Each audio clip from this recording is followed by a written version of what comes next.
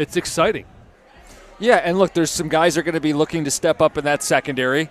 They need guys to step up in the secondary. And you focus, of course, on the offensive line, but it's critically important that these new guys get integrated in. Yeah, I mean, hey, Blake Miller, what's it like going from college to the pros? How does he make that transition? Cade Mays, new system, new teammates. There's a lot of newness, but there's no question just the talent that is in that room, the talent that is standing on that offensive line is much better than it was last year. Now it's a matter of how can they gel and make it, productive. We do have a little bit of baseball news. Yes. Trade deadline is today, 6 o'clock. Luis Arise being dealt from the Giants to the Philadelphia Phillies. Jeff Passan minutes ago with that report. Don't know what they gave up yet. No, but yeah, I mean, you knew Dombrowski was going to be active at the deadline. Blue Jays acquiring right-hander Jose Soriano in a trade with the Los Angeles Angels. Of course, they traded Kevin Gausman just the other day to the Cubs. Yep, and they traded 3 prospects for him. Don't know anything about the prospects right now, but yeah, there's going to be some more movement today, and the only thing we want to know is Casey Mize and Gleyber Torres going to be a part of this movement? 2.5 games back, 5 teams between the Tigers and the final wild card playoff spot. And they play most of them. They'll have a hand in it. Yep. Gut check. You think those guys are going to be gone? I think 50% of them will be. I don't know. I don't Which think one? Yeah, I'm not sure which one. I do think that the Tigers will send off either Gleyber or Casey. I'm hoping. I like both guys. I'm not trying to ship them out of town. I think Gleyber is the one that is most likely to be traded. Who do we have standing by in the studio? Well, you're lucky enough to have both of us. Hello. Oh, treat. Wow. Morning, boys. How about that? Welcome back, Gator. How you doing? I'm doing well, thank you. And football. How's football? You guys enjoying football? Is it football? Yeah. The roar of the crowd, the crack of the pads, it's all happening right now. Love it. Absolutely love it. John, I want you to come back with a full scouting report on Blake Miller this time tomorrow. Oh, I will. Yeah. I will. And you guys are down here next week, right? Well, one of us is down there next week. One of us is on vacation. Doug doesn't like football? That's what I heard. Doug loves football, but Doug might not be around for a bit. Doug should take a Comrex with him. We're gonna get caught up. Obviously, Gators back, and lots of reaction to the weekend that was.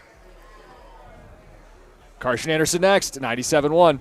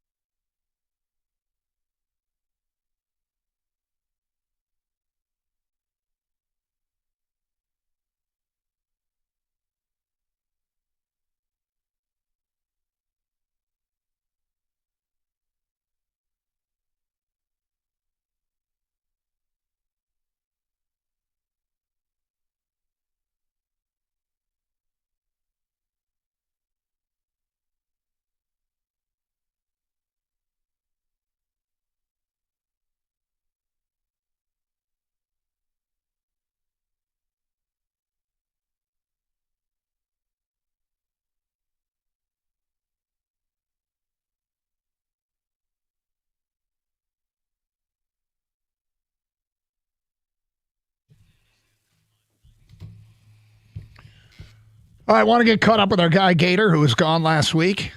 in a sec, but just a quick look at this deal that just went down in Major League Baseball because it could impact us.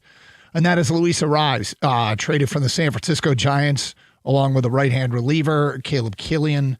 And in return, the Giants will receive starter Ramon Marquez, who is the Phillies' number 4 prospect, and a reliever, Marty Gare.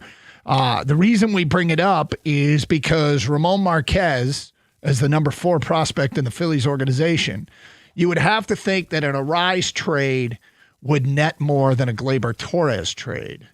One would imagine. Yes. Maybe not necessarily, but probably. Yeah, I think it's safe to say, although you could argue, if you're the Tigers, you would argue vociferously that what kind of value Torres has, because Torres has a higher on-base percentage than Arraez. Arraez just hits a bunch of base hits, and he's great at it, and you'd love to have a guy that's going to hit 320 in your lineup. Gleyber Torres is a guy that's going to hit 280 and get on base even more, and probably has more pop in the bat, too, although this year maybe not so much. Marquez, the pitcher they got, number 4 prospect, he's only 20, and he's pitching an A-ball. He's pitching an A-ball and high A-ball.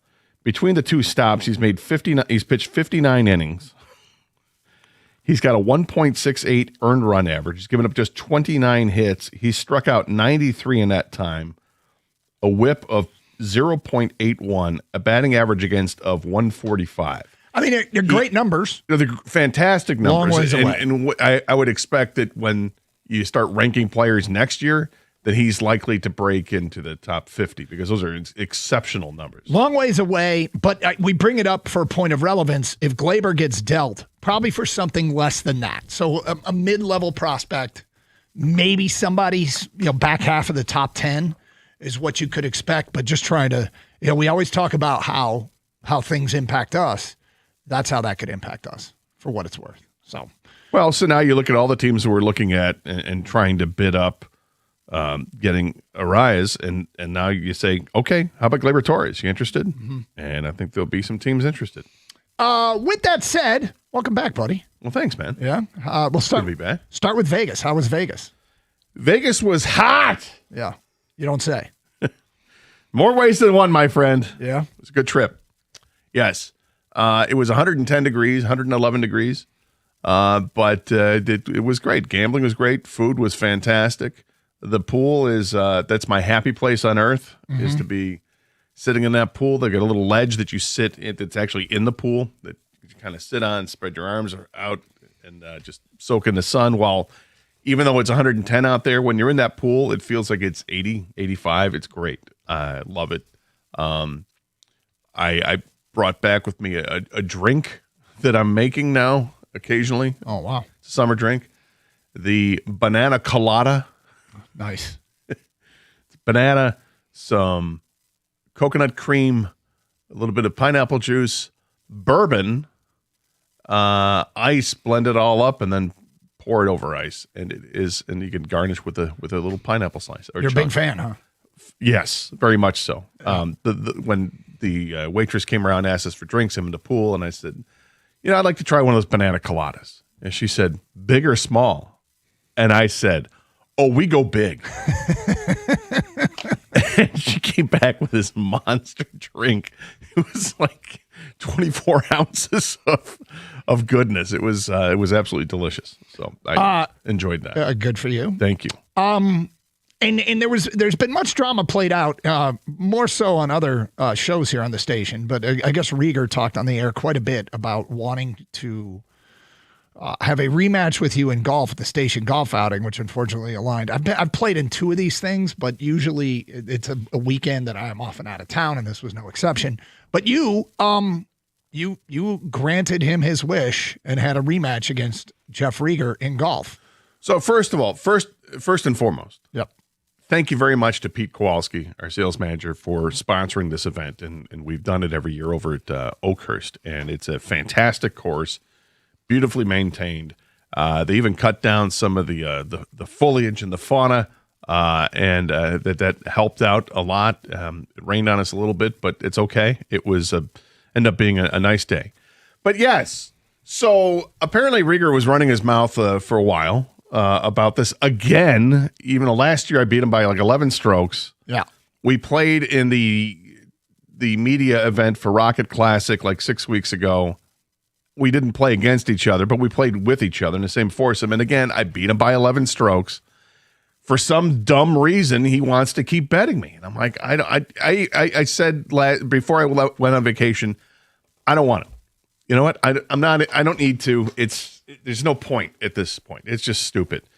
Well, Rieger takes offense to that and tries to call me out. He posted some 5-minute video on Twitter about it. And I was really thinking when I was driving out to the course on Saturday, what do I want to do here? Do I want to play or not in terms of against him? And I thought to myself, it would be really great to just deny him and keep saying no, because that'll get under his skin even more. And it would. So I wait, but then I said, you know what, to myself, I'll do it because the ATM is open. So if the ATM is open, I might as well take advantage. Somebody left their card in the machine and it's how much money would you like? Okay, fair enough. So I thought to myself, I'll do this, but I'm going to wait to the last possible moment. So we're on the tee box, the first tee box. And Rieger's like, I know. I don't know, Jeff. I mean, it's kind of fun watching you squirm this whole time, just not playing with you and watching it drive you nuts. I know, buddy. I'll do anything. Whatever you want to do. Anything? Yeah. And I thought, okay, how do I... Dude, this is Karsh Casino. I know. I'll do anything. I know. So I thought about combining a bunch of things, and then I just said, you know what? This means so little to me. I'll just make it $20. $20. Okay. Jeff. And he goes, all right, straight up? Like, yes, I'm not giving you strokes. Straight up, sure. So then in addition to that, because this is important, we had a bet in the foursome where Jimmy and I... The boss, Jimmy. Were taking on Rieger and Update Kid. Okay. And I believe we gave them a few strokes. Update Kid kills the ball. Does he? His first drive, I don't know how far it went, but I think it was close to 300 yards. He absolutely smoked it right down the middle, high, majestic, and Jimmy and I both looked at each other and go, uh-oh, that could be trouble. But so it's important because everything gets in Rieger's head. It just gets in his head. So... Because Rieger's gotten better. He has gotten better. His swing is much better. He's making so much better contact. And, to start off the round, I was a little squirrely. I'm playing a little bit of bogey golf, but I'm a little squirrely.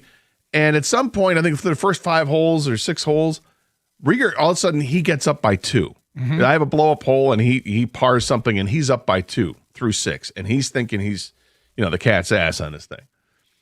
The next hole, I parred it, and Rieger takes a 6. So a 6 and a 4. So immediately wipes out his lead. The hole after that, I take a 5, he takes an 8. And the 8 he takes, the snowman that he takes, is one of the course snowmen, because the rules were from Pete, our sales manager, the worst you could take on a hole is double par. Okay. Rieger just picked up after 8. So that could have been 10, could have been 11. Sure.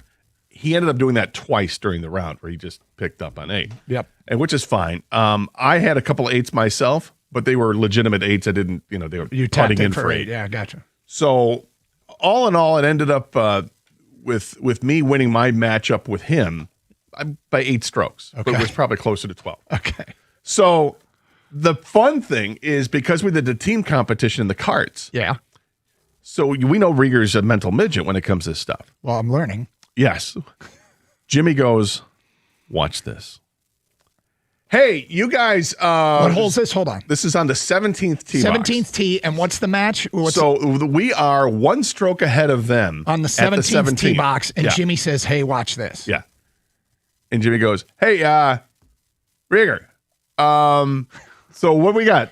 We have it at, we're up by 1 with 2 to go. Is that it?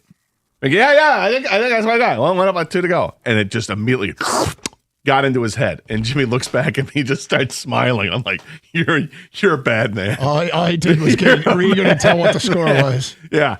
And we get to this 17th hole, and it's my favorite hole on the course. A big, long par 4, but it sweeps right to left, and it goes a little downhill. So if you're able to draw your drive, you're going to have a real nice chance in 2.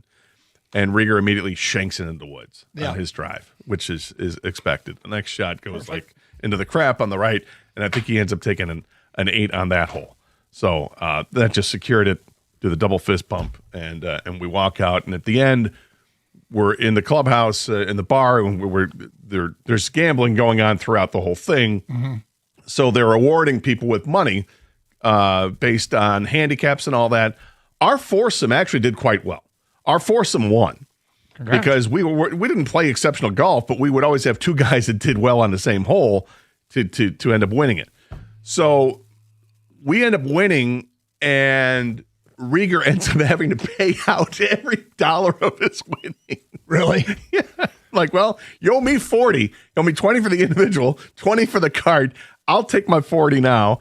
And then he owed Jimmy for something else. I think he owed somebody else for something else. I don't know if Rieger walked out of there with positive money despite winning a substantial amount, off the foursome. But that's Well, way to represent the show, my friend. Well Thank done. you. Yes. Thank you. Well played. yes. And Rieger says he's learned his lesson. So let's keep that in mind. I'm sure he Rieger has. says he's learned his lesson, and he's not going to challenge me again. And that's that. Did you bet him on that? It's so funny because it was going through my mind. He filmed the video after the round, and he's like, I swear to God, I'll never bet you again. And I should have said, I thought of it too. Like, I bet you will. But of course it did. That would have been too funny. Well done, Scott Anderson. All right, so Tigers make a big move. We want to hear what you think of the Skubal trade that have been talked about for weeks, if not months.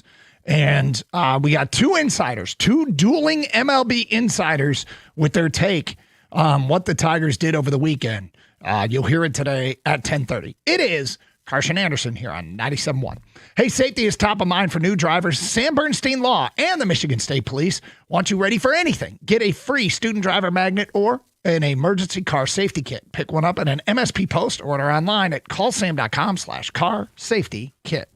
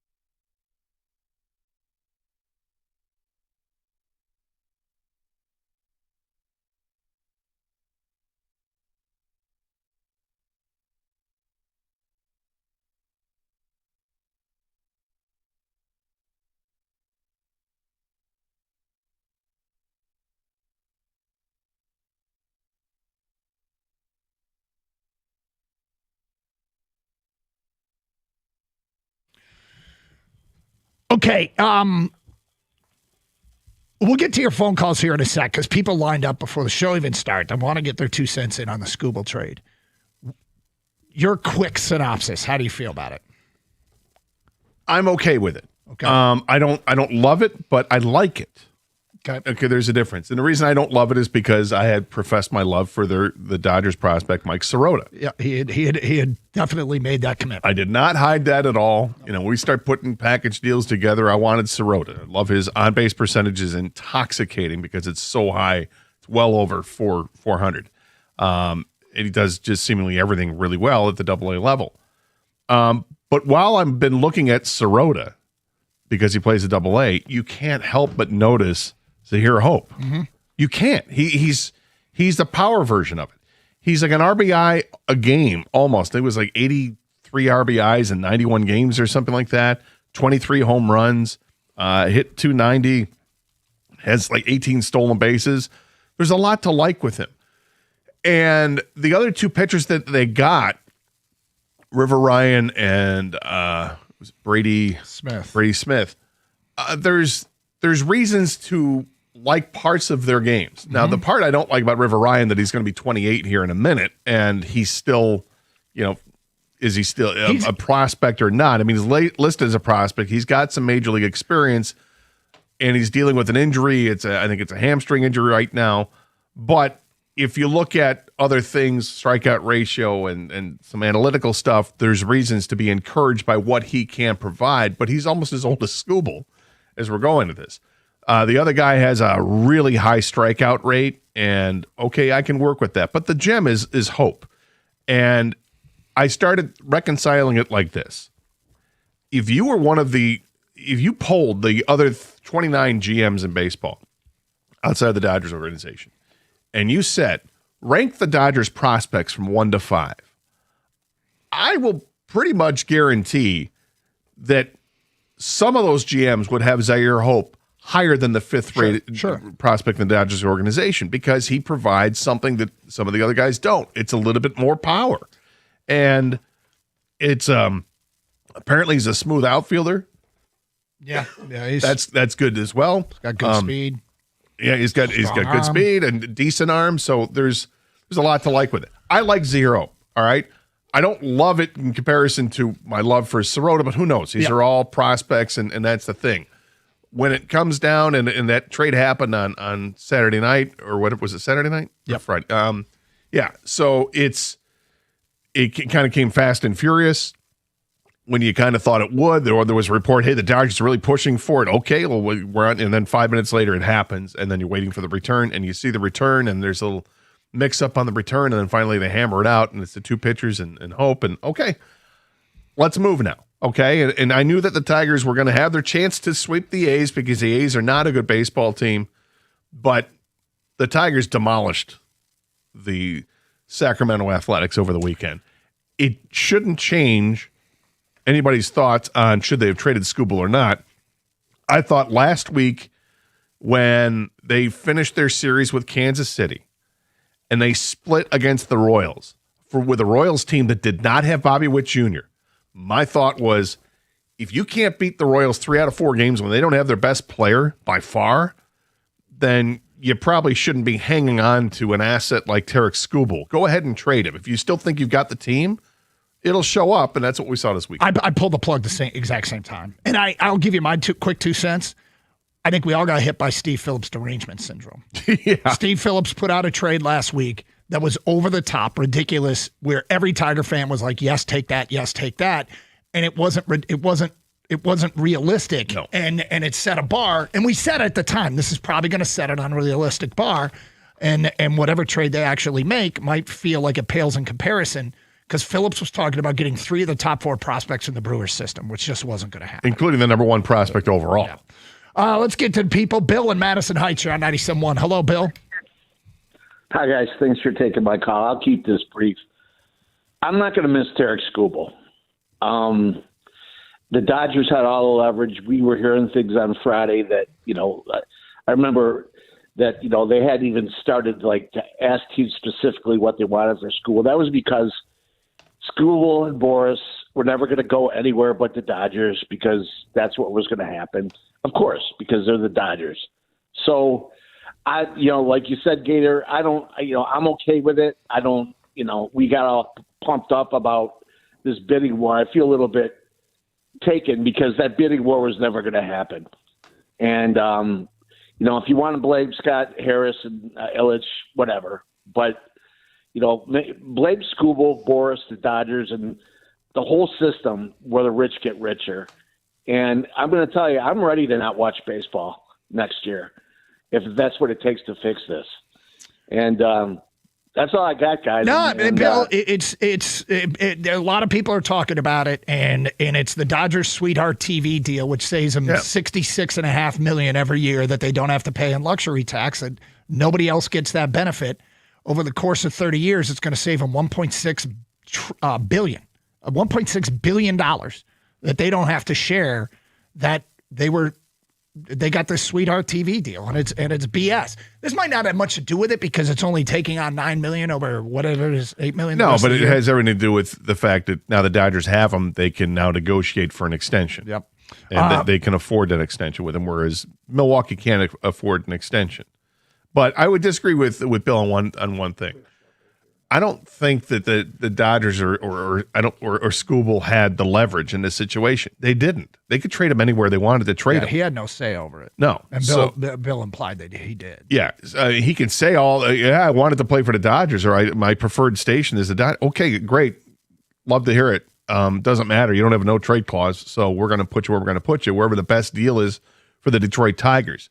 And that's the thing we don't know. We have no idea what other teams offered, but I would have to lean towards guessing that the Dodgers gave the best offer, and that's why they went with the Dodgers.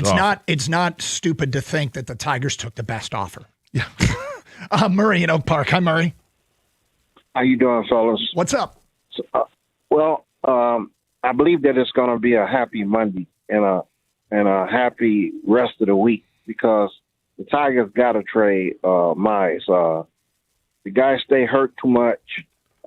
Trade him while he's on his feet and he has a pulse. We need a stronger bullpen arm, and they got to make that deal. Well, Murray, if you think that he's hurt all the time and you got to get rid of him, then what makes you think other teams wouldn't think the same thing? Well, it's a 50-50 situation, and you always need starting pitching. So I think the Tigers try to take the best offer when it comes to. But if that offer is nothing more than some lower level, non-top 10 prospect from an organization, are you going to take that, or are you just going to ride out the season with Casey Mize because he makes this rotation better for the rest of the season, where they're only 2.5 games out of the wild card? Well, I don't want to give him away. Yeah. Okay. There you go. Thank you. That's what I want to do. If there's a offer too good to no question, Murray, I think we'd all agree. I'm on board with that. Yeah, Murray, I think you're exactly right. You can't give them away, but if you got something that can help you, you shift, because you wake up and they're 2.5 out of the wild card. It's crazy, and yet I still want Scott Harris to be Skyping or on FaceTiming or Zoom calls, whatever it is. With I said it. Use a facsimile. Want him to be on the horn with Milwaukee. Milwaukee hasn't made their move yet. They need a pitcher. We got Casey Mize. Fire up AOL Messenger and see if you can get it done. Exactly. All right, we have our Champ and Chump nominations. I lied. We're going to have the Dueling Insiders coming up today at 10:46. It's interesting to hear different takes on what the Tigers did. You can decide which guy you agree with. That's at 10:46. Our Champ and Chump nominations today at 10:35 on this Monday. It is Carson Anderson on 97.1. Hey, sports fans, I'd like to talk to you for a minute about the best restaurant in the state to catch a game. It's Twin Peaks. With the restaurant experience really taking a nosedive and service really missing a mark, Twin Peaks is up their game. Starts with their culture, employees that believe in the brand and just flat out produce a better product. It begins early with the cooks coming in at 7 a.m. every day to prep those dynamite dishes you crave. Then, of course, the beautiful Twin Peaks girls delivering an experience you can't live without. And, of course, what brings it all together is sports. They boast wall-to-wall TVs, some as big as 98 inches, that brings you all the action that you crave. Scratch Kitchen posts awesome items like the house-smoked chicken wings, thighs, ribs, and the New York strips. So don't get me started on the bar. Outside of the cold strap beer you've ever had, poured at an ice cold 29 degrees, they boast an exquisite craft cocktail menu featuring a wide variety of tequilas, bourbons. Come see the difference today. By the way, Twin Peaks, their Madison Heights location, throwing their Peaks Elite photo shoot party this Thursday night at 6. 20 of the hottest girls in the area competing for the crown. Live DJs, giveaway, drink specials. You won't want to miss it. Twin Peaks, eats, drinks, scenic views.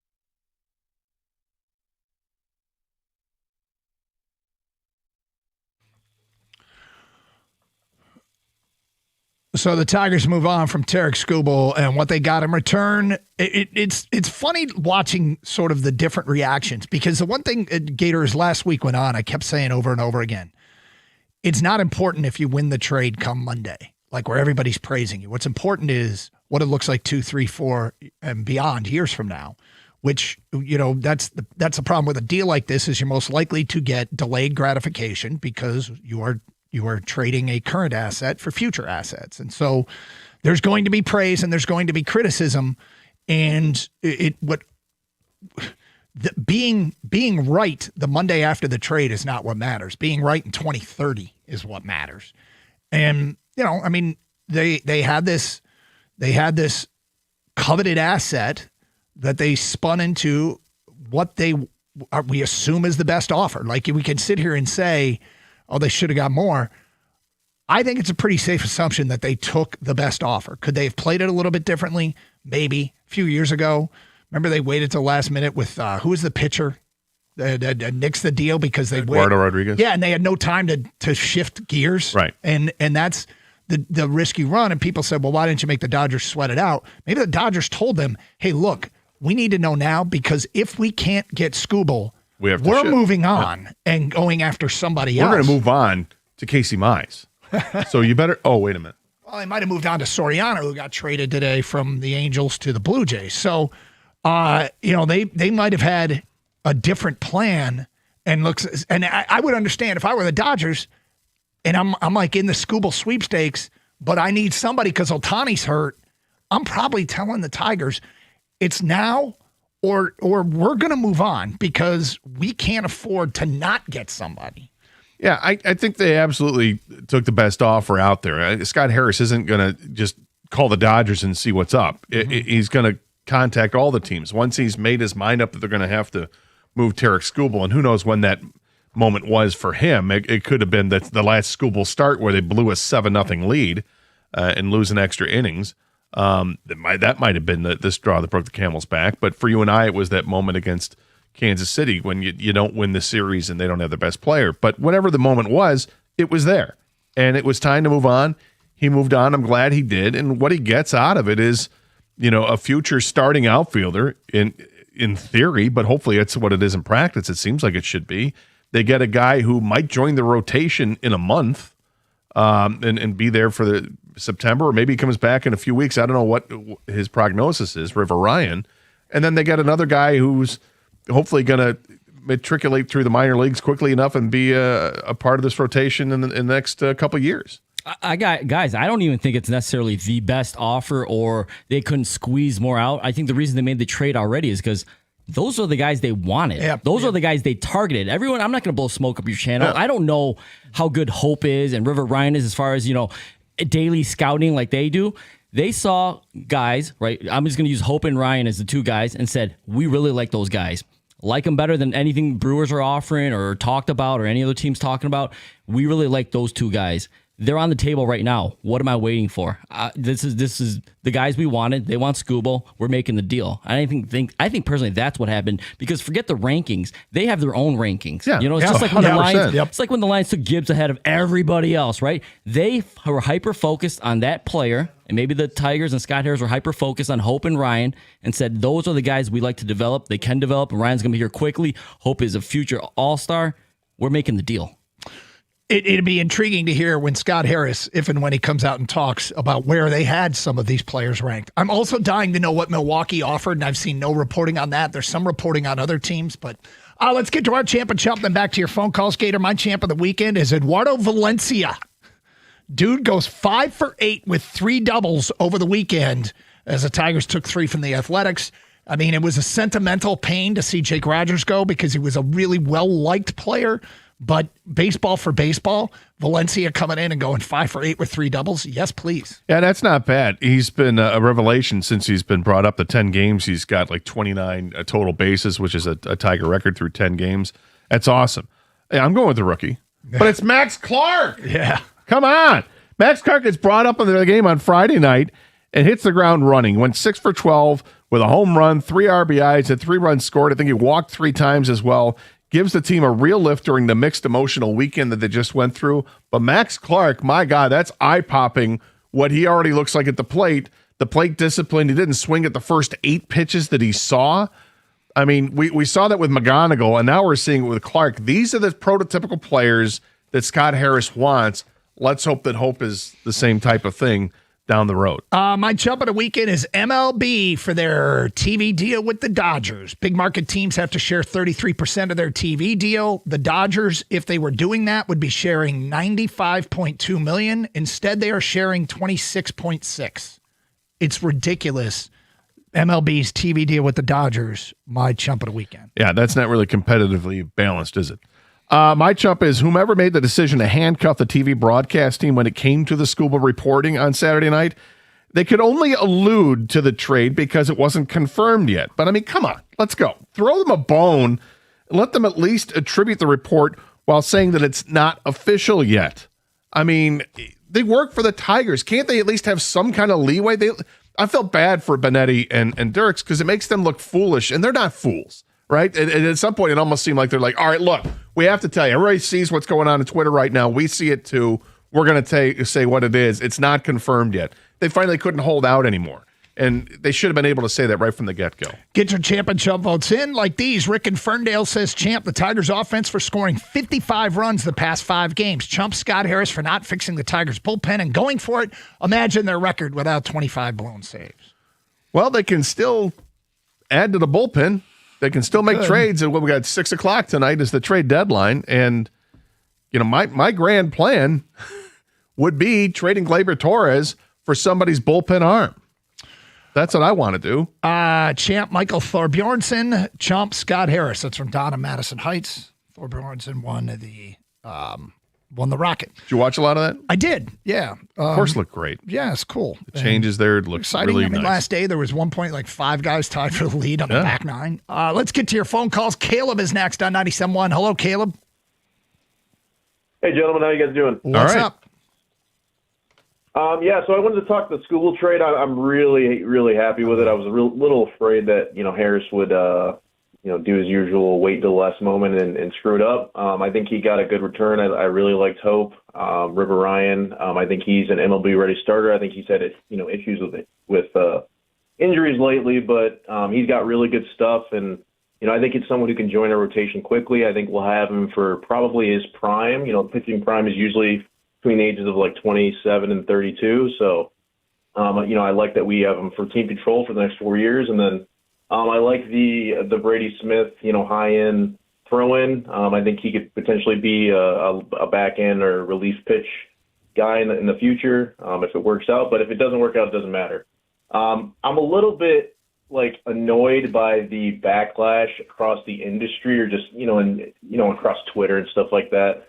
If you look at the history of, short-term rentals, this is the best haul that a team has ever gotten. And I know it's a Cy Young winner and everyone assumes that we should be getting like 5 top prospects, but it's a rental. in terms of the history of a rental, like this is the most that, a team would be willing to give up. They don't want to give up a ton for a team-month rental. So I think we should be very happy with what we got.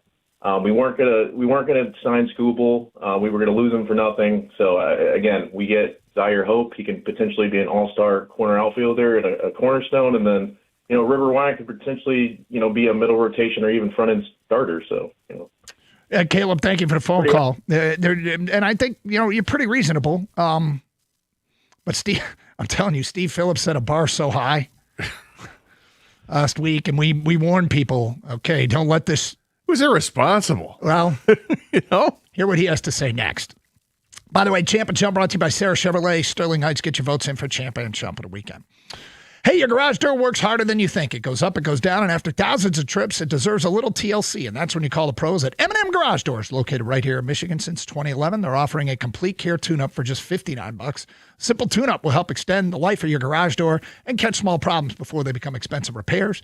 Their experienced technicians arrive ready to work and stand behind every job. Call 844-ONLY-DOOR or visit GarageDoorRightNow.com. M&M Garage Doors. Open your door to exceptional license. 210-220-6147.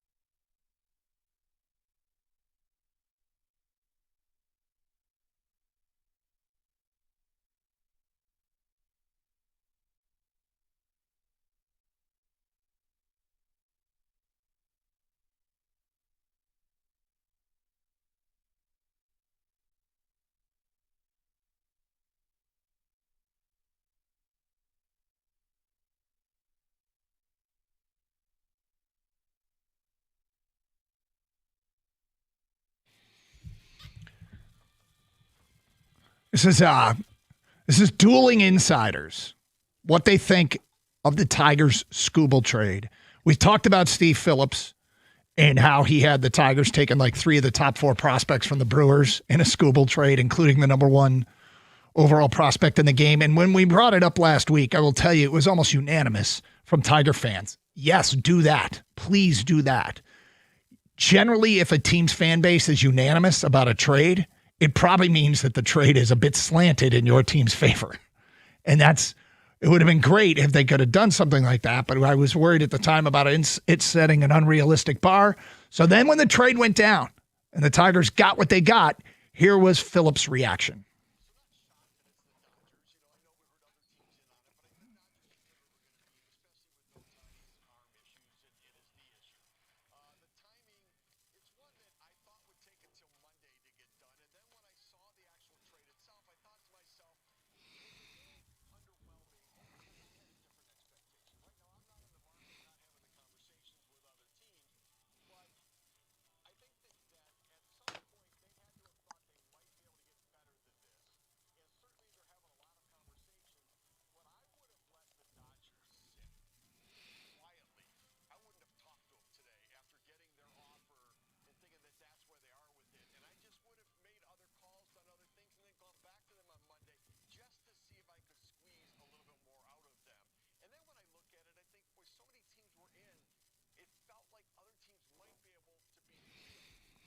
I mean, he thought so.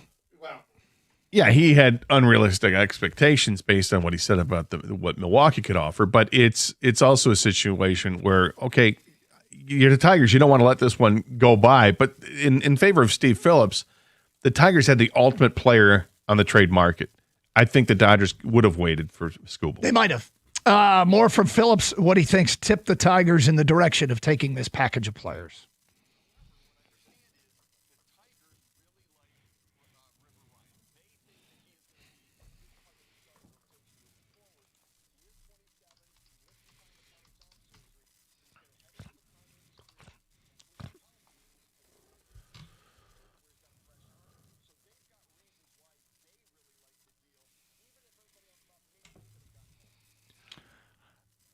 I mean, if Ryan's healthy, he might pitch for the Tigers this year. Yeah, he should if he's healthy. So get healthy, and we can see that.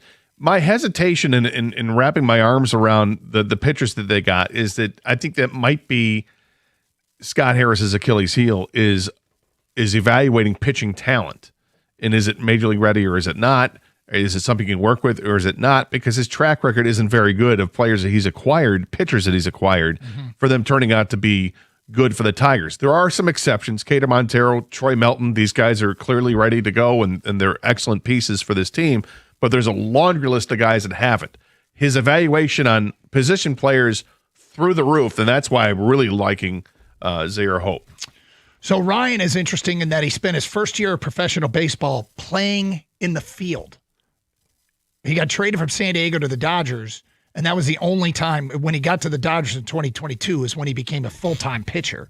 So even though he's a little older at 27, it feels like his career arc as a pitcher has just kind of reached the point where, he could be in the bigs now. It'll be an intriguing thing to watch moving forward. All right, so Phillips didn't love it, obviously. Here's Jim Bowden from The Athletic and the Foul Territory podcast. His thoughts on the Tigers' return.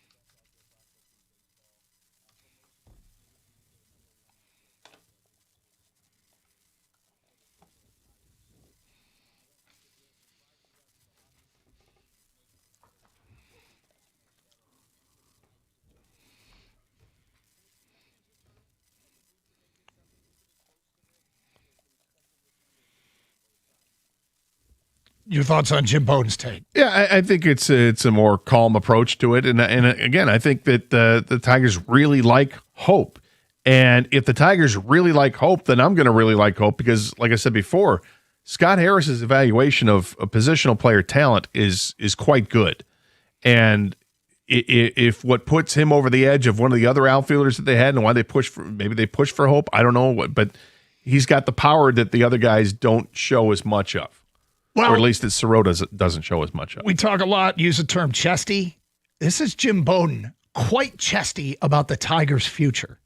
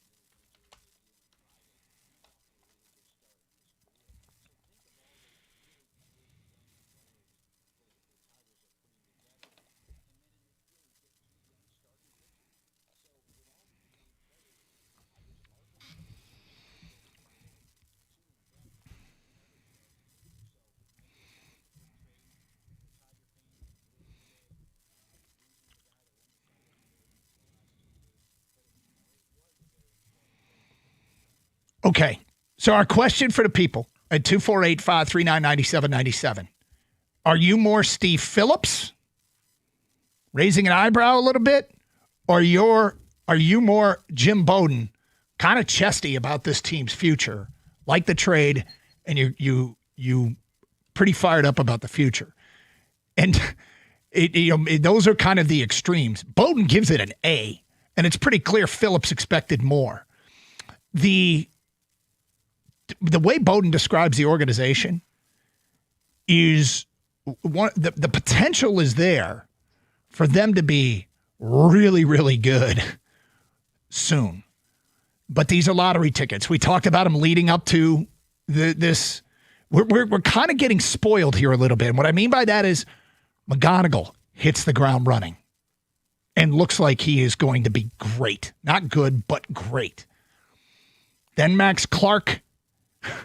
It's a weekend. Let's keep it under control. But how good was that weekend? Looks like okay.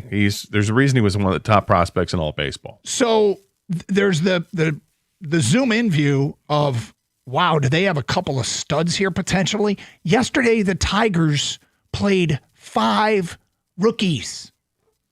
5 rookies and blew out the A's. And then there's the zoom out. The zoom out is Scott Harris have a keen eye for young position players? He just might. And keep this in mind, too. If you zoom out and look towards like next year, this rotation could have Jackson Jobe, could have Reese Olson, Troy Melton. You got Framber Valdez, Cater Montero. That's 5. Plus, you've also got guys like Ty Madden.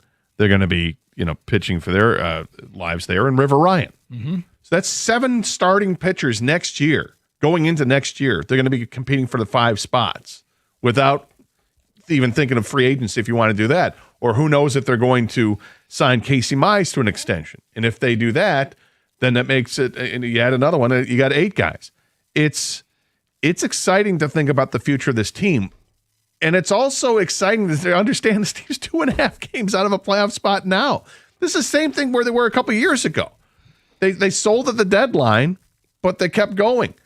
They have additions now to this team, like what we saw over the weekend, that are paying off, that are better than what they had 2 weeks ago before these guys were called up. Valencia is better than Kerry Carpenter right now. Kerry Carpenter's hurt. He's banged up, and he's been hurt all season. He's hitting 200 or whatever. Valencia comes in, and he's showing the power that they missed because Kerry Carpenter's out. and he's also hitting better. It's a short sample size. I got it. Max Clark comes in, and in one weekend, you're like, well, Jake Outman doesn't matter about him, and I'll take Max Clark out there in center field over Javi Baez. I love Javi's defense, but let's see what we got here. But meanwhile, Javi is hitting since he's come back. That's good to see. But it's another upgrade in center field. That's 2 position spots in the lineup, or 2 spots in the lineup that are better than what you were getting with just one move there. Well, with all that said, with the zoom in and the zoom out, bullpen's a mess. Short term's a mess. Well, long term, I don't know what they're going to do. The one thing that could help immediately is Job, who could come in and either assume a spot in the bullpen, which is what I would guess. And can one arm make that much of a difference down the stretch here for a team that might just accidentally sneak into this wild card chase? And then when you talk about next year, it could be a full-scale bullpen overhaul. It could be, and with the idea that they still have players that they can move to get bullpen arms right now during this trade deadline before 6 o'clock tonight. I mean, they can still make a couple of big-time moves, still get more prospects, and also at the same time get somebody that's going to help your bullpen out right now. Are you more Jim Bowden or are you more Steve Phillips? Do you like it or not so much? 248-539-9797, 97.1.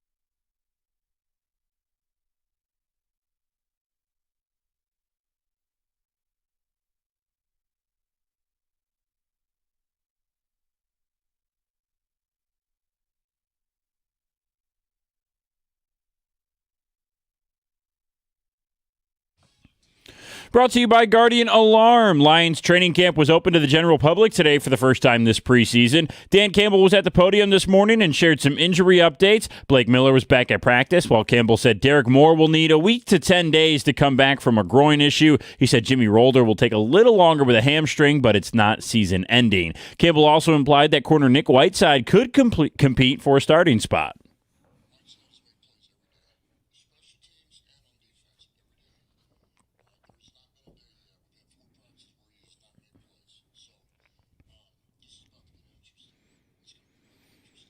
Tigers are off on deadline day, and the news cycle is heating up around the league. The Phillies have been very busy this morning, already making 2 big trades to acquire Mets lefty reliever Brooks Raley and Giants second baseman Luis Arraez. The Blue Jays also picked up Jose Soriano from the Angels this morning as well. Tigers have until 6 p.m. tonight to make any additional moves before the home stretch this season. They're currently 2.5 games back in the wild card. They'll start a series with the Mariners tomorrow. And the University of Michigan has announced its 2026 Athletics Hall of Honor class, and it includes legendary basketball head coach John Beilein, who went to 2 Final Fours and won 278 games as the head coach of the Wolverines. And the U.S. men's national team announced today that manager Mauricio Pochettino has agreed to an extension that will keep him with the club through the 2030 World Cup. At the Cornwall Health Sports Desk, I'm Brendan Shabath. For more, go to 97.1 The Ticket or Odyssey.com.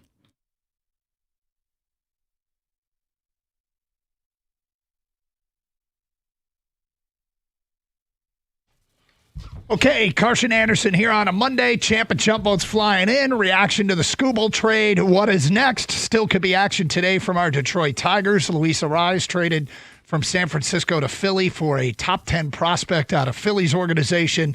I would imagine Gleyber Torres would get something less than that. Alfonso Soriano traded from the Angels to Toronto for a top 100 prospect. Casey Mize would get less than that. But perhaps those guys get moved on from, or the Tigers try to do that accidental sell and make a run thing again that they did a couple years ago, considering the fact only 2.5 games out. And the one thing that they've got, they got some juice right now. They got some rookie juice. They've introduced a bunch of new guys, and the offense has exploded with 55 runs over the last 5 games. And probably something that we shouldn't think of as sustainable, but fun to watch over the weekend, that's for sure. 248-539-9797. You ready to talk to the people? Let's go. Let's go to Stan in Shelby Township. You're next. Hello, Stan. Hello, guys. Gator, welcome back. I missed you. I always enjoy you. Thanks, Stan. And we are living in a time of abundance being a Tiger fan. I'm 100% with Bowden. I think that we're going to be able to trade Mize because he only has $2 million left, and any of the teams on the luxury tax, it's only $4 million. I'm thinking Ronaldo Lopez from, even though he's on the injured list, I think he's going to be somebody. I like currently the Tigers are the 8th ranked WAR for second baseman. The Red Sox have the 24th ranked WAR. And they have 2 AAA pitchers, John Holobetz that hits 96, and Tyler Urberstein that's going to be, he hits 97, and different ages. And I will say this about my Tiger was like you, was, Valencia. He reminds me of J.D. Martinez. And my question to you guys is the fact that they brought up Max Clark at such an odd time, in a way acknowledging they should have brought up McGonigal for last year's pennant run. No, I don't think so at all. McGonigal had played at Double-A last year. I think that they've been pretty open and honest about what they expect from their minor league players before they get the chance to come up. And McGonigal just pushed it in spring training where he deserved the spot without playing a single day in Triple-A. Max Clark showed in spring training he needed some seasoning. They needed to see what he could do at the AAA level. And Max, over the last 6 weeks, really kind of started hitting his power stride at Toledo and got the opportunity with the Vierling injury. But I think we all were like, okay, who's going to get the call? Because Outman is not the guy. No. And, Vierling, frankly, even before the injury, wasn't doing it. Clark's timing is a little weird because if they did it 2 weeks later, he'd still hang on to rookie status. But that's sort of a nuance of the game. And if he's ready, he's ready. And he looks like he's ready. By the way, I might have said Alfonso Soriano and I meant Jose Soriano. So my apologies. Bob is next on 97.1. Hello, Bob. Hey, how you guys doing, man? This is Bob down in Tampa. I'm the idiot that passed back in May on that game when the Tigers were in town. I was talking to you guys on the radio about it. Yeah, you called us, and then that night you said you weren't going to go to the game, and then that night something special happened. I can't remember what it was. What happened? Well, I think the Tigers hit back-to-back home runs or something in the first inning or something. And you could have been there, but you called us to say, I'm not even going to go. Yeah. Well, anyways, I just wanted to say that I know I was pretty stupid there. It's okay. It's all right. But I agree. I'm pretty much concur with what you say, Gator. I like the deal, but I don't love it. And what you guys didn't mention, and I'm sure you're thinking about it, is what I didn't like about it. I prefer Sirota, is that we got another left-handed bat. Like, we really need more left-handed bats. It would have been nice to get a right-handed stick like Sirota, but I do like the deal, and I know people that's friends of mine and other people that are saying, they're just crying about it and everything. I'm saying, look, you got to lose a guy for nothing. At least we got something, and I'm really pumped, like Jim Bolden said, for our future, because I think it's bright, and now that we got another left-handed bat going, I'd say bring up Max Anderson next so we can get another right-handed bat in the lineup. Here, Doug, what have I always said about the right-handed hitting a left-handed? If you can hit both sides, it doesn't really matter. And Zaire Hope has proven that, right? He's hit .323 against lefties this year. As a left-handed. Oh, wow. I didn't know that. So I don't care if you're right-handed or left-handed. I care if you can hit left-handed pitching. It's applicable in some players' cases, for sure. You know? But it's the same thing with Max Clark. He was in the whole series facing left-handed pitching. Didn't matter. No. As long as you can hit left-handed pitching, it doesn't matter if you're hitting right-handed or left-handed. So he brought up something about you're going to lose him for nothing. I don't. They would have lost him for nothing had they. Skubal? Yeah, had they not traded him. I don't like telling fans how they're supposed to feel or making rules. But you tell me if this rule is fair. Okay? Mm-hmm. If you are in the you have to trade Skubal camp, you have to do it. Is it a fair rule to say you're not allowed to bitch about the return? I think that's fair. Okay. Because we got tons of those calls that you had to do it. My favorite was, if you don't do it, you set the organization back years, as if the return was a guarantee. Like you were guaranteed to get great players back. And you were getting what we described, I think accurately, as lottery tickets. Now, not trillion-to-one lottery tickets, but they're lottery tickets. And you hoard prospects and hope that some of them hit. And if you're good at your job, you have a better chance of, if you're a general manager that's really good at identifying young talent, you have a better chance that those guys hit. But if you have been in the camp screaming from mountaintops, and many of you have yelled at us, that you have to trade Skubal, then so we're going to agree upon the rule is you can't complain about the return? I think it should be the rule. Okay. What I'm hopeful that this is not, right? Because everybody brings up the return that the Tigers got for Justin Verlander when they moved him. Mm-hmm. And they ended up getting Franklin Perez, who at the time was the gem of the trade because he was this young 20-year-old, I think he was left-handed, a pitcher who had pitched at Double-A and looked really good, but had gotten hurt and then unfortunately never really matriculated through the minors at all after that point, even though he spent parts of like the next 4 years in the Tigers organization. They also got Jake Rogers out of the deal, and they got Daz Cameron out of the deal. And I remember when we were talking about it at the time, I was saying, well, when it comes to Houston, that Kyle Tucker was the guy I really wanted from the organization. He was in the minors, and he was I just wanted Kyle Tucker. And I'm looking back, and I'm hoping this isn't the same thing that I'm going to look back and say, I just wanted Sirota. If it was a 1-for-1 deal, I don't care. Just give me the one stud rather than taking the scattershot approach.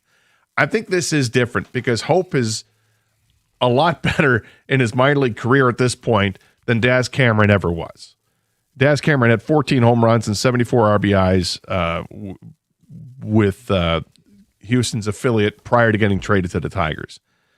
This guy has 23 home runs and 80-something RBIs, and he's stolen the 18 bases. Looks like it could be something special here. And I'm hoping that's the case, and that I'm not going to be ruining, and the Tigers aren't going to be ruining that they didn't hold out for one of the other outfielders. But there's a reason to have hope for hope. 248-539-9797. Noah in Shelby Township, you're next. Hello, Noah. Hey, guys. How are you doing? Excellent. Just wanted to kind of follow up on the kind of Mize and Torres as far as, what I'm looking for and what I'm hoping for, whether we move them or not. Yep. But the first question I have is, do you guys know what the comp pick is for Casey Mize if we offer him the qualifying and what round it would be in? I don't. We'll look it up, though. Okay. So really what I'm looking at is, does the value match for a prospect for Mize with that comp pick, right? And I think many people, I'm sure it's what Harris and all them guys are looking at. Yep. I think realistically between Torres and Mize, my return, I want at least a guy who is in the top 5 to 10 range for Mize. That'd be my goal. And someone that's borderline in that 10 to 20 range for the Tigers' top prospect when they come over to us. Ultimately, I think that's the goal, because I look at it as, with Mize, I think if it's borderline a first-round pick, I'm sure the guy's going to be ranked in our system between 1 to 10. Usually it seems that's the route. So ultimately, if the value's there, I make the move for both of them. But I think for sure Torres is the answer right now to move. And then if you get the right pick for Mize, the right guy, then I make the move as well. Okay, so quick Google search here, Noah, and I'll read this. If the Tigers extend a qualifying offer to Casey Mize and he signs elsewhere, the compensatory pick depends on their luxury tax and revenue sharing status. A pick after the competitive balance round B, normally after the 4th round if they exceed the luxury tax, or between the 1st round and round A if they receive a revenue sharing and he signs for $50+ million. So it's yet to be determined what that pick would be. But it looks like it would likely be, if they give him an offer and he doesn't take it, that it would be after the 1st round. Oh, I don't know. It depends on what he signs for. Well, I mean, you're talking $50 million. So I think that he's not going to sign a 1-year deal with somebody. He's going to sign a multi-year deal. Is that $50 million per year or $50 million? I think it's $50 million total. Maybe. Yeah. So, but as far as the trading and would you trade Mize? Would you trade Torres? Yeah, I'd look to trade them both, and I think it's going to be tougher to absorb the loss of Mize in the rotation. But you're doing this hopefully that you're getting River Ryan to come into this rotation and do something. I don't know if it's probably way unrealistic to expect it to be as good as Casey Mize. The Torres portion of the trade, I'm trying to angle to get bullpen arms for Gleyber Torres. There's a market for Gleyber Torres. There's a market for Arias. And they're similar players. They play the same position. Arias is a little more versatility, but you're talking about a second baseman who gets on base 39% of the time. Are you talking about bullpen arms that they can use now, or bullpen arms? I think it's going to be really tough to do, man. What team in competition has excess bullpen arms? What team is trying to win now? I'd have to look closer at it, but that's what I'm looking at, or at least looking at somebody's. They have arms in AAA that look like they're ready to come up. I think that's pick. a hard needle to thread, Scott. But I do. You can get somebody that definitely is useful down the road. 248-539-9797. Or you offer up some of your prospects to other teams that aren't going to be going for it to get one of their bullpen arms. It's Carson Anderson, 97.1.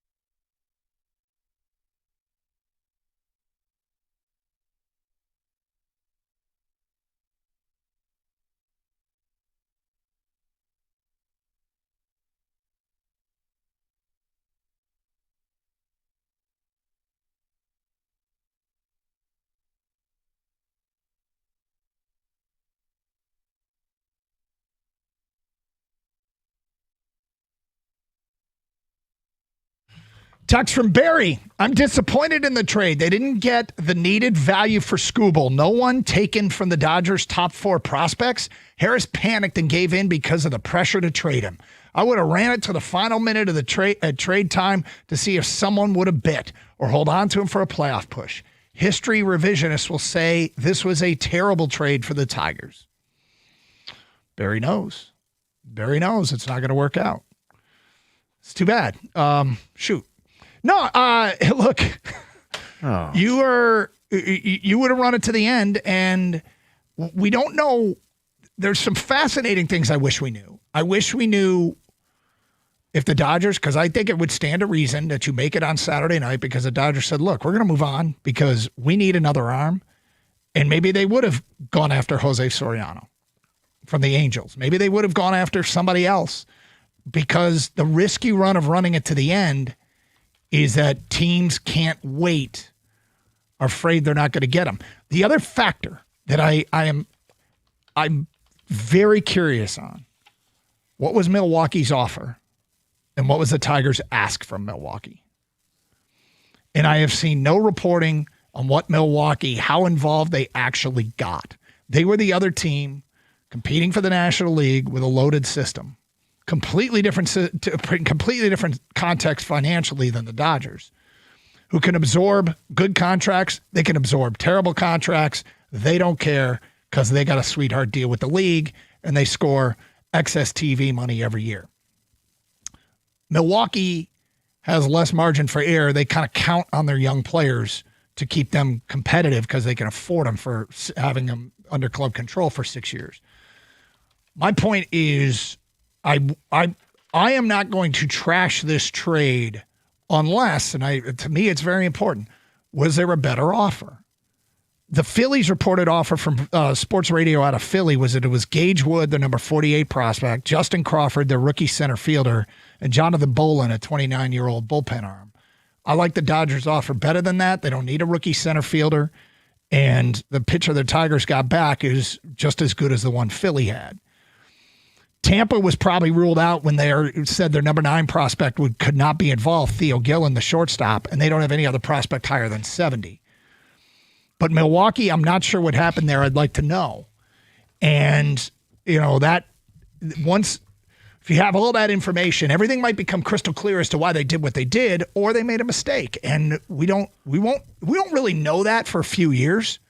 Our guy Barry knows it now, but the truth is you really don't know for a couple years. No, you don't know. And the other thing is there were reports that Milwaukee had no issue paying the $9 million to Skubal for the remainder of the season. That's what they say. Now, it says that say that publicly, but privately, are they like, yep. Maybe getting a little gun shy here. Maybe we don't want to have to be $9 million on the hook. Maybe we can get something going with one of these other guys, and perhaps Casey Mize is one of those other guys. The one thing Barry said, though, to his credit, is he would have run it to the end, and if he got no better offers, he would have kept him. He was perfectly comfortable with keeping him. Many people weren't. I was not. And, after the Kansas City series, I just can't count on this team's bullpen. Like, we've got ample evidence that in spite of all the good that can be done elsewhere with the lineup and the starters, the bullpen has undermined any realistic shot this team has of doing anything of substance. Well, and something else to keep in mind, I keep talking about the guys that they have that they can trade. They can still trade, Flaherty or Finnegan, Mize, and Torres are the 4 guys that they have that are unrestricted free agents, that you could trade any of those guys and try to get something. They still have prospects that they can offer up. And if let's say you trade Casey Mize and you get some more prospects. Well, how many more prospects do you want before you realize we're kind of flush? Mm-hmm. Now we can use these prospects that we have currently and trade them away for other talent. Like you can trade Jace Young and somebody else to get bullpen arms. If you see somebody you really like, maybe you want to pull the trigger and give up a Jose Briseño to get that stud back end of the bullpen kind of guy. I mean, they have moves that they can still make that would make sense, because if you're going to trade for any kind of bullpen arm, I'm hoping that it's somebody that's going to have years left on the contract. We had talked about Mason Miller before, but that doesn't look like that's going to happen for anybody. But something like that, somebody else's closer or setup guy who looks like he's a closer of the future, make a move to get somebody like that. Let's get back to your open line calls. We go to Jordan next up on 97.1. Hello, Jordan. Hey, how are you guys doing today? All right. Okay. Glad to hear. Listen, I'm glad that Gator's back. I wanted to talk to you guys because, to me, it seems like there's a big differentiator between the Dodgers and just about every other professional organization. They are completely serious in day-to-day, month-to-month operations in terms of winning, and it seems like every other franchise is just, hey, what are the ticket sales like? Are fans showing up? This whole last saga, couple months, kind of exemplifies that. And I feel like if we had just traded Skubal back in December, waved the white flag that, hey, we're not going to sign him for a crazy contract, and maybe we could have got Sirota and Tibbs back then, or maybe even Hope is a better prospect. To me, this just exemplifies the difference in organizations between the Dodgers and the Tigers. Well, the Dodgers right now are running like there's a reason that they've got the back-to-back World Series championships and looking to do the three-peat for the first time in forever. And they're largely aided by this TV contract. It's ridiculous. It's why it's Doug's chump of the week. But you can be mad at them for that. But the reality is they know how to find young players. They've done a really good job of drafting. They do an incredible job of drafting or signing international talent, and they are absolutely stocked in the minor leagues. And all these guys are blocked at the major league level because they can go out and buy whoever they want. And they still didn't give up the top 4 prospects. I will give them credit for their ability to draft, identify young talent. They've done a wonderful job. To try and say that it shows that they're ultimately committed more so in the difference between the Tigers and the Dodgers. Here's another difference. A 25-year, $8 billion TV contract with which they get to keep like 90% of the money instead of sharing it the way other big market teams have to do. Their tax should be over $90 million. Instead, it's in the 20s because the Dodgers had gone bankrupt. Major League Baseball came up with this sweetheart TV deal. And then the Dodgers went out and landed a TV deal for way more money than Major League Baseball had anticipated. And suddenly they've got this carve-out that will last for 25 years that makes them this financial juggernaut. And I guess, yeah, the Dodgers are, quote, more committed. The Dodgers also have this amazing built-in advantage over literally every other team. Do they draft well? Yes. They draft really well. Lou in Greenville, you're next. Hello, Lou. Yes, sir. Harris would have to admit that he was wrong, but I want you guys to look up the name Liam Hicks. He was given to the Marlins by the Tigers last year because he didn't fit the mold of a modern, he's kind of like a Moneyball player. The guy plays first base. He's a functional catcher. He has better numbers than Torkelson. He has numbers comparable to Dingler. They got 5 years of control over him. Now, Harris would have to, and supposedly he's a hot contest. I guarantee if you look up the name Liam Hicks, you're going to be shocked. He was a Tiger farmhand that they traded for Carson Kelly a couple years ago. Oh, they did actually trade for him. Oh, I thought they just gave him away. No, they traded him and Tyler Owens for Carson Kelly. Oh, okay. Here's the guy. No, I'm sorry. No, my apologies. My apologies. They got him back for Carson Kelly. I screwed that up. My bad. And Miami selected him in the Rule 5 draft. Yes. Yeah, my apologies. And like you could just, platoon this guy with Torkelson, and then you could catch him. The only reason Rogers was on that team is that Skubal wanted him on that team. Now you can have a guy who can platoon, platoon, just give Dingler a rest. You're not giving Dingler a rest with a guy who hits 140. You're giving Dingler a rest with a guy who hits 2. Well, how about they have Valencia now, who's doing a hell of a job. Yeah. I mean, I'm still mad they don't have Willie Adames. I mean, be mad about a lot of guys that they passed on and did whatever. All right, straight ahead, the best of what Drew Petzing, the new OC, told our morning show. That is next here on 97.1. Looking to upgrade your outdoor space? Builders First Source has you covered. With 4 Metro Detroit locations, they specialize in top-quality composite decking, and it's brands that you can trust, like Trex and TimberTech and AZEK. So whether you're a DIYing enthusiast or maybe you just need a certified installer, their expert team at Builders First Source will help you build the perfect deck that stands the test of time. Visit one of their locations today in Lapeer, Auburn Hills, Clinton Township, or Shelby Township and discover why Builders First Source is your go-to for decking. Quality, service, and unbeatable value. That's the Builders First Source promise. Search buildersfirstsource.com.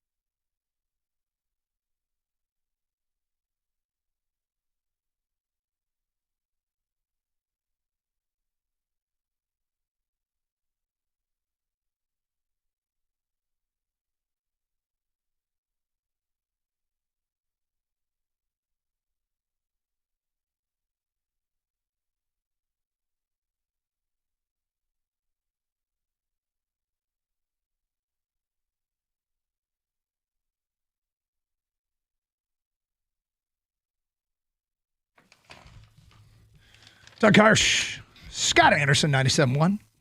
Obviously, baseball and the Scooble trade deadline stuff. It's a big deal, but so is the Detroit Lions training camp underway. And today was the first day they were padded up. And our morning show was out there and had a chance to talk to new offensive coordinator Drew Petzing. What we like to do is give you the best of what he had to say, bring you some insight into what the new OC is thinking and what they're doing out there at Allen Park. And we start with one of the biggest topics on the agenda this year for the Detroit Lions, the revamped offensive line. What are the early reviews? Here's Drew Petzing.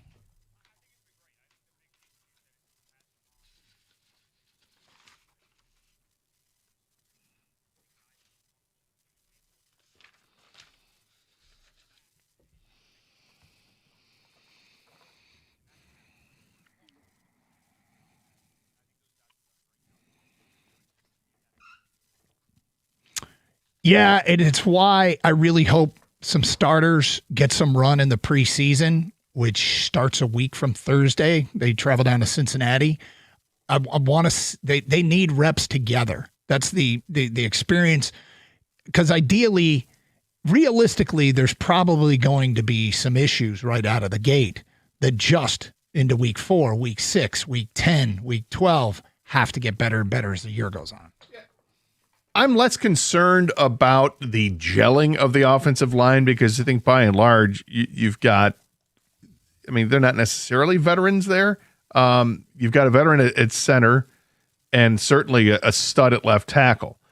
The guards have played. They played a full season, and we're hoping that that they're going to be ready to go. And then you've got a rookie at right tackle, perhaps. It's not the gelling. To me, it's picking up the system. That's the hardest part because everybody's going to have to learn together on this thing. And the quicker they figure this out, the better they're going to be. All right. A big part of this is the rookie, Blake Miller, the first round pick out of Clemson. What does he see so far from young Blake? Here's Drew Petzing.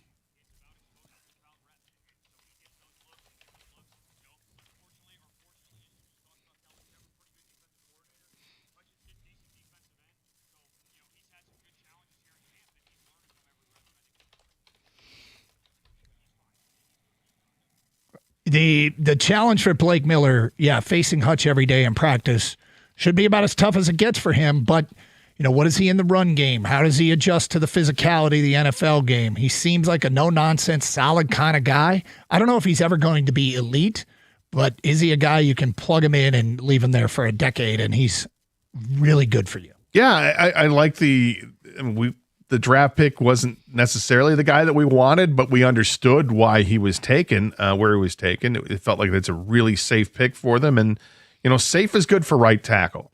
You want your stud to be on the left side. They have their stud on the left side to protect the blind side of the quarterback. So I do agree with them. Going iron sharpens iron, as they always say, and you're going against the top guys, it's going to help you out. Now, I don't know how much Hutch is going to line up on that side, but they're going to do whatever they can to get Blake Miller ready to go. I feel like Miller profiles as sort of Taylor Decker. I feel like Decker was one of those guys pick. Was never going to be considered amongst the top 2 or 3 at the position in the league, but was always pretty dang good, right? Yeah. Okay, next up, will this translate into a better job of running the ball, short yardage, crunch time? Here's what Drew Petzing had to say.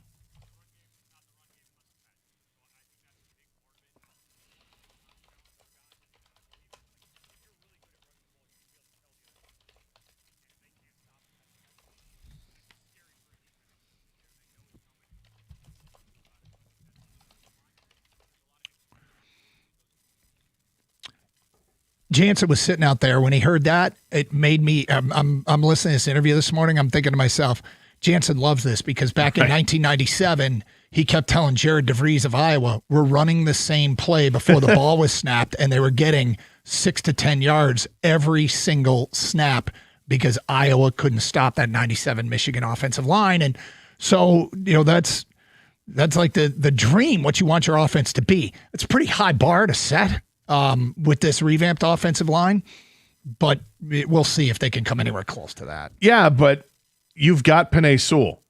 So anything is possible when you've got the most athletic, most gifted offensive lineman in the game, arguably. And you couple that with hopefully real soon a Jahmyr Gibbs. I mean, we expect to hear the extension given to him any day now. He's at practice, which is great. But, it's fun to hear him talk about the running game, Petzing, because that's the part you can absolutely control games with being able to run the football. And as long as you're getting positive yards and you keep moving the chains, it's going to be nothing but good news for the Lions offense. Okay, so obviously the offensive coordinator and the quarterback have to work hand in hand. And since Petzing has come over to Detroit, he's had a chance to start to work with Jared Goff. And here's what he has to say about the relationship.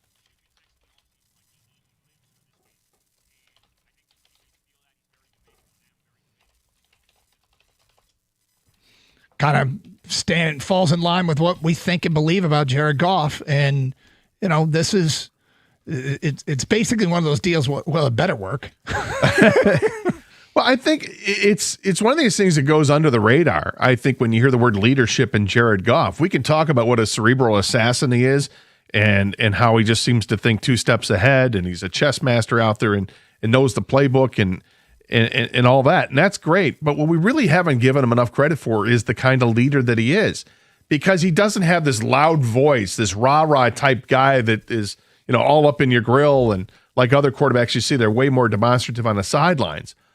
But what he is quietly confident. He's efficient as hell. He knows what he's doing. And I like the last line there where he said he's demanding of his teammates and of himself.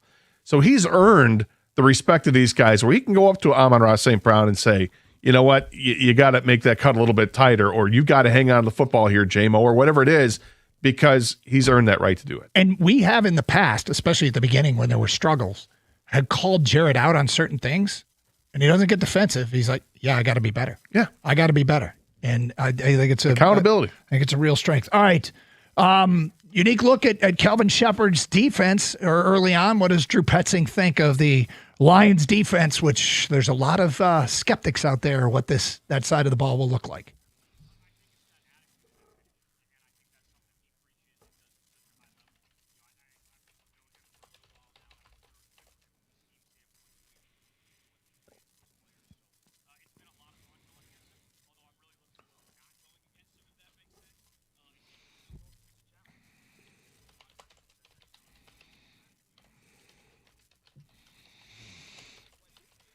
Okay, so that was on Calvin Shepard in the Lions defense. One thing that happened today that was intriguing was people say that Kirby Joseph and Brian Branch were running around on the side and looked healthy-ish. We'll see. It's such a huge variable that could get plugged in, one of them or both of them, hopefully at least one of them before this year is done. Those guys are so important to this team and to the defense overall. I think it's encouraging to hear that. I think we all expect that Kirby Joseph is going to, be with this team early in the season. Hopefully, it's from day one when they line up for week one.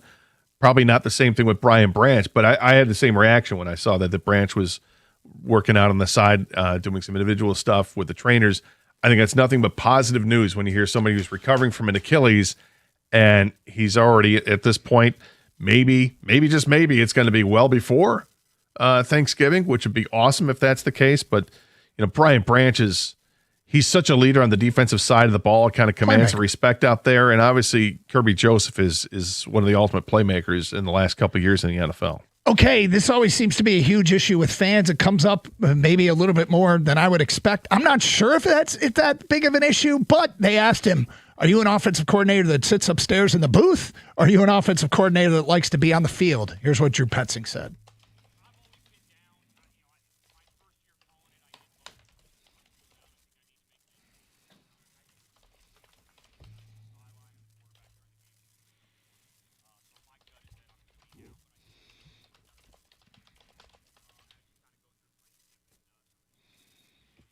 So there you go. Yeah, and that's something I've always appreciated when the coordinator's on the on the side, the offensive coordinator was on his sideline, because there is so much communication that needs to take place with the quarterback. Okay, defense is on the ball. Let me sit next to the young man. We'll go through the tablet together so we can both make sure that we're on the same page, as opposed to me being 120 feet up in the air and trying to communicate over the phone.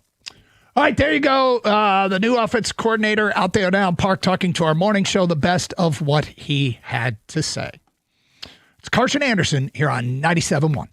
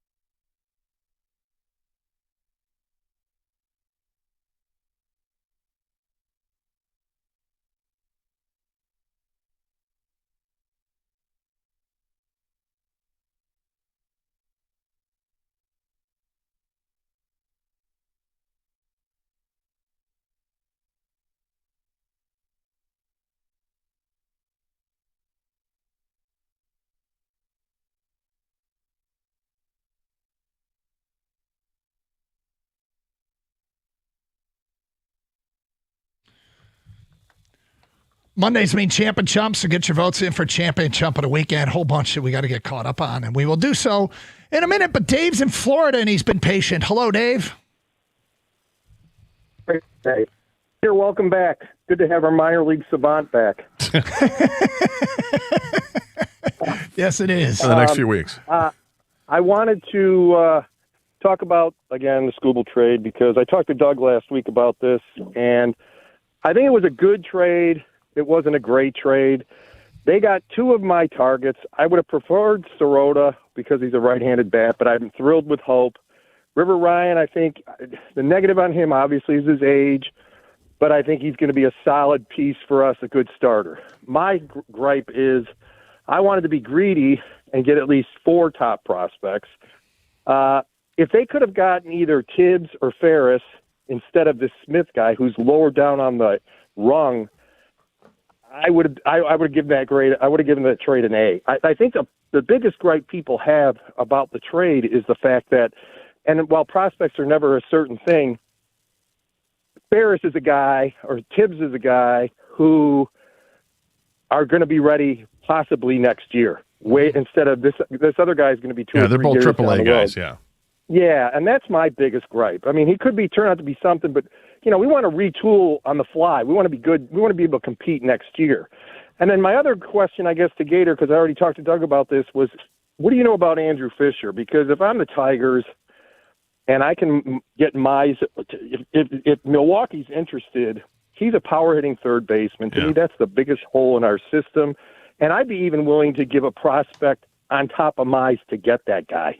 Because I've looked at the minor league rosters for most ready third baseman. There aren't any out there. Very few, not for a few years. And I think he would be a huge get for the Tigers. And then I think again, my argument again, if we had Ferris, we'd be replacing 2 starting pitchers. Well, except Ferris is having a horrible year at AAA this year. I mean, really bad. ERA north of 6. His WHIP is like 1.7. Batting average against is approaching 300.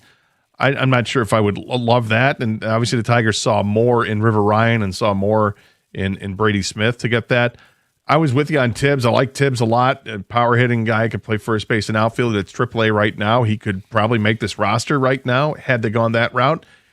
They didn't. They chose to get the 2 pitchers that they got instead. As far as Andrew Fisher's concerned, the third baseman prospect in the Brewers organization, I mean, the number that jumps out at you, he's hit 34 home runs already this year, and he's playing at AA ball. He's got a nice on-base percentage of well over 400 at this point.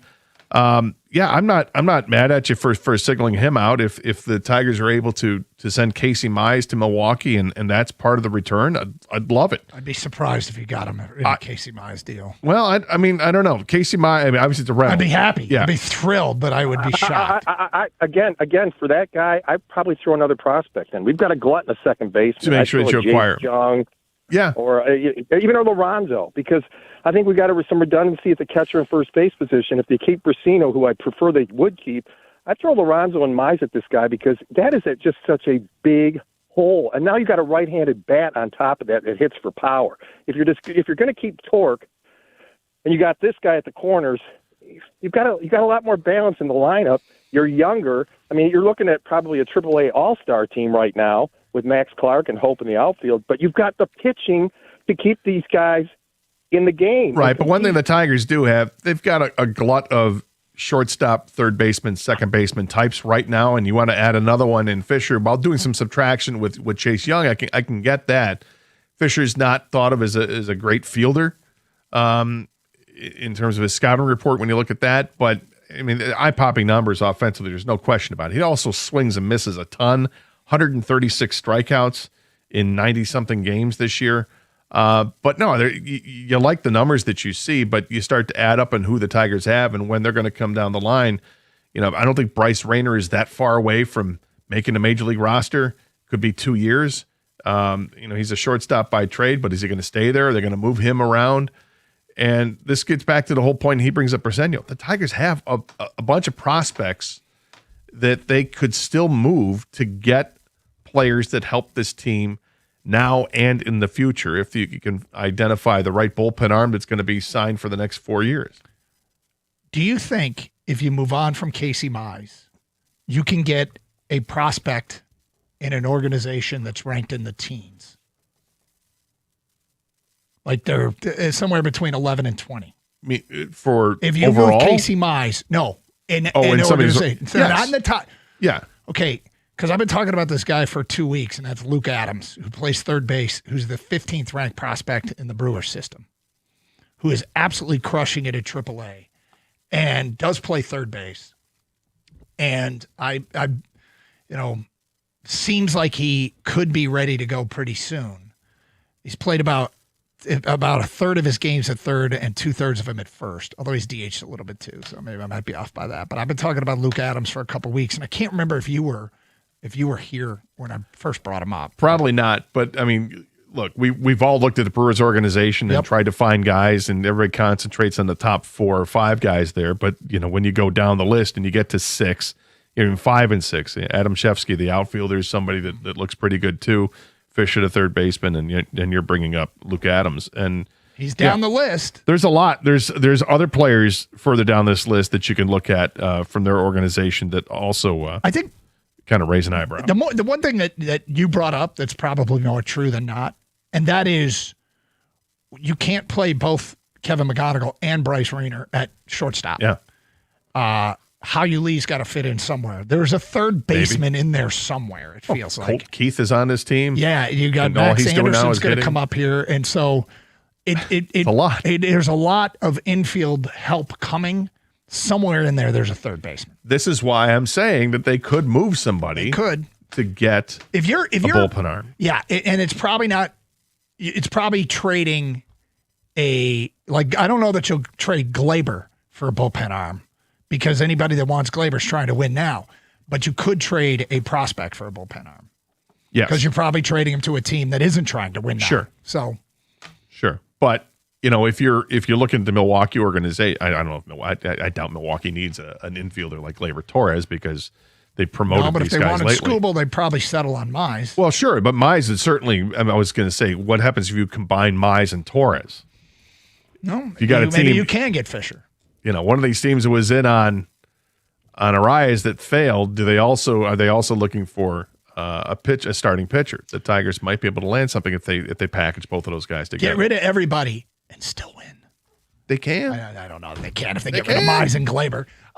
They have the second best run differential in the American League, and they've been way over the super plus. It's like plus 63. Nick in Shelby Township says, Champ Max Clark, it was awesome to see his debut and have such a great weekend. Very excited about the future with him and McGonigal leading this team. Chump, Tarek Two-Face Skubal. I'm so glad this guy is gone. He was patronizing with all his comments and all the off-field shenanigans. Boris did our de facto reflections on Skubal and what he wanted. I don't know what that means. I thank him for what he did on the field, but I'm kind of happy this liar is gone. Well, I'm not going to be as brutal as that previous texter. I'm a little bit glad that the drama is done, and am I going to root against him? Kinda, yeah, because he's a Dodger now in particular. I don't want him to get hurt by any means, but if he is no longer the pitcher, if his best days are behind him, the Tigers got the best out of him. Great. I'm focused on this team right now, and we'll do that. But I'm not going to badmouth Tarek Skubal on the way out if you thought that he was disingenuous with how he spoke and all that. I've seen people have mixed results on the emotion that he showed in front of the cameras and microphones when he needed a moment to gather himself. I think some of that's genuine, right? You can still love the teammates that you're leaving and the coaching staff. I think he still wanted to be here with this team, but I also think he wanted to reach free agency and get the giant contract. You can want both things, and it can still sting when you're going to leave this situation. It's like if you go to another job, you got an awesome job offer somewhere else, and the place that you're working at just can't match it. You can have those same emotions. I love these guys over here. I'm going to somewhere new where I don't know what it's going to be like, but I do know I'm going to make more money. I don't know Nick in Shelby Township personally, but this sounds a little bit like some cope. The girl broke up with you and you come, I didn't even want her anyway. So It might be a little bit of that going on. There are here. perfect bodies everywhere else. Wow. Right? Dave in Detroit says, at this point, I'm not even mad at the Dodgers. I'm mad at the small market teams for not being willing to spend, trade prospects, look for loopholes like deferring money. They're the ones ruining the game.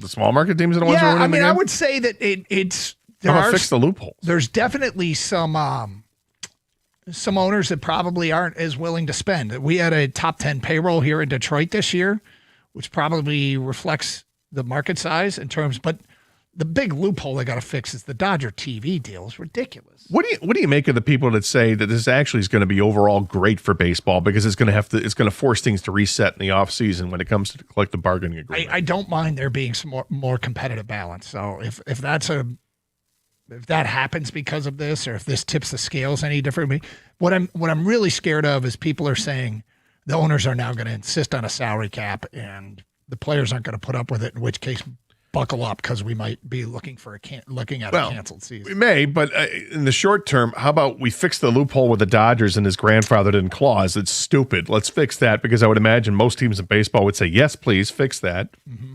And then you can start working on the structure of having a basement, having a soft cap with a more punitive luxury tax. 248-539-9797. Champ and Chump votes. Get your votes in. What'd you make of the deal? Are you happy on this Monday? Moves perhaps still to come from our Tigers, who are 2.5 games out of a wild card. It's Carson Anderson, 97.1.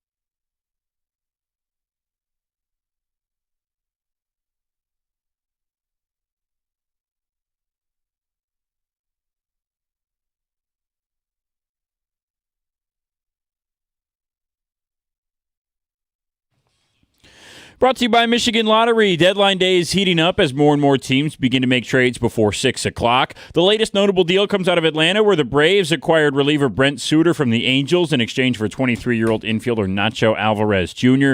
Philly made two big deals today for Mets reliever Brooks Raley and Giants second baseman Luis Arraez. Reports from the city of brotherly love say Bryce Harper is expected to go back to playing in right field, while Alec Boehm will play first base, with Arraez slotting in defensively at second. The Blue Jays also made a deal to pick up Jose Soriano from the selling Angels as well. Tigers have been quiet on the rumor mill, but still have until 6 o'clock to get any more deals done. They're off tonight and will start a 3-game series against the Mariners tomorrow. Dan Campbell spoke at camp today about rookies Blake Miller, Derek Moore, and Jimmy Rolder dealing with some injuries. He did have some good news to share about the group.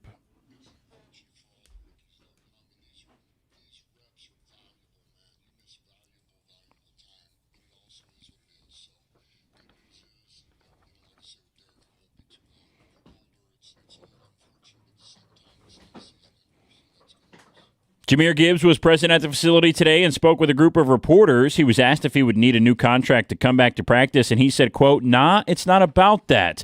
When asked what it is about, Gibbs said, quote, "I don't know." He has not participated in any practices this camp. At the Corewell Health Sports Desk, I'm Brendan Shabath. For more, go to 97.1 The Ticket or Odyssey.com.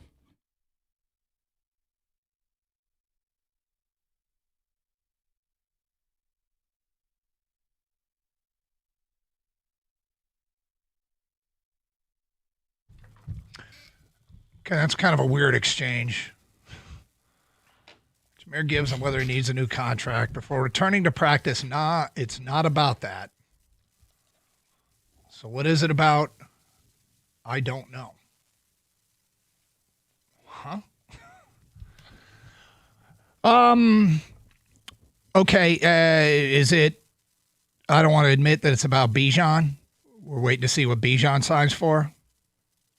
Or is this just a weird choice of words?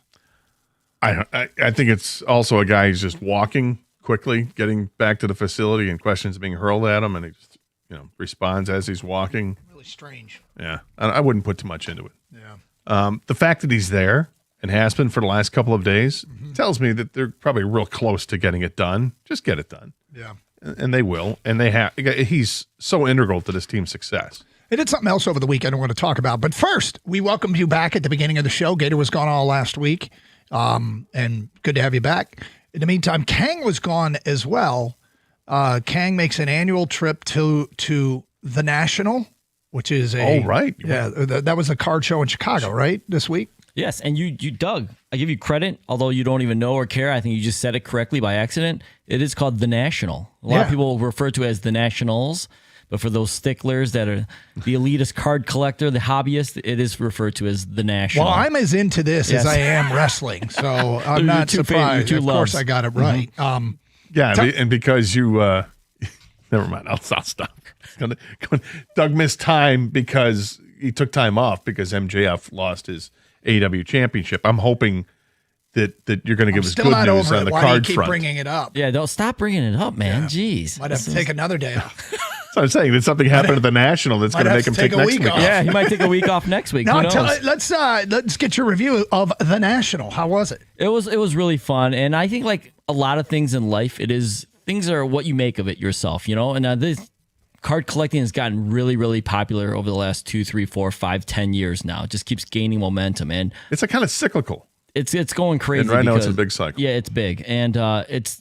To me, I don't have the exact numbers out yet, but I'm pretty sure it's going to be the most attended National of all time. Like when we were there, me and my friends, we make it this annual trip, and we turn into a guys trip. It's fun. We like collecting, but we also like just hanging out and getting out of the getting away from the wife. We got it. Yeah. Household, right? We get there Wednesday always for like the preview night before everyone gets there, because the weekend's when it gets crazy. And it was really busy. And you could tell the line was wrapped around the building. We took our time, though. Everyone says get there early. Hey, pro tip, get there late. You don't want to wait in this line. You're basically going to end up at the same time. Anyway, so it started this year earlier than ever. It started at 2 o'clock for regular general admission. We showed up at 4 and walked right in, while everyone else waited an hour and a half to get in. Because you're just waiting. Did you, when you said you went to the preview on Wednesday, so is the preview just kind of like a walk around, get the lay of the it's land? just they call it preview, but it's just the first day. That's actually the first day. It's actually the first day. It's day one. So you're going to spend a couple days going to this convention, going to the National. Mm-hmm.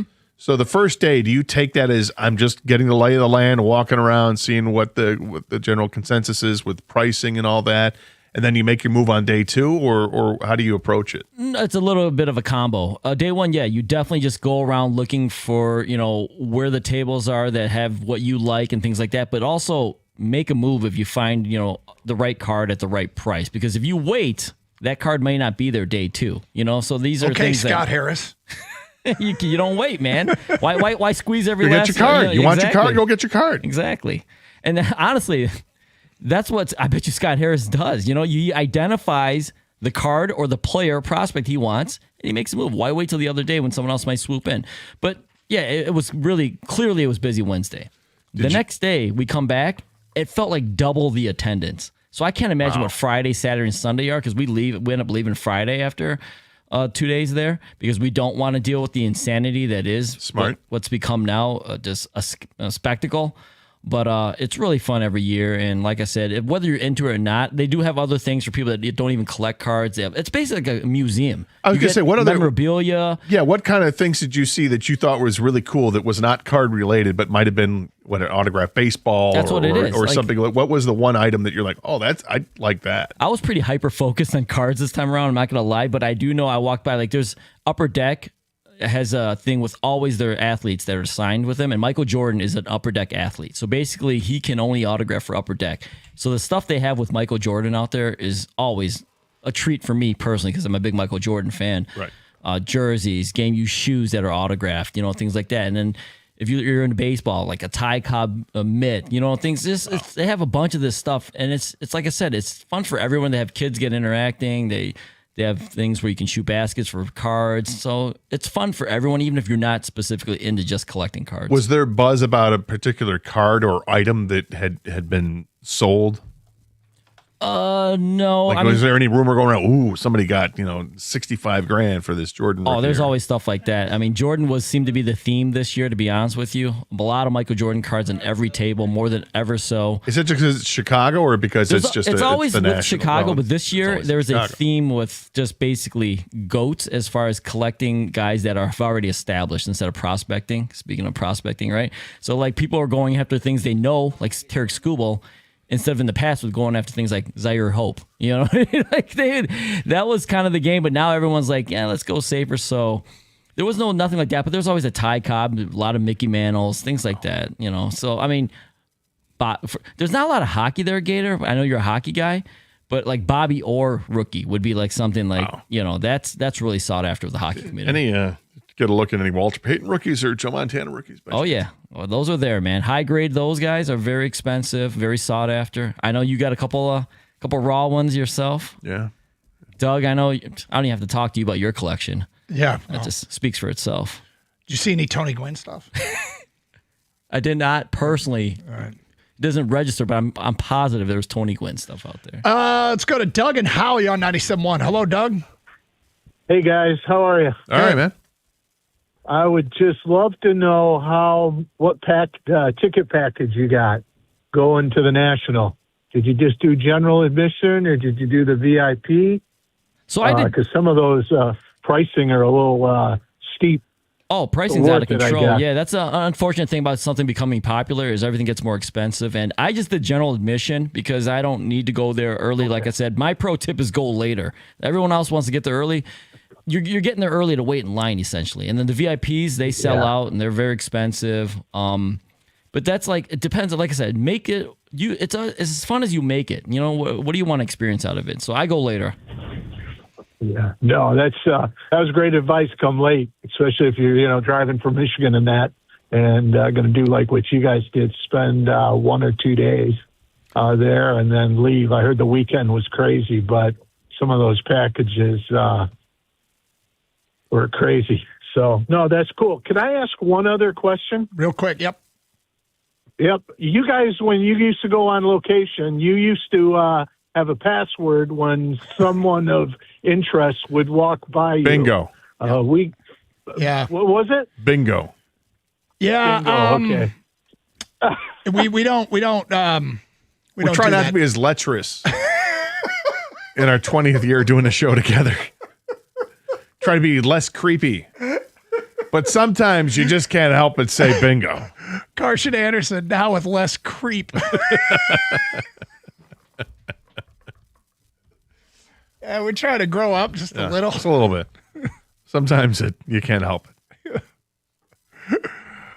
Thanks for bringing that back. It's been a minute. Did you want to suggest another word or something? I say no. Yeah, okay, I'm with you.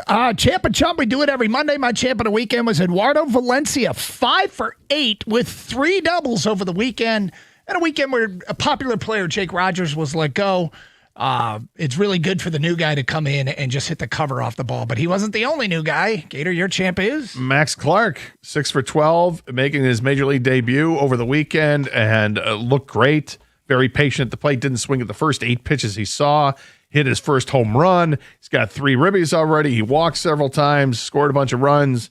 He looks the part. Did not look like the moment was too big for him, and can't wait to watch this guy throughout his career. My chump of the weekend was MLB for the Dodgers TV deal. It is ridiculous that they can get away with paying a small percentage of the tax that everybody else pays.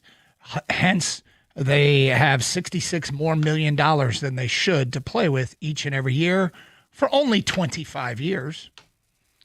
Yeah, for me, my chump is whoever made the decision to not let Benetti and Dirks talk about the trade that happened on Saturday night, and they had to just allude to it. Yes, we know what's out there on social media. We're going to wait until we get confirmation. You could tell they wanted to do it, and they really had to wait like a half an hour before they finally said, okay, here it is. It hasn't been confirmed, but here's the trade. Just let them talk about it. Everybody's seeing it. Everybody's looking at it on their phone. Why not let them talk about it and hear what they have to say about it? It really bothered me. Okay, the big news of the weekend was a Skubal trade. We'll give you our 2 cents coming up at 12:18. It is Carson Anderson on 97.1.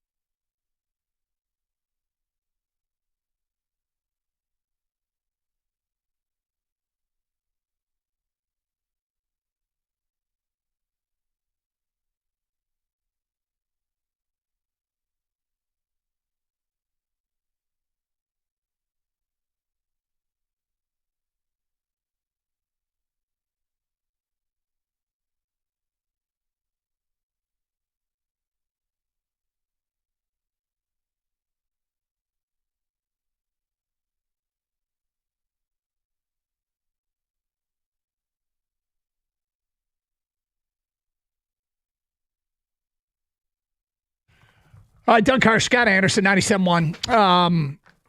At noon, a lot of people flip their radios on and haven't heard what we've been talking about. So welcome, first of all. Secondly, what do we make of the Skubal trade to the Dodgers? And I said it in the first segment of the show. Didn't really have a chance to expand on, but I think everybody knows what we're talking about here. I think we've all been hit by a bit of Steve Phillips derangement syndrome. and Phillips is really good at his job and knows the game, but he came out with something last week that I just respectfully will say, I think he kind of overstated what the Tigers could get for Tarik Skubal at the trade deadline, because he mentioned Jesus Motti, the number one prospect in the game. He thought Detroit could get him, along with maybe as many as three other players from Milwaukee, including two others of their top 5 prospects. And I was like, when we brought it up last week, and Gator, you were out, the response from literally everyone that texted after that was, yeah, do that.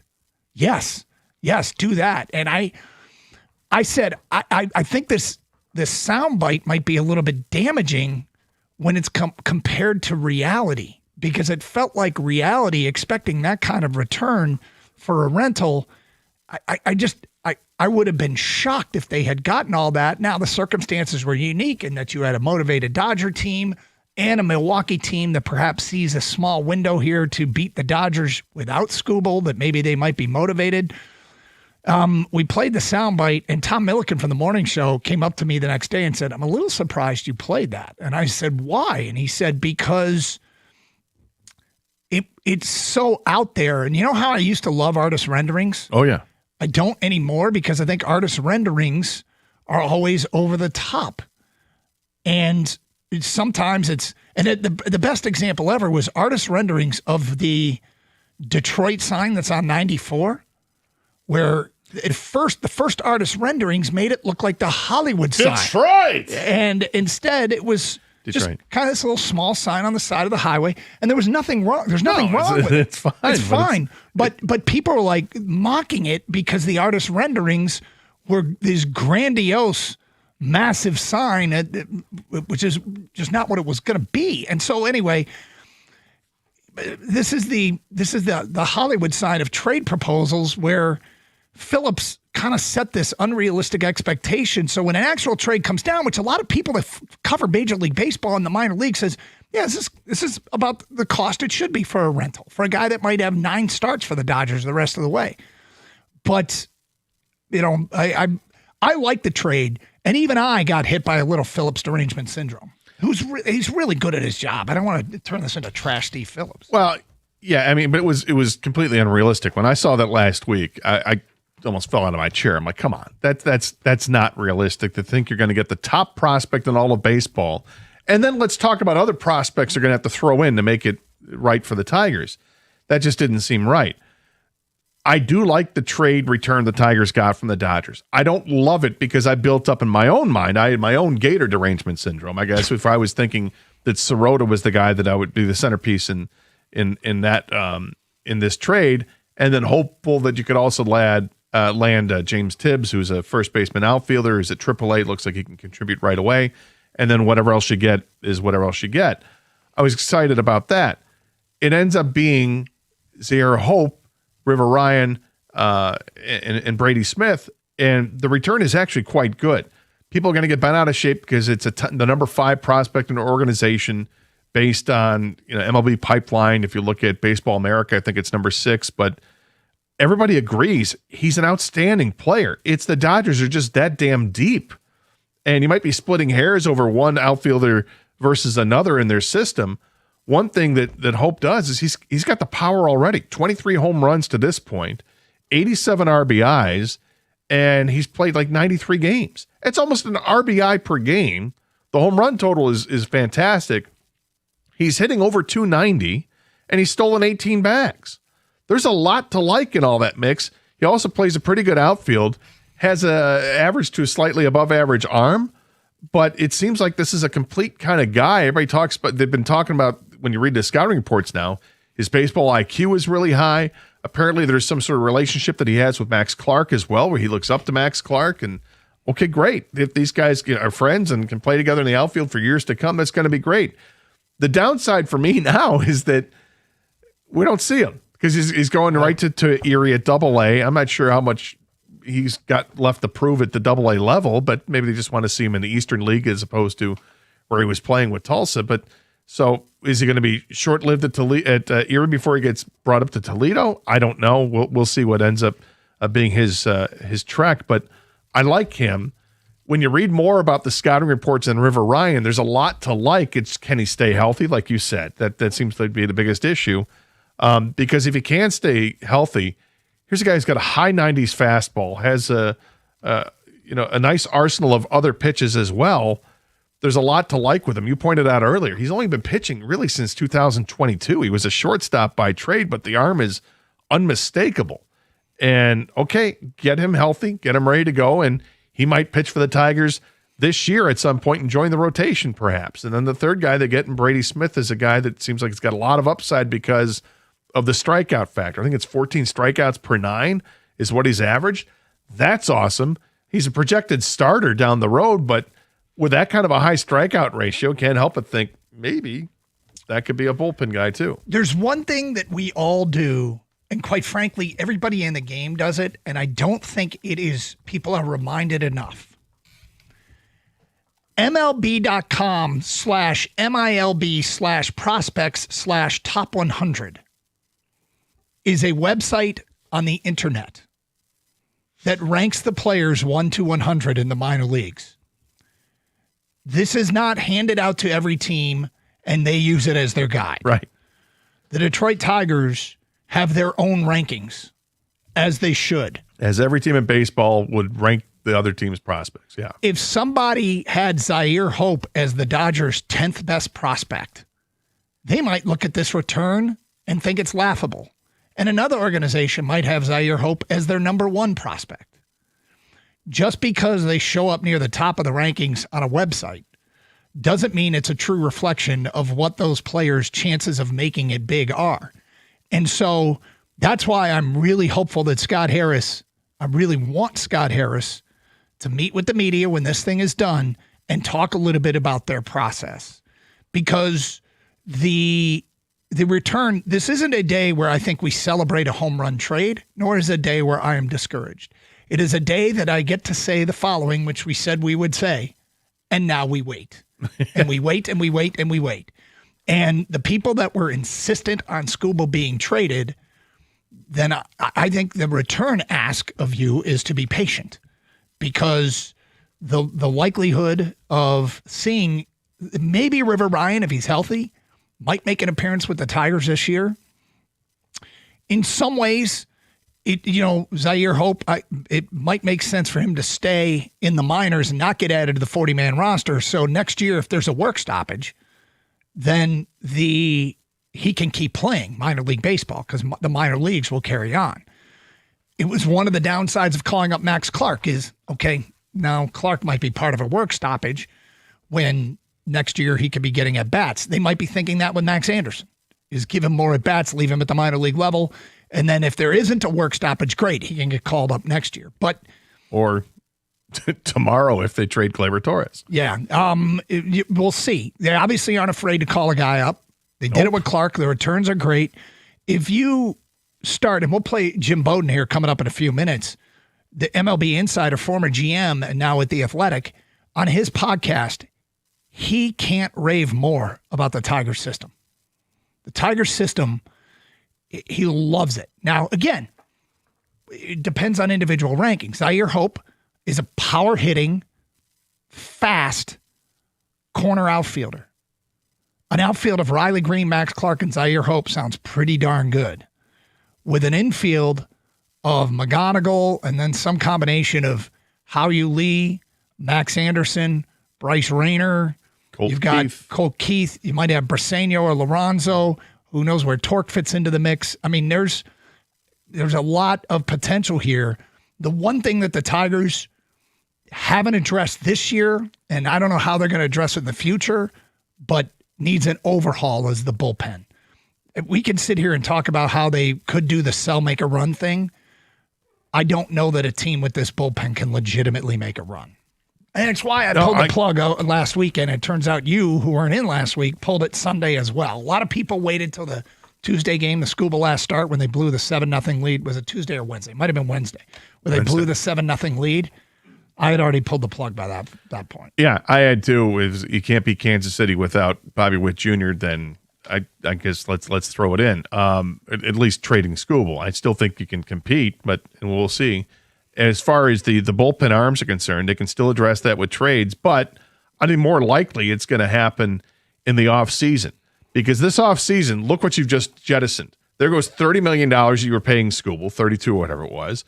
Flaherty's going to be a free agent. You're going to drop whatever that is, $20 million. You're dropping Gleyber Torres' $20-something million a year as well. So you're looking at $70 million between those three. Throw in another 15 for Verlander. That's $85 million. And Kenley Jansen and others perhaps. You're getting like $100 million off the payroll. You can spend that specifically on finding the best bullpen arms, go get number 1, 3, and 5 in the market, and build this thing back up. I continue to say I'm moderately optimistic on Scott Harris's ability to identify young talent, and I'm moderately skeptical about his ability to sign free agents. And so I hope he answers that bell with great bullpen signings this offseason. Dueling insiders. One guy who didn't love it, one guy who kind of did. Hear what they had to say next here on Karsch and Anderson on 97.1.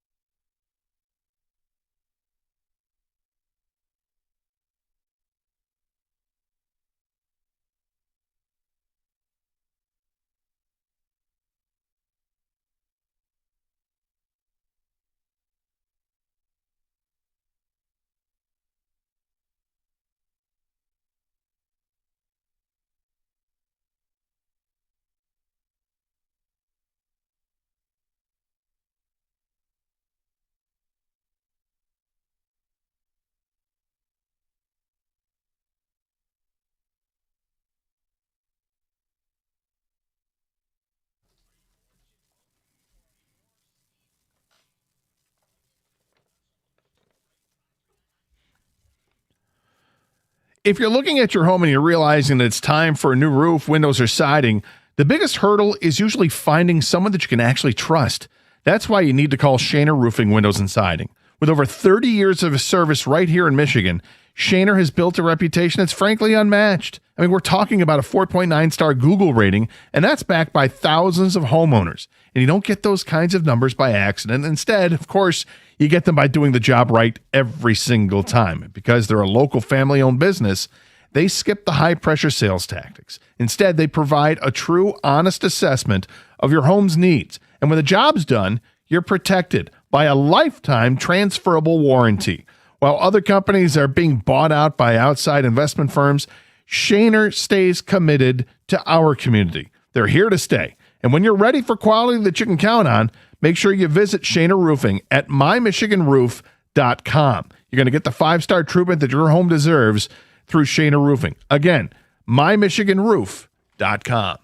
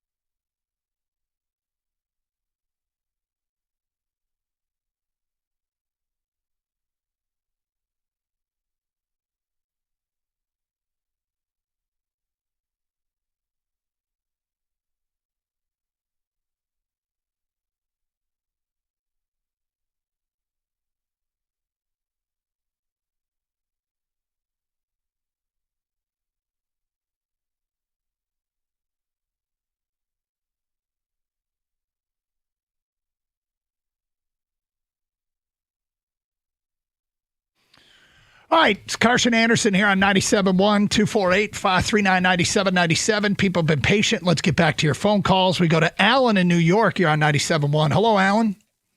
Hey, guys. How are you? What's up? I just wanted to ask you guys a couple questions real quick. One, I'm actually happy about the trade, especially with the Guardians just trading for Joe Adell. I think they're going to go to the playoffs. But my real question is, I'm happy with the trade, but I don't know if you guys saw the Mets Tampa Bay trade for Peralta. Do you guys think the prospects the Mets got would have been better than the Dodgers offered for Detroit, or you guys are still happy with the Dodgers Great trade? question. I haven't really done the deep dive in it yet, so I can't tell you without taking a longer look. Do you? Have you taken a look at it? Oh no, just some. Since living in New York now, a lot of Mets fans that I know that I'm friends with are happy about the trade, and they got like 3 young prospects. So I was just like, maybe that would have been better for Detroit, but I'm still happy with what we got. I'd be pretty shocked, but at the end of the day, I haven't taken a look at it, Alan. I'm not going to blow smoke up your channel and make something up. Gotcha, no worries. Give us some time here, and we could take. Gator, do you got anything in front of you? No, not yet. I had to look back at that and see what they got. Yeah, I mean, I looked. Gotcha. I would be surprised, but look, the thing about these things is it's not about being right today. It's not about getting everybody to say good things about you. What does this look like in 3-4 years? And I do appreciate that everybody has an opinion. I think some of the funnier ones are the ones that are certain that this is a huge mistake. And, you know, like I said, if you wanted him traded, no matter what, then I'm not sure you're allowed to get mad over the return. But 248-539-9797. Give us some time. We'll answer your question. Harvey in New Baltimore. Hello, Harvey. How are you today? What's up? Well, I was listening. I just now kind of turned you on, and I haven't listened to anything pretty much this weekend, but I was listening to 97.1, Johnny Ball game, the one that's late night. And he was saying that the trade the Tigers got was a really good trade, that they went everywhere, and the Dodgers gave them the most they could get and gave them a lot. I just want to know what you guys thought about that, because I haven't, like I said, I just turned you on. Let me start with you. Are you happy? I don't know all the players. That's why I kind of I don't know everything. Look, they've got a player that was one of the top 25 prospects in baseball, who now that Clark has been called up is their top minor league prospect.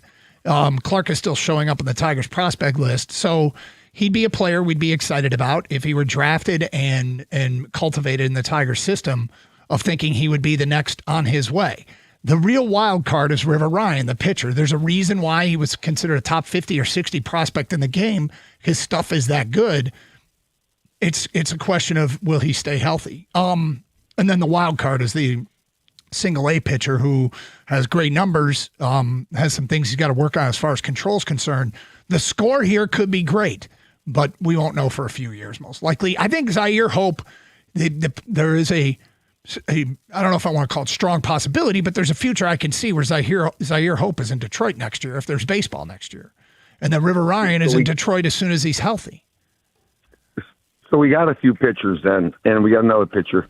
One thing I'm happy about is I think we have pretty much the best development, pitching development there is in baseball with our organization. I mean, it seems like we produce good pitchers and we make stars out of them. Well, they've done well with Troy Melton. Clearly, obviously, they did develop Tarek Skubal. Casey Mize has been kind of up and down. I think they've got hits and misses with the system. I think, and when it comes to free agency, what they've gotten in free agency and pitching wise, that's the big miss with Scott Harris. He just hasn't done enough. Hasn't had enough hits on that side of it, but. I am encouraged by the scouting reports I'm reading about River Ryan and about Brady Smith, that these are two guys that looks like they can contribute in different ways. But with River Ryan, if he can stay healthy, it seems like this guy would be really good for the Tigers if he can stay healthy. Getting back to the return for Freddie Peralta, which was Aiden Smith, Emlyn Petrie, and Gary Gill-Hill. Those are the 3 prospects they got? Yes. Aiden Smith was the highest ranked prospect of the group. He's now 12 in the Mets organization. But he's an outfielder who is hitting barely above 200 at the rookie league and single A level. So none of these guys are anywhere near the top 100. Yeah. So I don't know that I mean, I'm not mad at the guy for calling and asking. No, if you that's ask somebody and follows. there's What the the answer. Mets got back in that trade is, I don't think anyone close to the top 100 is what it looks like. No, they're not. 248-539-9797. Petrie has played well at Double-A this year. He's done very well, hitting .323 with a .451 on base percentage. There's a lot to like there, but he's, according to Baseball Pipeline, MLB Pipeline, he's still the 15th best prospect in the Mets organization behind Aiden Smith, who's number 12, which is the guy they just got too, who hasn't done anything. So you'll see. But I feel pretty confident the Tigers got a good one with Hope. Yeah. Did you see that if Skubal goes every fifth game, he will open the series in Detroit for the Dodgers? Good. Let's go. Yeah. He will be pitching in Comerica Park as a member of the Dodgers. If it works out that way. And frankly, I'd try to manipulate that too. If I were Roberts, the manager. You'd want him to? Yeah. Yeah. Why not? You're not. It doesn't matter what they do the rest of the way. Dodgers are in the playoffs, right? I mean, they've got a commanding lead in the division, double digits. Do what you want to do. If Skubal, I guess you go to Skubal and say, do you want to pitch against the Tigers at Comerica or not? Yeah. 248-539-9797. Feedback coming in to, great. My computer just restarted. Here we go. More feedback. Champ the Dodgers. They're probably winning this thing. Chump MLB for allowing this. I hope this post-lockout MLB is more balanced. That's from Dan in Detroit. Look, I'm not, I think it's important to understand that the reason the Dodgers got Tarek Skubal is not because of their TV deal. It's just drawing more attention to how ridiculous this is. Big market teams have to share 33% of their TV money with everybody else. And the Dodgers were coming out of a bankruptcy, and Major League Baseball opted to tax the Dodgers on a predetermined fair market value of their next TV deal. So they estimated how much tax the Dodgers, or how much their next TV deal would be worth. And then the Dodgers went out and signed a TV deal worth way more than expected. $8 billion plus over 25 years, but the tax amount had already been set at $28.6 million. Well, 33% of their annual TV revenue should have resulted in a tax bill worth $95.2 million. So that is $66 million a year that they are banking that they would have to share under a normal deal. But for some reason, they got the sweetheart deal, and it's in place until this TV deal runs out. I think it's 2039 or something. Over 25 years, that's going to save the Dodgers $1.665 billion in taxable revenue that they don't have to pay out, that they can spend on players. Some balance has to be brought here. This is absurd. We need balance in the force. We need to restore balance in the force. Yep. The Dodgers need to be humbled a bit here. But isn't this hate the game, don't hate the player? Yes. Yeah, I mean, look, they're playing by the rules that are set before them. I'm saying the rules need to change. You got to close 100%. loopholes. But Ken, you're right. I mean, if you're the Dodgers, I'd do this all day long. Yeah, let's keep getting the best talent we can because we're printing money over here because we get to keep everything. We're going to keep doing that until we're told we can't. We're saying Major League Baseball needs to say you can't. They need to step in. And I would assume that the other 29 owners in baseball would be all about, hey, Dodgers, your sweetheart deal's over with. Can't have that anymore. You clearly have survived bankruptcy. Okay, your team value is probably worth $7 to $10 billion. So let's straighten things out here. 248-539-9797. All right, so look, people reacting to this trade and probably will be, honestly, for years. Today is day one of us doing it. Want to know your thoughts. You just heard the Jim Bowden take, the Steve Phillips take. Are you on Bowden's side or Phillips' side? Plus, I do want to talk about something the Lions did on Saturday. We will get to that today at 102 on Carson Anderson on 97.1.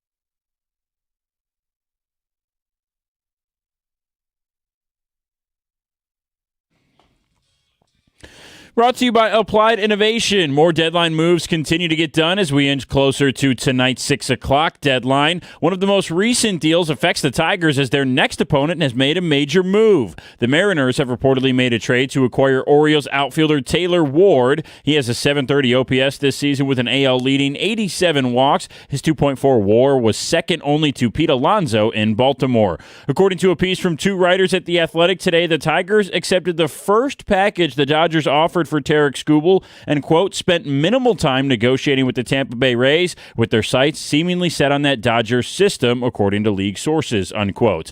Additional mentions of the Brewers, Phillies, Cubs, and Yankees all cite short to no conversations with the Tigers front office. The Phillies headlined the other two biggest trades of the day as Dave Dombrowski made moves to acquire Mets reliever Brooks Raley and Giants second baseman Luis Arraez.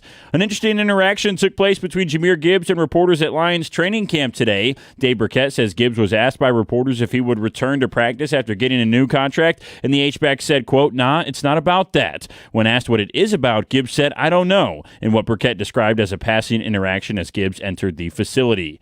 And common sense prevailed in college football today as Notre Dame and USC have reinstated their rivalry. The two schools will return to the gridiron against each other in 2030 in the first of a 4-year renewal of the contract. At the Corwell Health Sports Desk, I'm Brendan Shabath. For more, go to 97.1 The Ticket or Odyssey.com.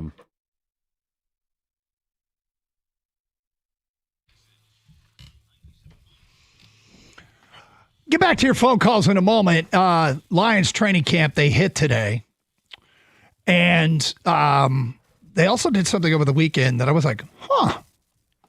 Yeah, you were. You did more than huh. Well, they signed Devin White, linebacker. Now, Jimmy Roller hurt, is going to be out for a while with a hamstring injury. It's been something that has plagued Jimmy Roller's career at Michigan, and now here, unfortunately, hasn't been able to stay healthy. And when he is healthy, he's one hell of a football player. But it's always gotten in the way. Let's hope that this is nothing but a minor setback on the arc of his career. But they signed Devin White. Doug, you and I on this program over the years, this is year 20, we have identified players in the draft that we like all the time. Yep. And usually our biggest hit rate, I think, by far, without question, not even close, is linebackers. Linebackers. We have talked about Devin White forever. We love Devin White. You more than me, and I love him. But you really, there were years before you were like, let's go. When we found out that he was a free agent, we're like, maybe Devin White. What does this look like? This is such a blessing in disguise, I think, with what happened with Rolder. I was excited to see Rolder if he's healthy. Can he look? Because when he was healthy in Michigan, he looked great. But unfortunately, not healthy now. But to be able to, your fallback plan is Devin White, who was, third in the National Football League last year in tackles or something? Yes. He had a weird year in Houston the year before that. Then he goes to Vegas. Last year, he had 174 tackles. So currently, okay, this is last year's leading tacklers in the NFL. Jordan Brooks at Miami had 183 tackles, led the NFL. Wow. Jack Campbell had 176. He was second. Devin White had 174. He was third. Oh, boy. Now, Devin White was available for a reason, okay? And I can't for the life of me figure out what happened a couple of years ago in Houston. But I can tell you that he's still only 28 years old. And he was a wrecking ball in Tampa. Now, Vegas last year, bad team, lots of tackles, big deal, whatever. But that says he still has ability. So, Scott, he only played 7 games in Houston. So that explains, the lack of production, obviously. Let me see if I can. Do you have a snap counts by chance? I don't have a snap count, but I do have his game. I have his stats up with his games played. And he played 14 games at Tampa in 2023, had 83 tackles. Then played only 7 with Houston the following year and had 19 tackles. But then this past year, as you mentioned, played all 17 games, had 174 tackles, 2.5 sacks, had an interception as well, forced a fumble. This guy he was a tackling machine early in his career. 3 straight years of over 100 tackles with Tampa. Always thought he was thought of as this quick linebacker. Get the spots. He's only 6 feet tall, but he's 252 pounds. He played 176 snaps that year in Houston. That's it. Now, maybe he got hurt or something. Well, he did because he only played 7 games. He had to have gotten hurt. But he still wasn't playing a ton of snaps. And so, Vegas last year, he played a career high 1,118 snaps and had a career high in tackles. Gang, any thoughts on this?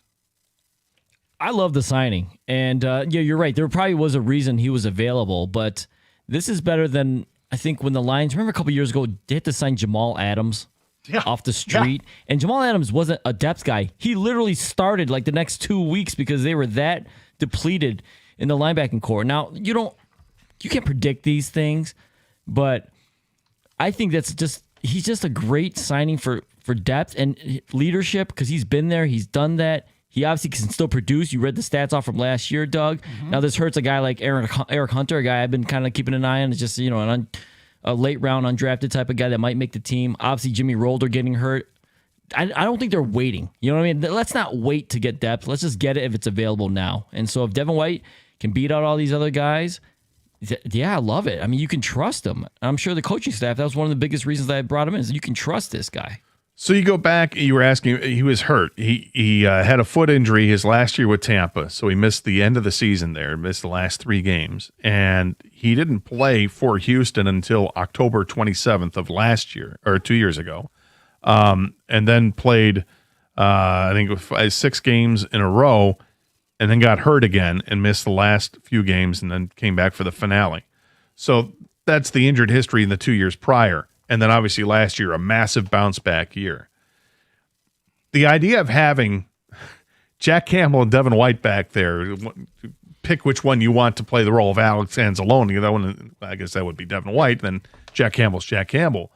He'll play the role of Jack Campbell. Now playing the role of Jack Campbell is an improved Jack Campbell. That to me is eyebrow raising and exciting. Yep. Because they just got a veteran player who's still under 30, who's coming off a spectacular year, and they have him for like the league minimum or less than $2 million for the year. He's motivated by what he has said over the weekend, all excited to play for this team, thinks this team has a chance to win a Super Bowl, and he wants to be part of it. Great. This is a business-like kind of demeanor that this team has taken on since the end of last season, as they should, because they want to get back to where they were a few years ago when they got to the NFC Championship game. And for whatever reason, they haven't been able to do it. I think mostly it's injury related, but whatever. It's a no excuses kind of time. Next man up mentality. Let's go and let's, walk quietly and carry a big stick and whatever it is they're going to do. This is part of it. This is a very smart and savvy move. And it's why we always say during free agency, when you don't land the guy you want early, just hold on. Mm-hmm. Let things play out because you might find some real steals late in free agency. This has potential to be a massive steal for the Lions, provided guys can stay healthy, and provided Devin White is one of these guys that stays healthy. He and Jack Campbell patrolling the linebacker position for this team looks like it's a real, I like it a lot. Plus. Like it a lot. Jeff in Grand Rapids, you're on 97.1. Hello, Jeff. Yeah, hey, can you guys hear me okay? Yeah, go ahead. Gotcha. What's up? Yeah, so I wanted to have reaction to the Screwball trade. I like the analysis, by the way, with the Lions, so thanks for that. Sure. This is my first time calling in. I'm moving back to my home state. I lived in Arizona for over 20 years.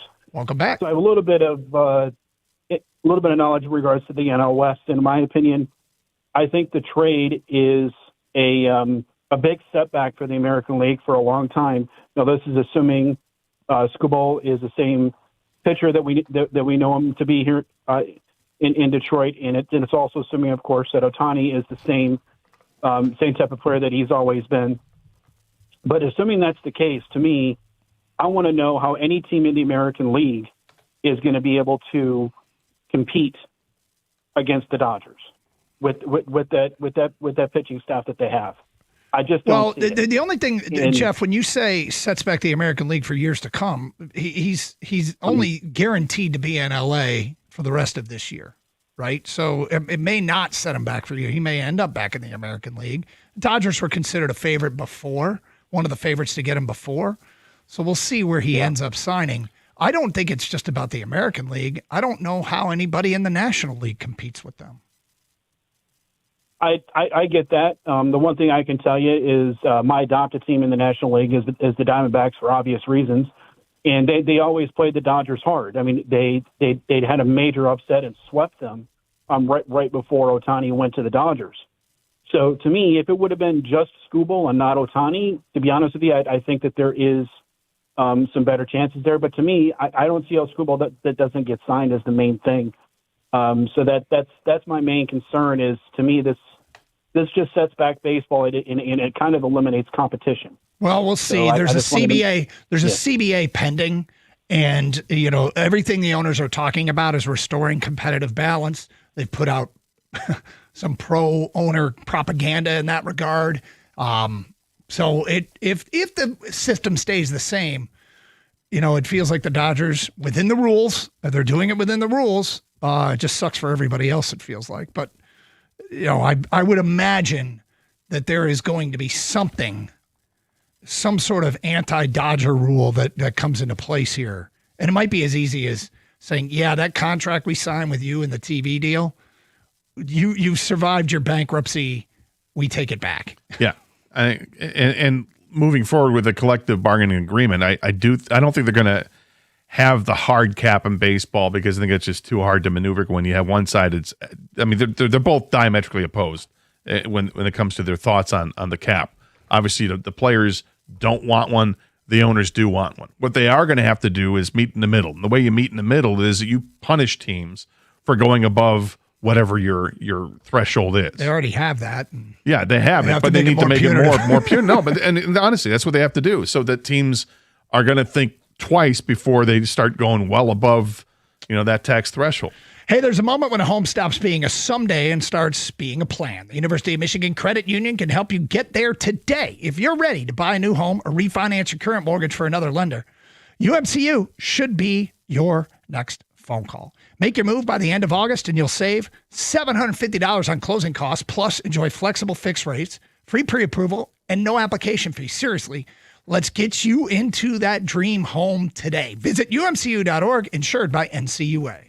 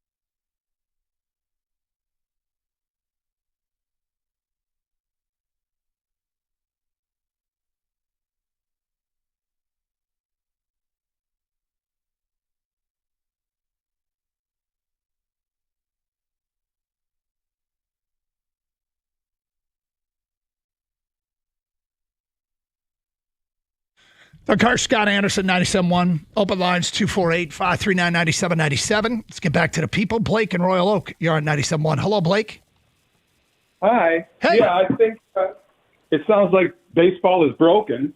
And obviously next year will be, well, if they're even going to play. My question is, what is a fixed baseball, right? I mean, and because of that, I would think that the Tigers might be looking good because they were the ones that made this deal before, I don't know, before everything gets settled. It's really hard to understand what the fixed baseball looks like, where some teams have a chance, right? Well, I'll tell you this. I've given this some thought about what we want it to look like and what we don't want it to look like. Here's something we really don't. We don't want baseball to introduce the concept of bird rights that they have in the NBA, where if you have a player that's going to be a free agent, you and only you can pay him a maximum contract. And that's what's going on with Duran as a restricted free agent. There is in the NBA, they make it easier for you to retain your own players. If that's the case, then trading Scuba will have been a devastating blow because the Dodgers will then hold his bird rights instead of the Tigers, for lack of a better term. I don't want there to be anything put in play that helps free agents stay with their teams because that's the reason the Tigers got rid of Skubal. What I do hope is that somehow, some way, it even increases the value on young talent because they have hoarded some. But what does it look like, Blake? I'm not sure. The players ultimately have never said they will never, ever, ever accept the salary cap, and it's pretty clear that the owners want something along those lines. Yeah. So I don't know what it's going to look like. But I certainly don't want it to be anything like the NBA where it helps if your player becomes a free agent, you have a better chance of getting him back. That would suck because they've just traded the best pitcher in baseball to another organization. Well, fair enough, but think about how it would look for the Tigers in the future when they have guys like Max Clark and Kevin McGonigal and whatnot, you know. Although they've tried to get ahead of things with McGonigal, with Colt Keith by giving them contracts already. I wonder if they're going to do the same thing with Max Clark and Troy Melton. But they're going to have a situation with Riley Green real soon about him in free agency and extending him. So, they're going to competitive balance is a word or words that people bring up all the time now with baseball and what's going on, right? The other side of it, guys, is they're going to bring up the Brewers, the Rays, the White Sox, teams that have low payrolls that are winning their divisions. And they're going to say, just build a better team. It's not just about spending money and getting the highest paid free agents. It's about building a team. And those are just three examples of teams leading their division with low payrolls. And so you guys are right, though. One side desperately wants a cap, probably, and the other side desperately does not want a cap. So I don't know where this is going to end up. Yeah. I just hope it ends up somewhere before games start getting canceled, but it sounds like that's more and more of a pipe dream. Let's go to, who do we got next? Brady in Port Huron. You're on 97.1. Hello, Brady. Hey, guys. Love the show. Thank you. I got a couple things. I think that there was really only three realistic teams that were in the hunt for Skubal. The Rays, which if they didn't want to give up their top prospect, I think they were out. The Brewers, which they wouldn't give up a lot because they knew Skubal was just a rental. So realistically, the Dodgers were the only team in the mix. And I like the deal. I'm not overblown by the deal, but it's a solid deal because you got to think Skubal had an arm injury too with this. So teams were hesitant on that too. And then if the organization truly thinks that hope will be up in the majors next year, I almost think you have to think about trading Kerry Carpenter for a reliever in the offseason. I'm not against it. I think, and the problem is that Carpenter's hurt right now, and he's been hurt for a lot of the season, and then playing hurt as well. I'm not sure what kind of value he has, if he's got enough value for teams to say, oh, yeah, I want him, and be willing to give up a decent bullpen arm or an upgrade in the bullpen. But Carpenter still has, I think it's 2 more years before he is unrestricted free agent. I think he's in the same situation with Riley Green and Spencer Torkelson. All three are kind of that same class. So I'm open to it, particularly with how Valencia has stepped up and been the man right now. I don't know if I expect him to kill it at this pace, but Can he still hit well enough that makes you feel good about it? I hope so. You know what, Brady? If I were doing this show in another town and I heard that the Tigers were shopping Kerry Carpenter, I feel like I'd be buying low. Like I'm not, the season he is having, the injury he has, I wouldn't be interested in giving up some reliable bullpen arm for him at this point. If he comes back this year and finishes his season strong, you might be able to get something for him, but I'm not so sure that's the case otherwise. But yeah, I just think with all the lefties that we're having, it is going to be a little bit of a problem with Kerry. And then you have Colt Keith. Those are kind of the same guys that really can't play the field well. So I don't know. I would almost look and see if there would be teams interested in the offseason. If you could find, if you could get a good reliever for Kerry Carpenter in the offseason, I would jump at it. I'm skeptical that you can. I mean, everything that Carpenter's been really good, and he's having a down year filled with injuries, and it's certainly hurt him. He's tried to play through them, which is applaudable, but I think it's hurt his production.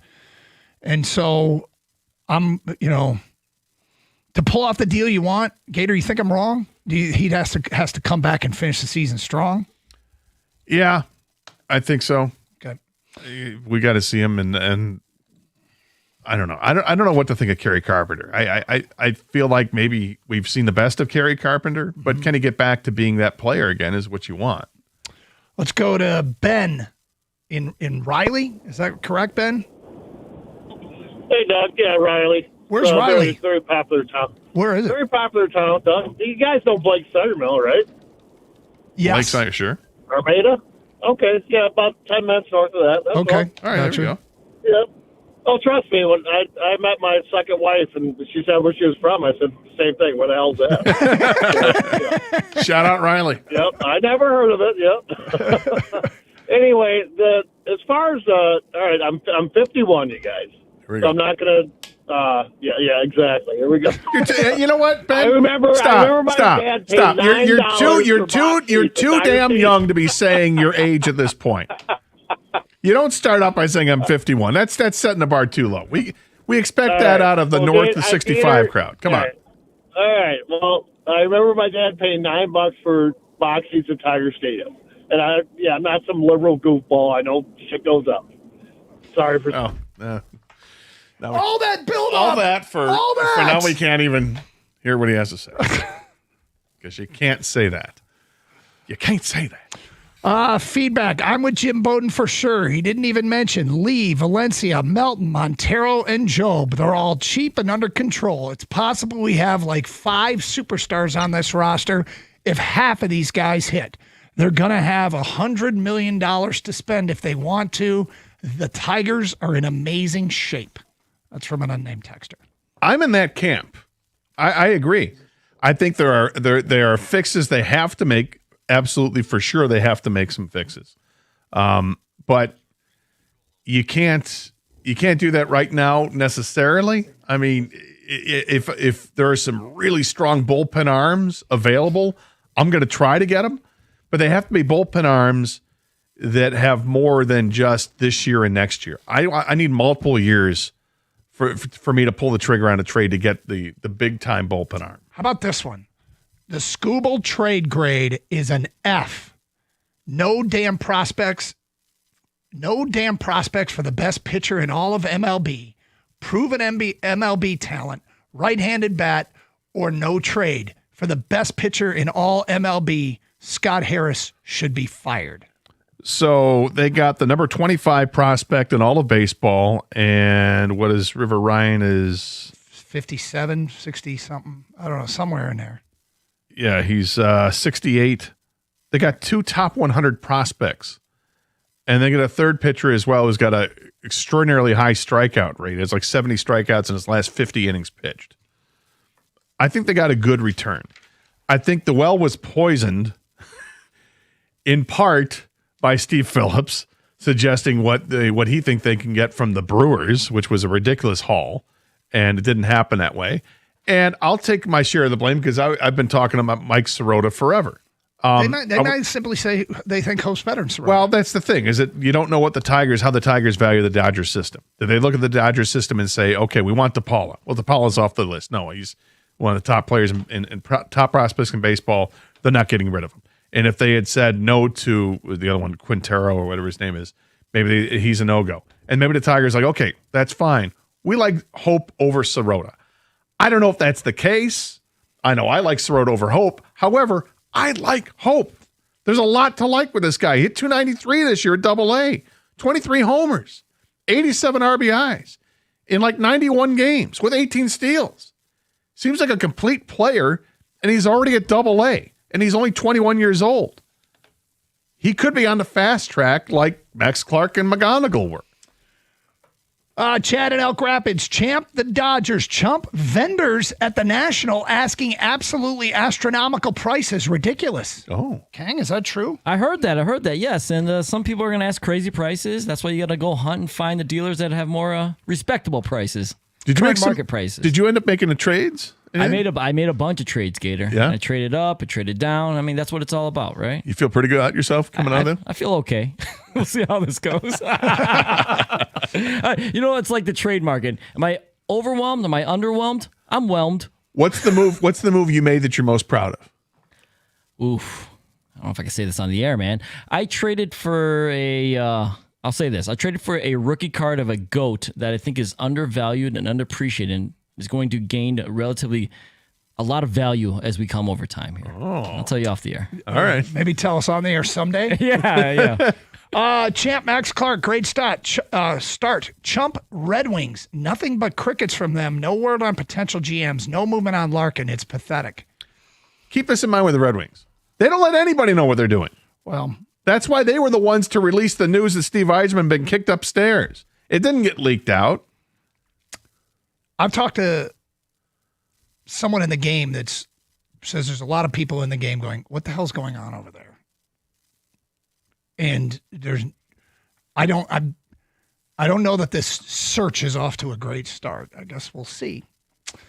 Champ the Tigers for doing the right thing and trading Skubal. Chump all the people that say we didn't get anything for him and they don't even know who these guys are. That's from Richard.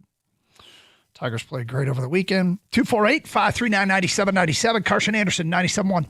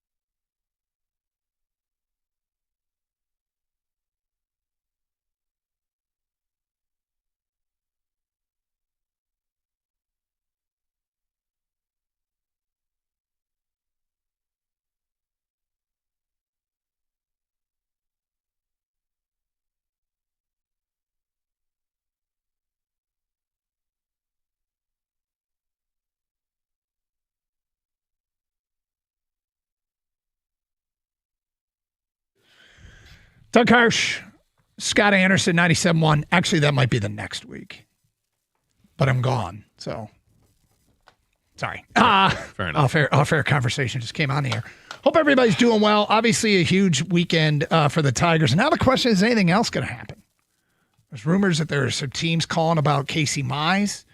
They are in a position right now that trading Skubal and remaining competitive in the wild card. It's possible because the wild card chase is a battle to 500. And the Tigers have managed to creep closer and closer to 500. Let's face it, they got the Athletics at the right time. They also got Kansas City at the right time, but couldn't do anything with it. But no, they could not. The Tigers trail the wild card. The last wild card spot belongs to Cleveland. They just got Joe Adell today, so they're trying to strengthen their resume as they make a push. But the Tigers are 2 games behind Cleveland in the loss column, and Cleveland hangs on to the last wild card spot.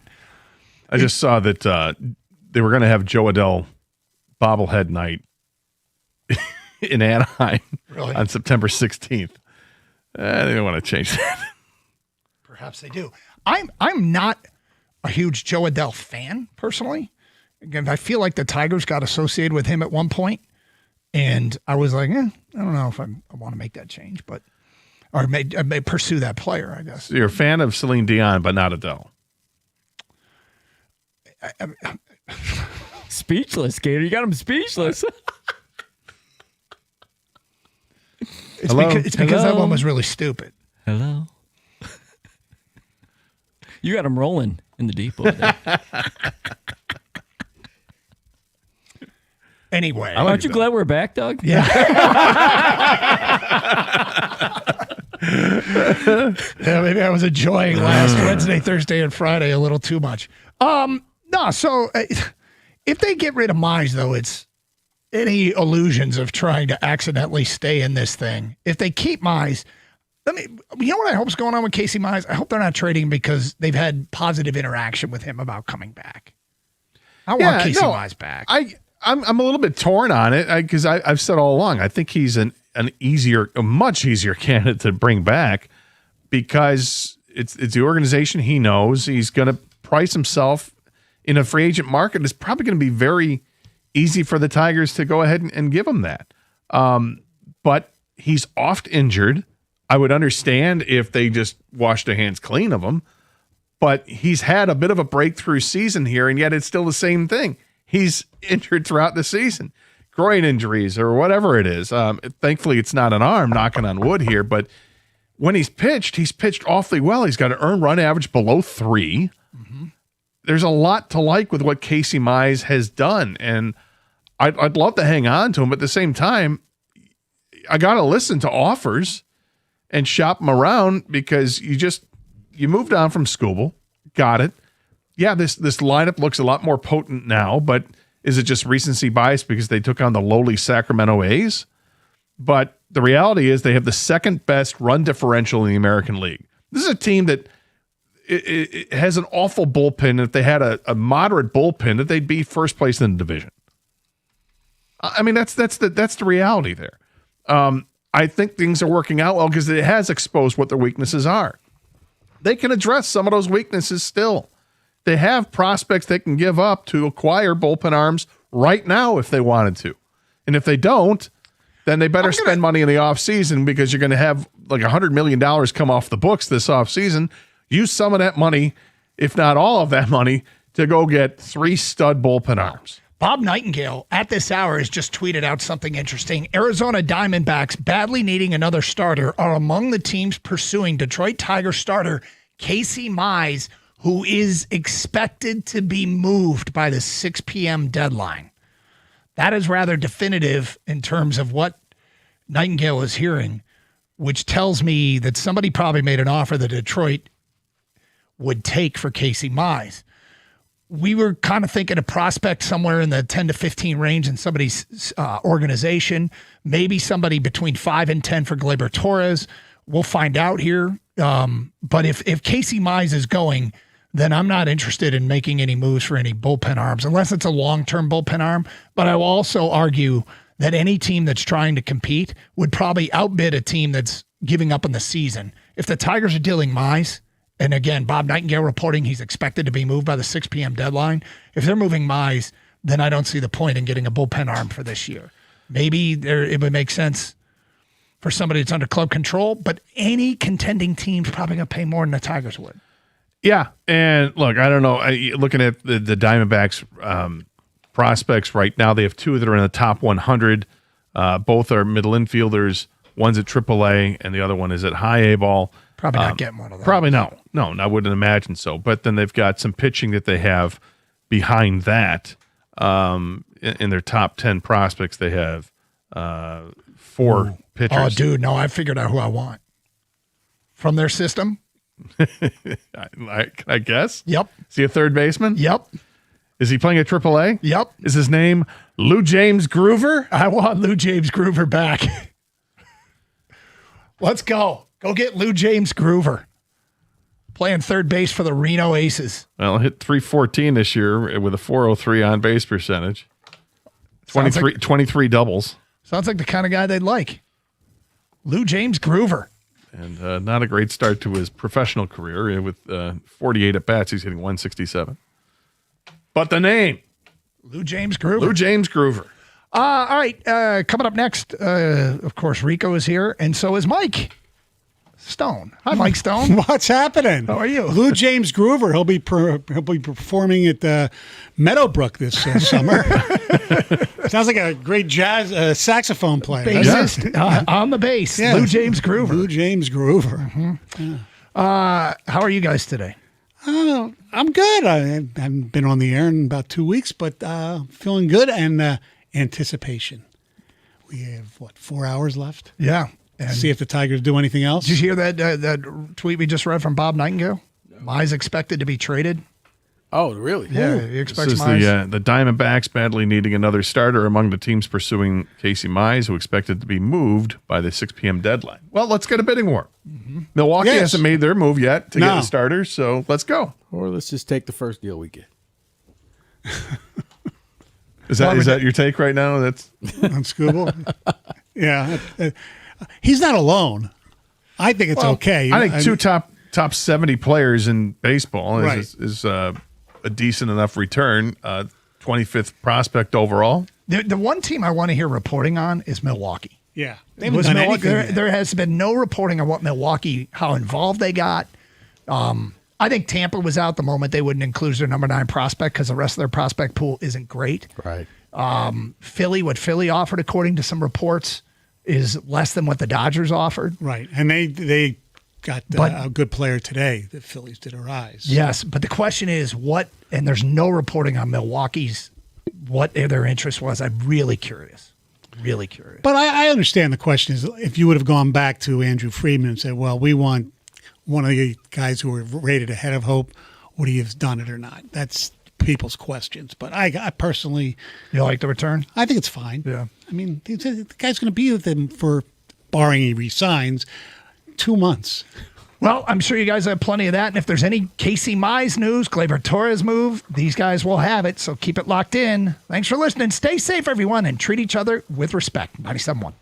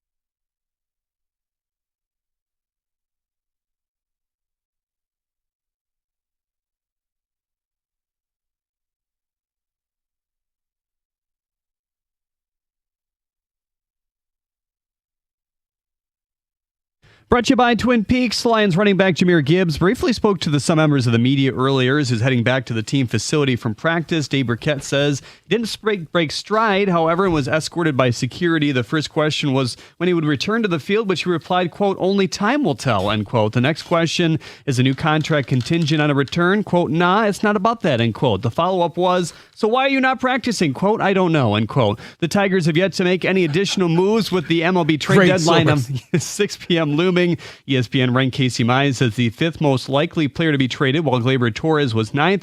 JP Morosi said the following earlier on MLB Network.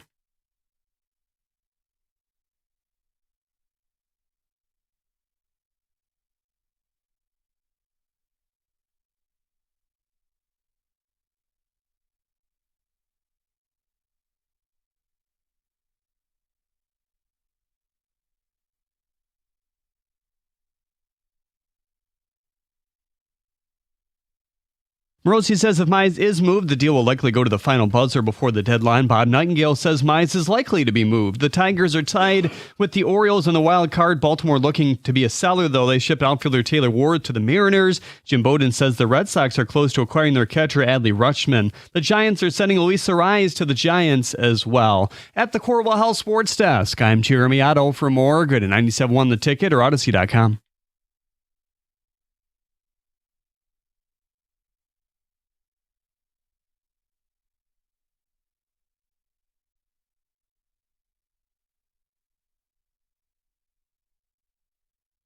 Thank you very much, Jeremy Otto. It is the Valenti Enrico Show. I'm not Valenti. I'm Mike. There we go. But I'm not Valenti. Gator had the sound up way too high. All right. What's going on, Rico? Stoney. How are you? Welcome back to the Thank you. great state of Michigan. Thank you very much. Spent some time in the home state of Pennsylvania and in the neighboring state of New Jersey. So it was good. I had some, few days before staying here and then getting When you're back in Saturday. semi-retirement, is every day a vacation? No. Okay. Just curious. No, it's not a vacation. Okay. But it's sometimes sometimes it's work to find things to do. Other than that, Okay. But it's good. It's good. All right. Got to go home, see my mom. Thankfully, she's 93 years old and still doing okay. So it's good. So where were you at when the news broke? Which news? First, when I was driving to Philly, actually driving into New Jersey. Get to the other news. Do that later. Okay. The Scooble news. The Scooble news. Yeah. It was Saturday night. I was here, and I was tired a little bit from driving all day Saturday. And I was lying in bed. I think I had the game on for the first time in like 10 days seeing the Tigers. And I pretty much fell asleep. It was late. It was because the game started at 9:30, 10 o'clock. So I'm asleep.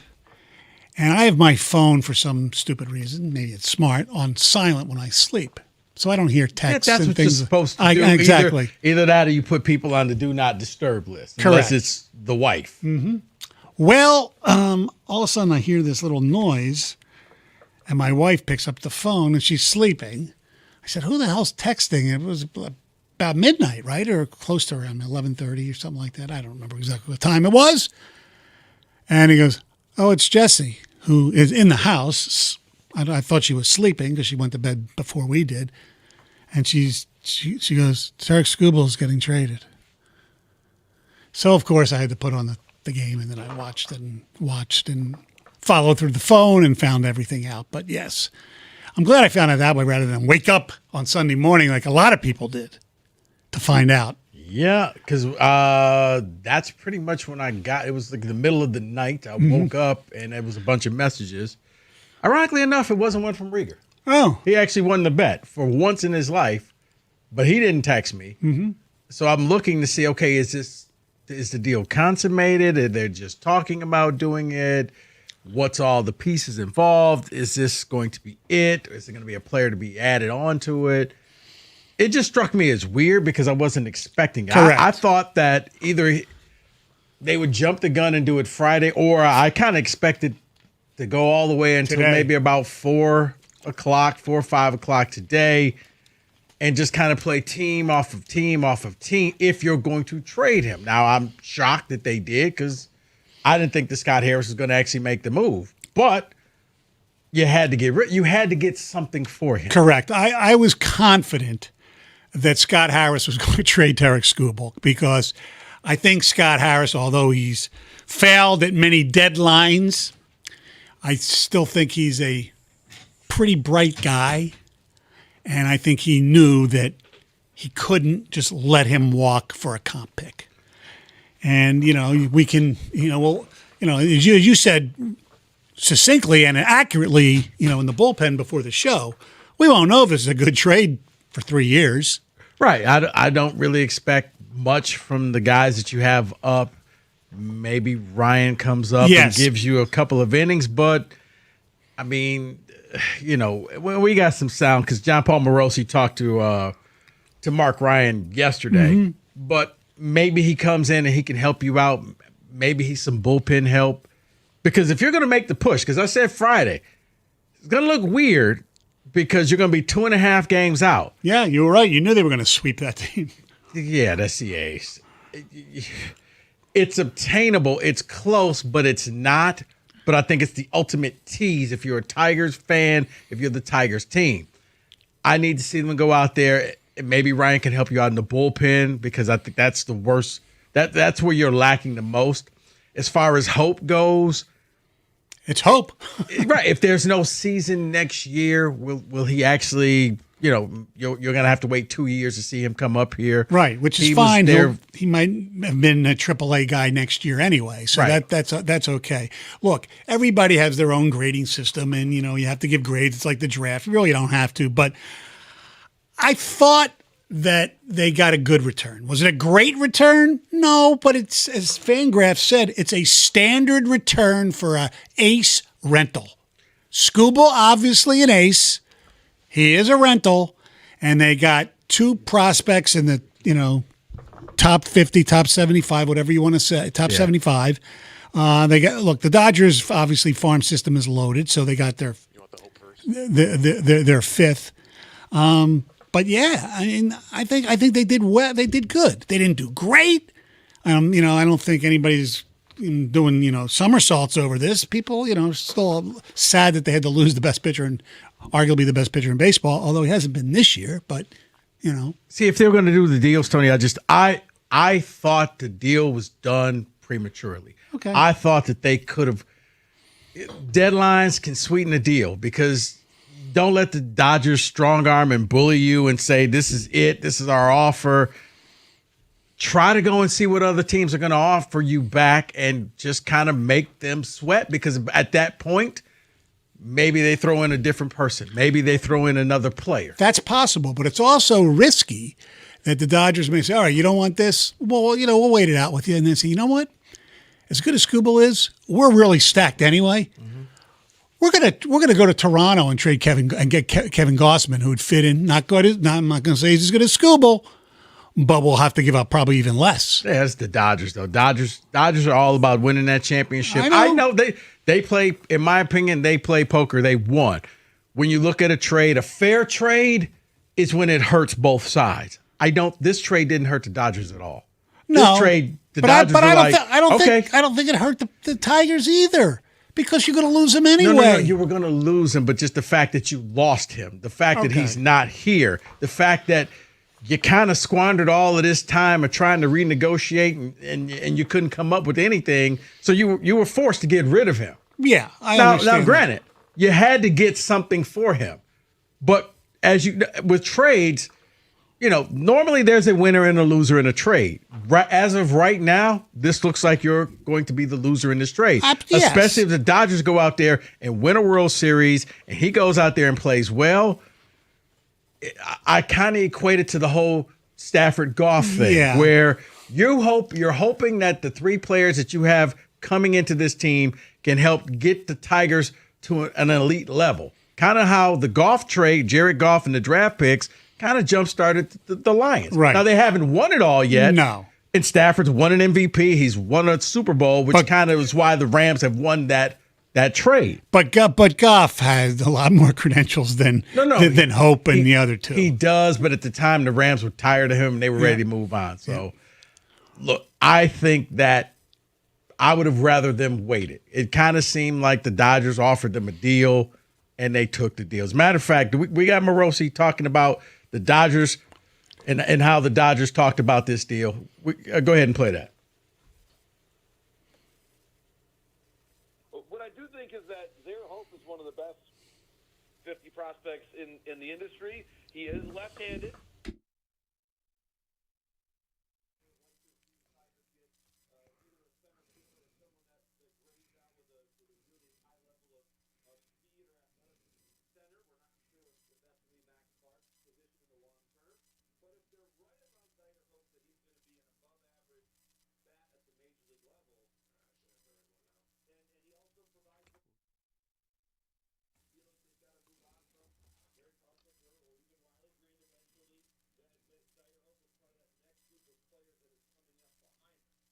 And that was John Paul Morosi. He was talking to our Mark Ryan yesterday, talking about Hope. I think that's the centerpiece of the deal. I think we could all agree upon that.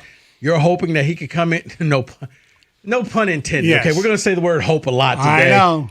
But that he goes out there and he's able to take one of those outfield spots. You saw a glimpse of the future with Max Clark this weekend.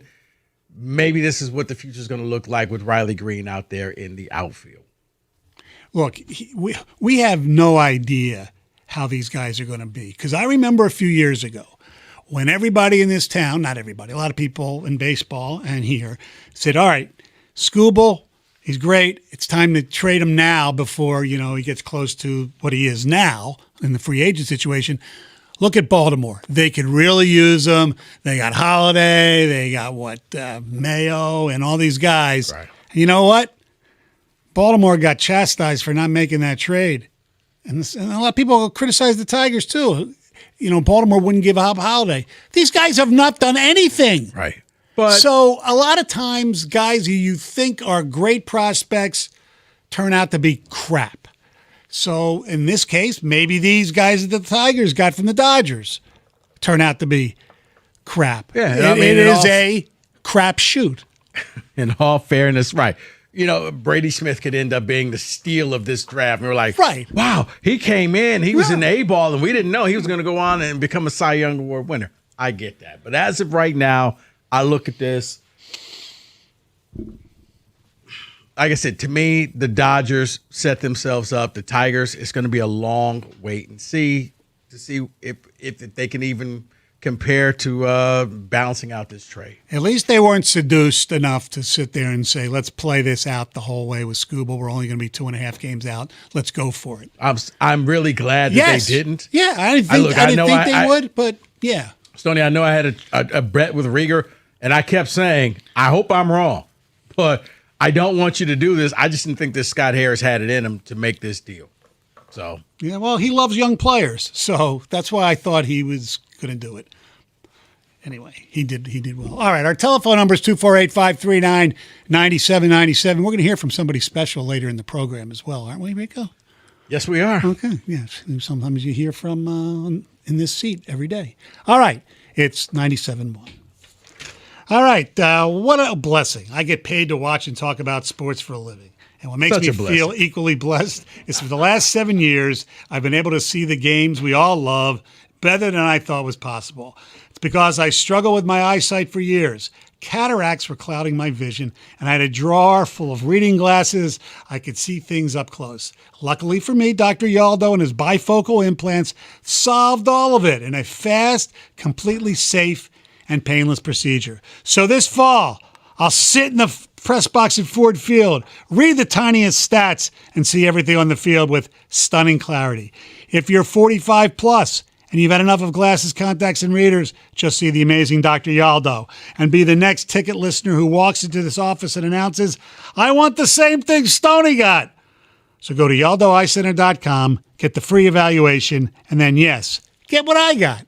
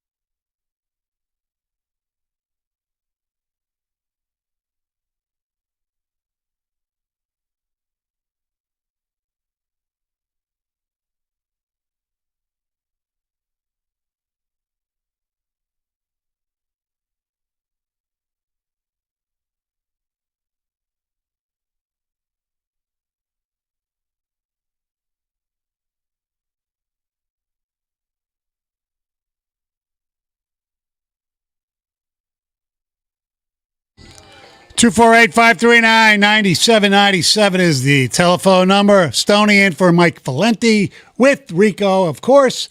Corbin is in for Dave. We got Jake back here as well. Corbin, you have some texts? I do have some texts, just a couple right here. Someone said, and I found this a little comedic, I love the trade. After years of the Tigers selling hope, the Tigers acquired hope and 2 others. Okay, that's good. That's actually pretty good. Yeah, not that bad at all. So whoever's doing that, go to Laugh Factory or something for a night. Another text, they got 2 top 100 prospects and a high A guy with good strikeout rates. I don't know what else people thought they'd get for a 2-month rental. Yeah, I think I agree. That's why I'm not mad. I think the only thing that you can, and Rico has, criticized a little bit is the process. Did they talk to enough teams? Did they just take the Dodgers' first offer, which according to The Athletic, they did? Could they have gotten even a better prospect? Who knows? Then again, maybe the Tigers had him, Hope, as their favorite Dodger prospect. We don't know until Scott Harris talks, which will probably be tonight. Who knows? Yeah, but I got a feeling, Stoney, that even if it wasn't, it's kind of like on draft day. This was the guy we always wanted, really. Mm-hmm. You would have had him, if you would have had the number 1 pick, you would have taken him. Oh, yeah, that's the guy we wanted. Mm-hmm. Sure. Okay. Yeah, exactly. Another text I got right here, and this one's kind of interesting. I guess it's the first what if with this particular trade involving Skubal. Is it all possible that trading Skubal much earlier could have helped increase the trade value for Casey Mize? I don't know. I don't know. See, I would say no, because now whatever it is going to be a lot less than Skubal. Whereas if both were out there, maybe Mize actually goes up, because it's like, okay, if you're not going to trade Skubal, what do you want for Mize? Let's try to take him off your hands. So 248-539-9797. You know, I asked the people, did you guys feel like you got the Tigers got the most of what they could from this trade? Are you happy? And when I mean happy we don't have to talk about this crap anymore. Oh, yeah, Mike in Clarkston, you're on 97.1. Hey, how you doing? Good. Hey, Mike. So I don't claim to be anywhere near as smart as Mr. Harris, but I get confused by. I believe that Mize was probably our second best pitcher we had this year, and we are willing to trade him off for some prospects, but prospects are prospects. And then next year we'll go out and negotiate to try to sign another pitcher, as we have in the past. We've signed Flaherty for $25 million. Valdez, $38 million next year. You know what you have with Mize. He's good. Why would you trade away for prospects when the next guy's going to cost you more money and he's probably a question mark? Well, Mike, maybe they're hoping that Mize becomes like Flaherty, where you get him back. Right. You actually get the pieces, you get the prospects, and in the offseason, you negotiate and you bring him back to the team. Maybe we don't know if he wants to re-sign here either. He is from the South. Maybe he wants to sign with the Atlanta Braves. I don't know. Yeah, I don't disagree with all that, but I think most of these guys on a team, they're all playing for money. We know that. Yeah. But they also like the team they play for in most cases. And the Tigers, all in all, don't have a bad team. We're not the Dodgers. It just seems like we keep screwing up our negotiating process in advance, and we're letting guys go. I read the story yesterday that Clark and McGonigal, new saviors of the Tigers. Well, I read the story 4 years ago, Riley Green, Spencer Torgerson. 2 years before that, Skubal, Mize, and I forgot the other guy's picture that finally had a lot of arm trouble. It just seems we just keep trading things for prospects and not getting anywhere and paying a lot of money for pitchers that never really give us anything when we go out in the free market. They're tougher negotiators than the guys we have.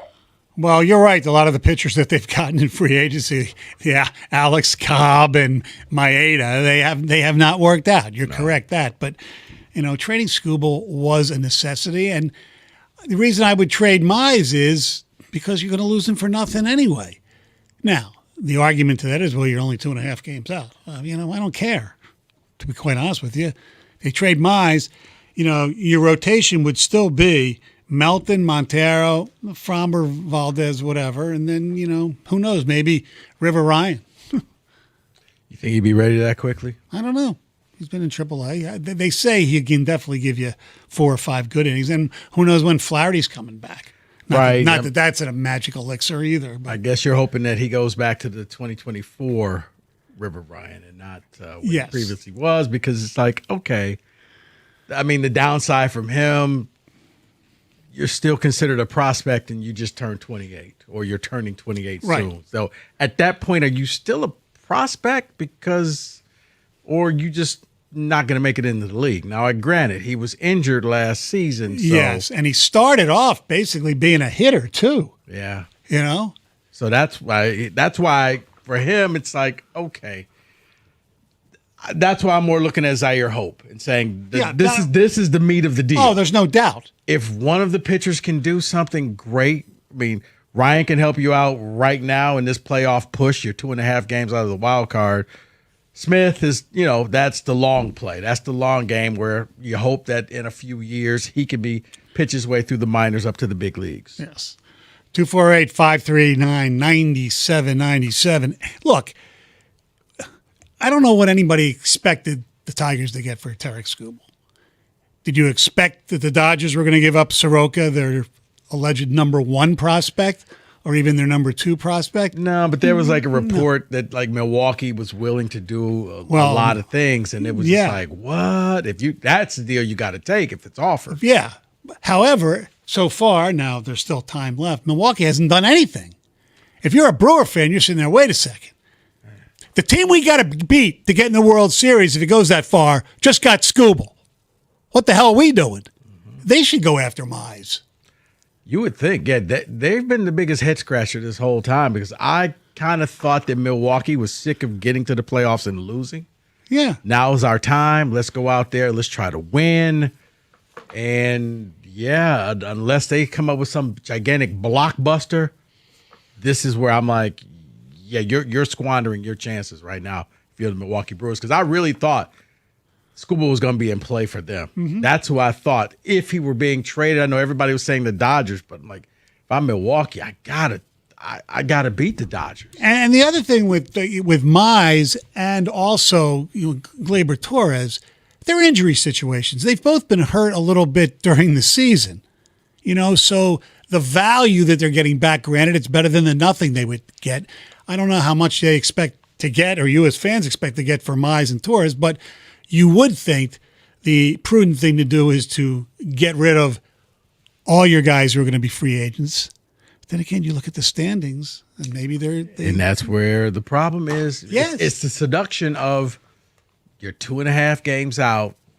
That's just, a good week. Yeah. And maybe now you're actually in the wild card. So that's where they are. If you're going to do that, I pray that they go and get some type of bullpen help. Yes. If they're going to make the push. Yep. All right, 248-539-9797 is the telephone number. Later in the program, I do want to ask this question to the fans about Tarik Skubal, Rico. I want people to think about this. I'm not sure what time we're going to do this because this is off the cuff. What are you going to remember Tarik Skubal for the most? Is it the real good? Or is it that one little thing last October that just still pisses you off? 97-1. This football season,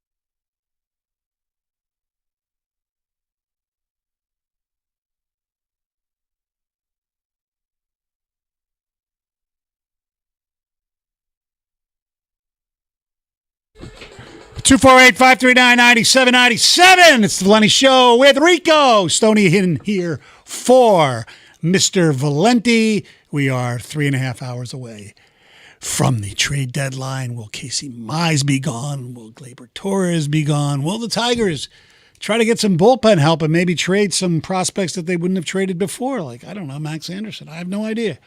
All I know, there's a hell of a lot of teams that need bullpen help who are in a hell of a lot better shape standing-wise than the Tigers. So we shall see. Let's say hello to Kevin in Wixom. What's up, Kev? Hey, guys. What's happening? Not too What's much. going on, Kev? Hey, I just wanted to call and say, really missing Pat Caputo today. Really missing him. He invested the time to watch these minor leaguers and to really stay up on this stuff. And I'd hate for the afternoon to go by without somebody mentioning that. So if they did already and I didn't hear it, forgive me. But No, Kev, you were the first. okay. And then secondly, if you guys, Rico, a few minutes ago, you said in reference to River Ryan, you said, I hope we get the 2024 version of him. And my guess in listening to you was because you automatically assumed that he had a rough year in 2025, and then somebody put something in front of you or you looked at something and realized that he was injured last year. No, I knew he was injured. Okay. Well, I guess it all speaks to the fact that there's a need on this station to take the negative in a lot of cases, and it's exhausting. Wait, by It saying really I is. hope that it was a 2024 version of him that was good, that's negative? Well, like I said, I when I heard you say it, and then afterward you said that he was injured in 2025, it just shined a light on the fact that the normal guy that's on this time of day is ridiculously negative. Okay, all right. Save it for him. 248-539-9797. I guess I'm lost here. Yeah, I don't understand what I he's saying. actually said I hope you get the 2024 version of him because he was hurt last year. Right. He wasn't saying they picked up damaged goods. So that's, you know what? Some people are in their feelings. They can't be helped. I realized Look, there are times where people at this radio station, me included, can come off as being negative. I get all that. All right? This was not one of them. Stoney, trust me. There are people out there that hate the fact that I drew breath this morning. So we will move on. Well, I'm not one of them. Larry in Grand Rapids. What's going on, Larry? Hey, when Detroit plays the Dodgers, and hopefully they'll face Skubal, I thought it was in Detroit. Will you be going to that game? And how much would you bet on that game? Well, I don't. And would Detroit score? I really haven't figured that out, but yes, they will be here the weekend of the 27th, 28th, and 29th. Yeah. That would be a highly attended series anyway, because people like to see a great team. Plus Shohei. Now, if Skubal is pitching, which we have no idea yet, where he's going to be in that rotation, of course it'll be excitement. And if I'm around, I will go to the game. Do you think Detroit will score? You know what? Yes, they'll score. Yeah, they will score. They'll score. McGonigal will go yard against them, okay? How about that? Okay. Right. Bye. Bye, Larry. 248-539-9797. All right, so let me ask this question now that I thought I would do later. But what are the Tiger fans going to remember Tarik Skubal for the most? Is it like I am, and I'll say right now, his 3 terrific years, maybe even more, of being a great baseball player. 2 Cy Youngs. He was great. Now, there are those who might want to look down on him and say, you know what? When the games were on the line, when the seasons were on the line, 2024, Game 5, he gave up a grand slam. 2025, we all know what happened where he took himself out of the game because he ran out of gas, according to him, in a big situation. And then there are a lot of people who didn't like the way this whole season played out with, why you didn't get an MRI before and all that. Will you remember Tarik Skubal with fondness or with disdain? I think it starts off with disdain, but I think over time it'll go away. Over time, you'll forget about like the Grand Slam. I can't fault you because you were out there and you made a mistake and you gave up the Grand Slam. I would have loved for you to make that mistake in the 7th inning last year against Seattle, but you took yourself out of the game. That's going to be difficult for me and maybe some to get past. But overall, you remember the first Cy Young that he got, and it was just like, okay, you know what? The Tigers actually have something here. He followed it up the next year. Yeah. And it was like, all right, I like what I'm seeing. I don't know. Can I put Boris in there for the ridiculous nursery rhymes? Yeah. Because none of that made sense. No. It just told me he didn't want to be here, and he's speaking through his agent right now. So I think over time you'll forget about what happened and the whole lack of negotiation, going to arbitration, all those different things. The Seattle thing, though, that's initially it still bothers me because you were right there in a season where you probably shouldn't have been right there. I agree. 248-539-9797. And I think what really upsets me more is like then all of a sudden this year he's demanding to stay in the game. It's like, well, where was that last year? I applaud you. Thank you for wanting to do that. Now you weren't here, Stoney, and then his last start at Comerica Park where AJ goes out and he's basically like, you can go back to the dugout. I'm going to finish this inning out. Now the very next pitch, he gives up a hit. They score, and then he gets taken out of the game. But I like that moxie is what I was looking for that day. But overall, I mean, come on, man. He was one of the best pitchers in baseball. You're going to remember that more. Yeah, right, exactly. You should. 248-539-9797. Let's go to East Lansing. Tom, how you doing? Hey, how you guys doing today? Good. I can't think of an athlete in Detroit sports history who was as big of a superstar. I mean, Skubal, like you said, 2 Cy Youngs in a row. He was lights out, the best pitcher in baseball. A Detroit superstar that had less sauce than Skubal, that had less pride for the city, that seemed like he had less heart for the city of Detroit than this guy. I look at a guy like Cade Cunningham. Draft day comes in with the Buffs. City of Detroit, I'm coming. Cabrera, Verlander, Jack Morris back in the day. These guys had huge pride for the city of Detroit, and I just never felt like he had that. I never thought he had that sauce. And then you throw in that game against Seattle, Verlander's never coming out of that game. A guy like Jack Morris never comes out of that game. It just absolutely disgusted me, and I was kind of grossed out by his crocodile tears yesterday when he was giving his exit interview. I just don't think the guy ever had pride or embraced the city of Detroit, and we're a town that embraces superstars. We always have Barry, Isaiah, Cade. Tom, I'll say this. Tom, real quick, let me. Tom, I'll let you finish. This is a town that embraces just average players who embrace the city. Yeah. And you're right. It never felt like he embraced Detroit the way other stars have. But he was never negative about Detroit. He wasn't. I mean, I think you're taking... he didn't have to put on... What? He was unassuming. He was kind of unassuming. He just kind of did his job, went there. And then when the Boris thing got involved, and obviously we found out he didn't want to be here, and we didn't even really have a shot at him. And we've known that for 2 years now. It just felt like he never loved the city of Detroit. And I think this is a city when you show love, you get love. And I don't think he ever showed up.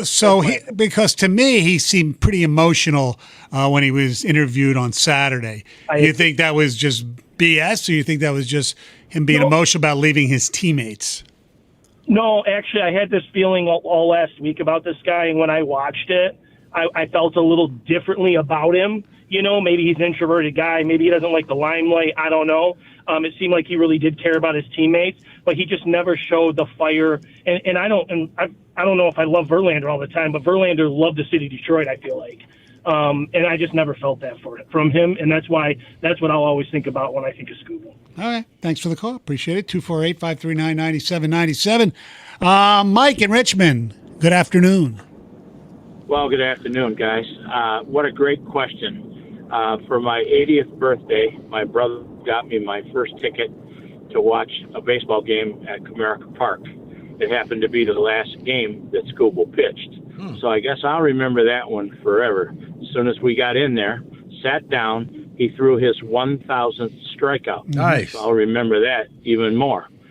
But the other thing that kind of drug it down was he leaves in the 7th inning, 2 outs, with a 7-1 lead, and the Tigers just blew that game all to pieces in their bullpen.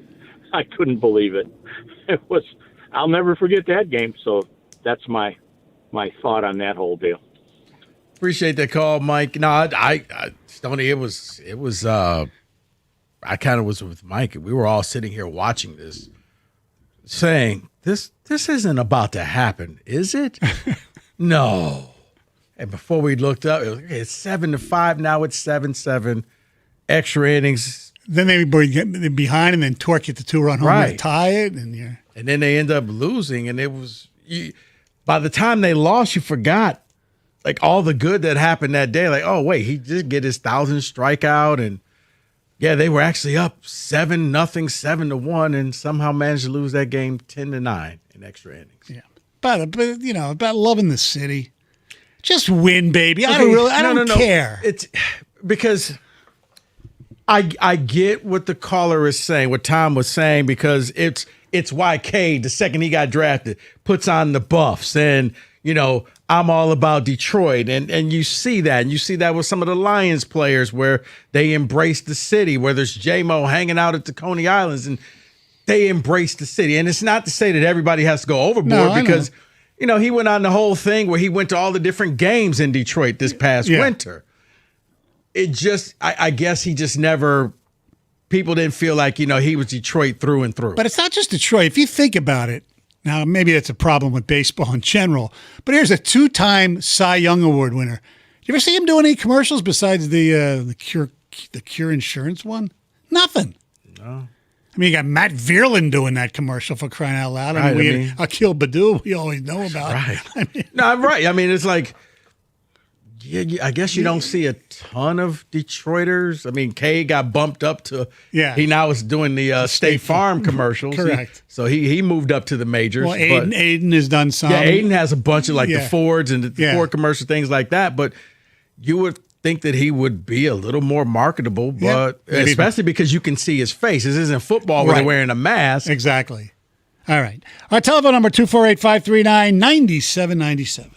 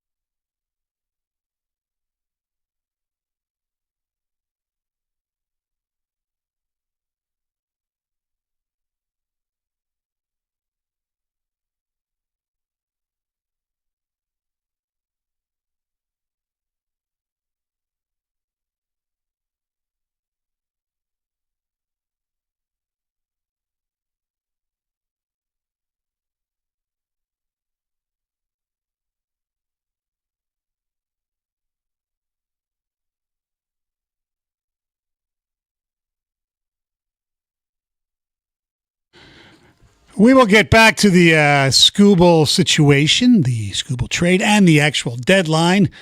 Will Casey Mize still be here by the time tomorrow at this time? I don't know. We'll find out. In the meantime, Mr. Corbin Simons has a blitz for us, basketball style. Yes, gentlemen, let's take a break from baseball, shall we, and focus on a sport that in about, I believe, a month and a half training camp begins? The NBA. Wow. I love me the association. I know, the offseason just flying by. With that being said, let's get right to the questions. First and foremost, which non-playoff Western Conference team has the best chance to make a massive leap? And just to remind you guys of the teams who didn't make it, Pelicans, Mavs, Grizzlies, Kings, and Jazz. I'll go first. I'm going to say the Jazz with, the marketing and Jaren Jackson Jr. and, everything they've done. Ace Bailey is going to get a little better. The draft choice of Darren Peterson, pretty damn good, right? Yeah.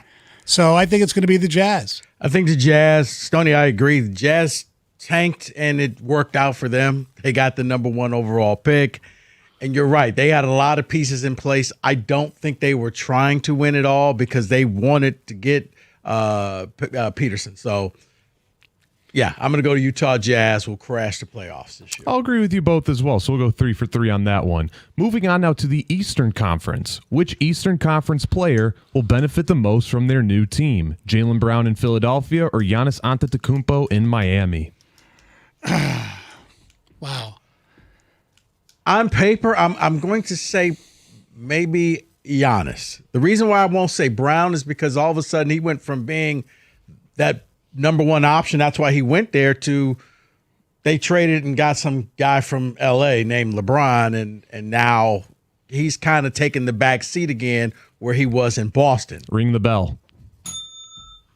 I don't know if you're allowed to do that. Well, I'm going to say Giannis as well for a different reason.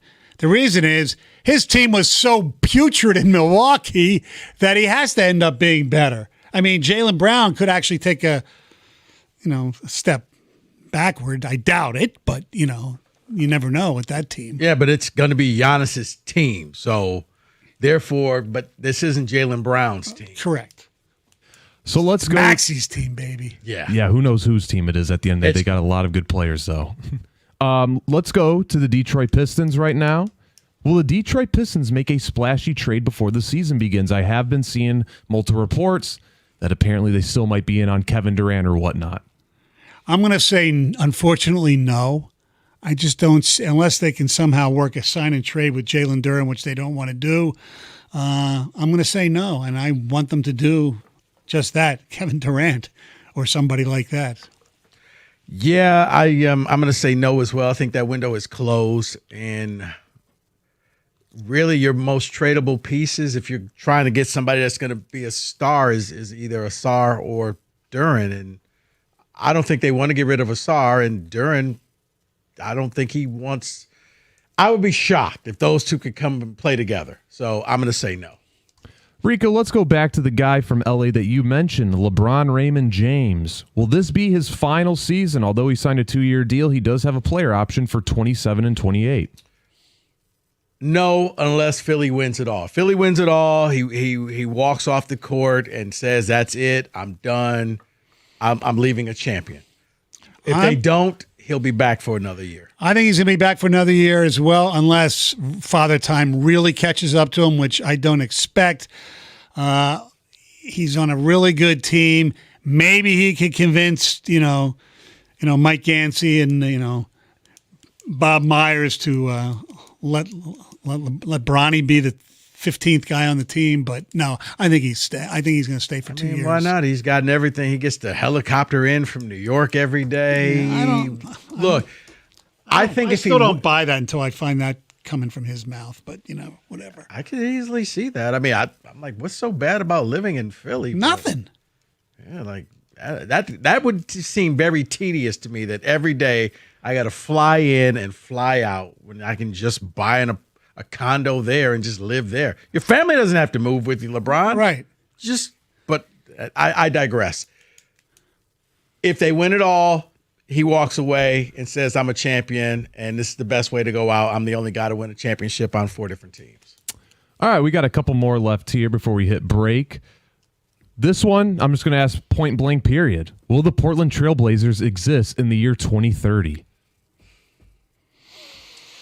I'm going to say no, which is going to be a very sad state because their owner seems to be, even though he won a Stanley Cup, but you can see what he's made of by putting all his children on the Stanley Cup. And the firings he's doing in the front office, the questions he's doing, basically demanding the city of Portland, who has enough problems on its own, to build a new arena. So since he's going to get no to that, I'm going to say he's going to move the team. I'm going to say, yes, you will have a team in Portland. I think that something will happen that the owners will step in the league, and they're going to take it away from him. I don't know if it's going to, he's going to say something stupid like Donald Sterling did, but I think you keep doing enough dumb things and bringing negative publicity to the league, either clean up your act, become a real team, or we will take this from you and we will find somebody to keep keep the team in Portland. I hope you're right. All right, one more for you guys, and we'll head out of here. Who will be the 2026-2027 NBA champions as of right now in your eyes? I think it's going to be the San Antonio Spurs. I think they learned a lot from what happened last year in the finals. Wemby's only going to get better. Dylan Harper's only going to get better. Stephen Castle's only going to get better. Give me the Spurs. I was going to say Spurs, Stoney, but I'm starting to lean more towards your city, Philadelphia. I think they've got the pieces in place.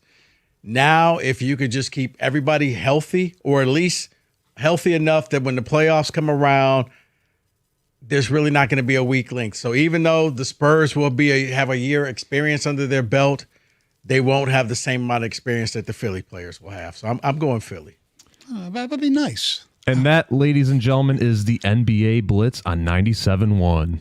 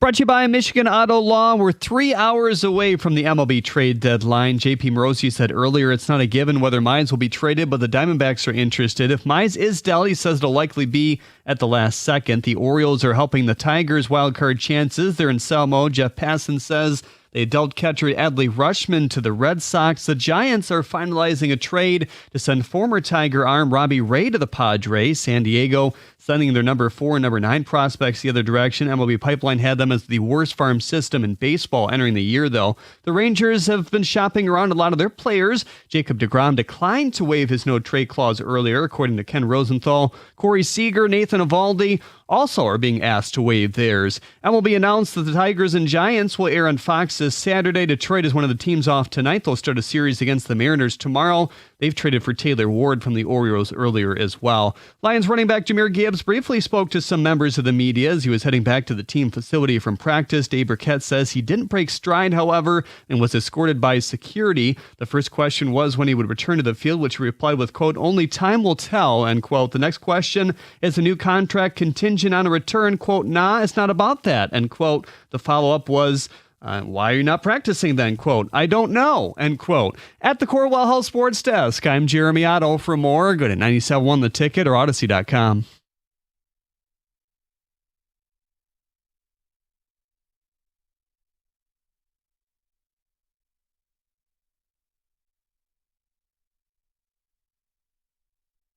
Thank you very much, Jeremy Otto.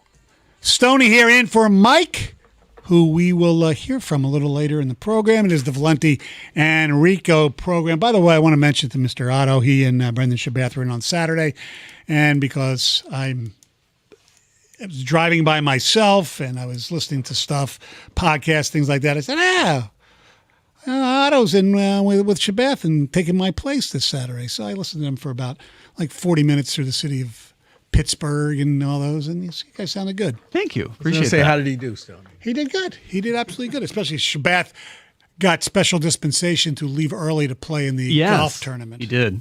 Oh, yeah. He had to let us all know, I'm playing in the tournament. We don't care. Yeah. This is one of the first. This was like the first one I didn't play in. I knew I didn't get back in time. Yeah. Well, I saw Rieger got beat again by Gator. He should, I told him, I was like, man, I'm taking Gator. Give me Gator in 8 strokes because he's going to beat you badly. Rieger has, and he beat him by 8. His game has definitely improved. He's probably better than me, or very close to me, because I'm not very good. I'm at like a 23 handicap. But he's better off when he doesn't bet. He did win one. He did win one. Yeah. He did. And I no, I'm talking about his golf game. The stakes of that were a little scary, though. Okay, but here's the irony of it. He's like, I can't really collect on it because I owe you so many. So we'll just knock one off the ones that I owe you. I'm like, we could do that as well. But I was going to let him go out and go order all the stuff that you want, Jeff. Go ahead. There you go. But he was like, no, I can't because I owe you a bunch of dinners. So it's good to take one off the books. Scooble leaving. Yes. How does Jeremy Otto feel? Oh, I think Jeremy Otto, Tigers fan. No, I think. Were you angry when you saw the news? No. I mean, I said that the last couple of weeks. You weeks. didn't go outside and kick the grill, did you? No. I think it was a necessary move, unless the return was just really bad. I don't view it as the greatest return you could have had. I think I agree with some people that maybe you could have waited it out. But I also think as Stoney walked in, and I think it was Doug who walked out earlier when I was doing my first update, I think they really like Hope, and I think that's a guy they identified in this process as somebody they wanted. So I think that's why maybe they're not getting some of the names that people wanted and or expected them to get. I think I really like him too. I mean, just from seeing whatever other people have said, the prospect writers, I don't know.